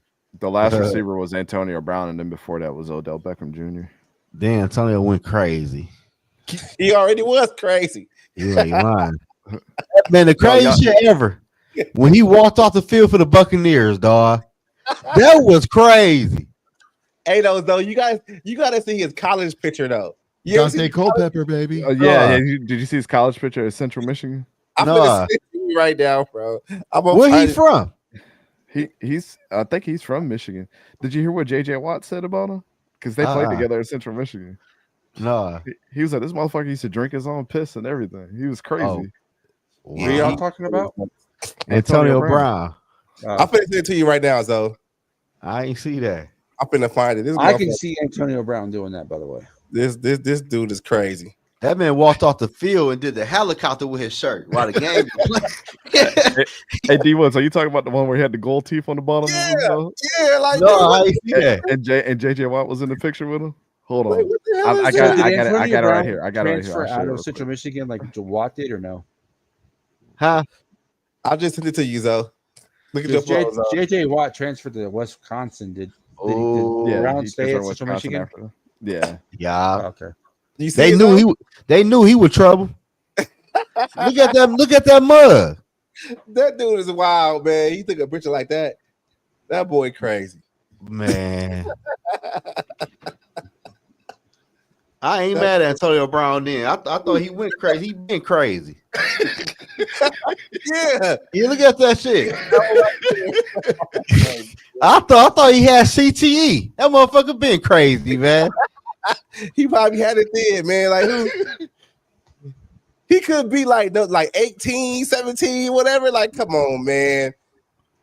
That man walked off the field, dog, with like these while the play was going on. I'm like, this motherfucker crazy, dog. Yo, Hey, to me, that got my man beat that played for the Bills who retired in the middle of the season. Remember? Yeah. Vontae Davis. Oh, you talking about Vontae Davis? Yeah, he said, man, I'm done. Rest in peace, man. Oh, he died. He died? Yeah, He did die too. My man said, what you mean you done? I know it's halftime. He said, no, I'm done. What you mean? He Didn't said, Vernon I Davis quit. quit? Didn't He Vernon, said, his brother Vernon quit in the game too? No, Vernon never. No, did. he got kicked out the game. Oh, sorry. Yeah, Singletary kicked him out. Devontae Davis quit at halftime. That man said, "I'm done. I quit." He's like, "Yeah, I don't feel like playing football anymore." Yo, Yeah, he said. listening to who was that? Who was the corner that was there before? He just got traded to the whatchamacallit. He was on Seattle and then the Bills before that. What the fuck was his name? Travaris White. Travaris White. Okay. Yeah. He said the funniest story about that shit. He said Vontae had like a high pitched voice. He said he went up to him in the locker room. He said, "What you doing, man?" He said, "I'm out, man. I'm done." Hey, you know who else said something about that shit? LaShawn McCoy. Yeah. That shit. Well, he said, "Man, what you mean? I know it's halftime." No, Vontae Davis was the one where he played for the Dolphins, and then during Hard Knocks, wasn't Jeff Ireland one telling him that after he got cut, had like a meeting with him, and he said, "I gotta call my. Can I call my grandma?" Yeah. I can't mess with that man. That man quit at halftime, dog. And they were losing. Yo, who was the receiver that played for the Browns and they told him that he was cut? And he was like, "Was that he Gordon? said, if I can't play, why don't y'all just trade me?" He was like halfway in tears. Shit, he want that contract. He walked into the coach's office. He said, "If y'all ain't gonna play me, just trade me." Johnny Mitchell did that too. He was a tight end for the Jets. God, and the who coach was is that like, dude, "If y'all don't want to be here, don't be here." They said he got up, practice, took his shits off, took his pads off, and just walked. Oh man. It was Corey Coleman, bro. Corey Coleman. Oh, Corey Coleman. Oh my god. That shit was hilarious. We talk about someone you talk about someone flaming out. Holy cow. We got Barber back in the house. Let's go stupid, let's go dumb. It's Let's just 3:30, party, let's have fun, a night to remember. Let's get drunk. Oh man. Look at the other picture I sent you, Zoe. Look at the other picture of Antonio Brown, crazy ass. It was some crazy moments in the NFL, dog. Who the fuck you with? Yeah, tell him. Yeah. Crazy. Yeah. Y'all ain't gonna play me, just trade me. Oh, shit, dog want that contract to get paid. Shit. He said, "Fuck that." Yeah, that was the funniest shit on Hard Knocks when I seen that shit. I couldn't believe a dude came into the coach's office halfway in tears, bro. That is hilarious. Damn, dog. It was some crazy moments in the NFL, man. That motherfucker said, "I'm done." I like watching that video. He said, "I'm out. I'm done." That gotta be the funniest moment, though, dog. At halftime. Because it's funny. If you've ever heard Vontae Davis talk, it's even more hilarious when you hear other players say that that's what he has said in the locker room. I was rolling, bro. So is Vontae? Is he like when David Beckham talks? You don't expect him to sound like that. It's kind of like that situation. Yeah. Well, Vontae was the shit too when he played. When he was on his shit, he was a nice corner. He was nice. That man said, "Fuck that, dog. I can't catch. I can't guard the young boys out here, man. The young Thundercats out here, man. Fuck that." That's like DK Metcalf having a voice like that. That should throw you off. Oh, good man. Oh no, the funniest one that I had to show my wife this. Chris Jones from the Chiefs. He has a high pitched voice too. You ever heard Chris Jones talk? No. Yogi, you're gonna have to put the interview up. I'm gonna put the link in the chat, bro. He has a high pitched voice, and he's a he's a beast too. I would never the tackle from the defensive tackle, bro. He got a high pitched voice. Shit, I'm already go to Coney Island now. Shit, I'm ready to grab me a breakfast meal. Man, shit, you know how late it is, man. Yeah, 24 hours. Shit, the Vikings game comes on in what, 8 hours? Hell yeah. Yogi been on bit for 7 hours and 28 minutes. Yeah, when I joined, it was 3 hours. I'm like, holy shit! You get your watch hours in, man. I should have added my channel to this shit to get my watch. You ain't bullshit. I should have added my shit. I should have added when I came in. That's another 4 hours. I've been on it about 4-5 hours. Bro, Chris Jones sounded like he played for the other team, yo. Straight up. Oh, you put it in the private chat. All right. Yeah, bro. You gotta play that shit. It's hilarious, dog. Okay, hold on. I would have never thought he sounded like this. I'm like, bro, you can't be the best defensive tackle in the league sounding like this, dog. Well, it's kind of like Patrick Mahomes sounded like Kermit the Frog, though. Yeah. But at least it kind of fits him because he's goofy with everything he does. Walking, throwing the ball. That boy over there. Boom. Boom. There we go. That's him with Tariq. Chris Jones, we're here live with the Ricky Phenom. No. Hey, man. That's a voiceover. That's a voiceover. Yeah, that can't be a real voice, dog. They say the games is a lot faster, but obviously you're the cheetah. So No, what that's you think his about voice. that?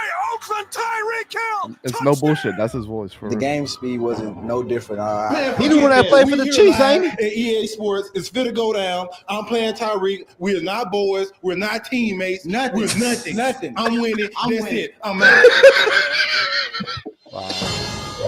Welcome back to beautiful The best Kansas defensive tackle City. in the We're going league, to have an bro. Sound opportunity like to that. see what some youngsters Oh. here in Kansas City are all about. Some of the new Chiefs. Let's go down to the stage with my main man, Pete Sweeney. Thank you, Scott. And here we are. It's time for the Chiefs Player Showcase.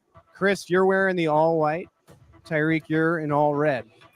Very snowy game at Arrowhead, it looks like. Tyreek picked the game. You know, he picked the snow. We didn't have to play in the snow. You know, any advantage he could have used to win, I let him pick it. That motherfucker ain't got no base. Give me that. Give me that. It's okay. It's okay. He dropped. Oh man. Oh man, he was Ain't running. no way fuck this man beat me on the offensive line, dog. Fuck got me fucked up, Let's dog. go. Field for the first down. Tyreek, like I said once again, man, Tyreek has no defense. Man. I'm just gonna eat him alive. Tyreek wasn't aware that his guys are worn out right now. They're exhausted. I see it in their eyes. They're I'm tired. delivered. I generally think the people who talk Ain't nobody yell like him when he was a kid. Got him. Tyreek, don't leave your spot, man. If you play right there, stay right there. Come here. He's gonna fumble the ball. You know that, don't you? Like he was trying to scare me, but you know what I'm saying? There was no fear in my heart, as you seen. Hell no, ain't no Make fear. some noise, girl. I hear you. I love it. I love it. I try to keep Oh, the crowd nah, in the game. I He was couldn't nervous stand the whole that. game. I seen him shaking. He bit his nail off. Have you looked at his pinky finger? Man, y'all got me fucked up. I can block him. Oh, snap. Y'all are crazy. I You can know what I'm block saying? I was y'all, making plays, man. but I just wasn't able to finish the drive. The best D tackle in the league. Oh, Sound like I you was just able to sound like finish you the sell drive. sugar donuts, bro. That shit is crazy. Let's go. All I can say, man, SMH, man. Shaking my head at what just happened, man. Madden, the Glinches and Madden, man. They got me. I mean, sometimes Madden just does what it want to do, man. I don't know why. Damn, I don't know, man. Do he got kids? I just got to call the right play. I don't know. Man, shit, that motherfucker questionable, Ain't no right dog. play on me. My defense is Shit, y'all are crazy. Yeah, he's got a Yeah, wife. man, He's you got know a wife what and I'm kids. saying? My defense is solid. You know, he got in a 40. You know, we stopped him. That's what I do. I play defense. I win on defense. That's how you. Chris Jones. I ain't know you Damn, why sound you- like that. Yeah, What did you come here for? What did you come down here for? Tell me. To get delivered more. Get delivered.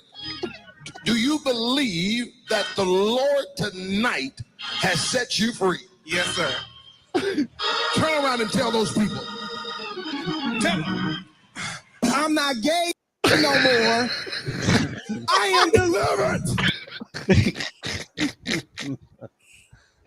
Hey, man, I see why you don't do interviews, dog. I don't never see him do no interview after the game. I see why. My wife was like, "No, that's not him." I said, "Yes, that's the best defensive tackle in the league." You see who the fuck the reins got handed off after Aaron Donald left? Oh, I'm gone, y'all. I'm gonna see y'all tomorrow, man. I'm out. Yeah, it's been 7.5 hours. we gonna end it. I've been on YouTube. Damn, it's 3:30. Hey, yo, you don't put a whole shift on this, man. A whole You put a real show together. Oh man, you broke the records on this bitch. God damn. I expect All my right, pay all right, and all direct right, let me get deposit. this up. Hell yeah, for sure. Direct. Hey, you can cash that meat, man. Yogi said, "I need your routing number." All right, y'all. See y'all tomorrow. All right, hey, Who else? You know who also has a voice that does not match his body? Calais Campbell. Yeah. Yeah. Yeah, it used to be Jalen used to Ramsey people when he come first on. came to the Yeah, we're NFL. gonna go in here. We're gonna dominate. He's like, But "No, at we're least gonna he's come a in here, we're big gonna dude, dominate." bro. He's almost 7 foot tall. Like, Yeah, Damn, he is a 4 o'clock big in the dude. fucking morning, man. I know, man. I gotta get But out of here. okay, so do you have a? I guess I can use the graphic for Wednesday night for the play-by-play for the setting up the cast. Shit. Yeah. I still got liquor left though. all right, guys. All right. I'll see y'all. Okay, Later, Sean, Dante. Nice talking to you again, man. Yeah, Great man. conversation, great arguments. I love it. All right, good luck tomorrow, guys. Yeah. And Curtis, when you set it up, when I wake up, because I'll be up, I'll wake Okay. up about 11. I'll go to your channel, grab the link, and put it on my community. Okay. You do that too, Zoe. Even if you don't go, grab his link and put it on your community wall. Just Is so, you gonna put is you gonna put a picture right there? What do you mean?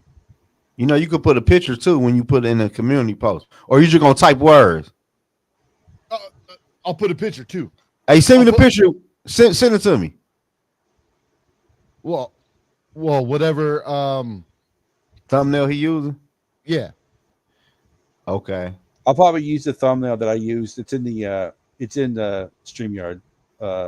Hey, could you send it to me? I can't get it though. I'll use the same one I used for the Wednesday night history, Jaguars and Vikings.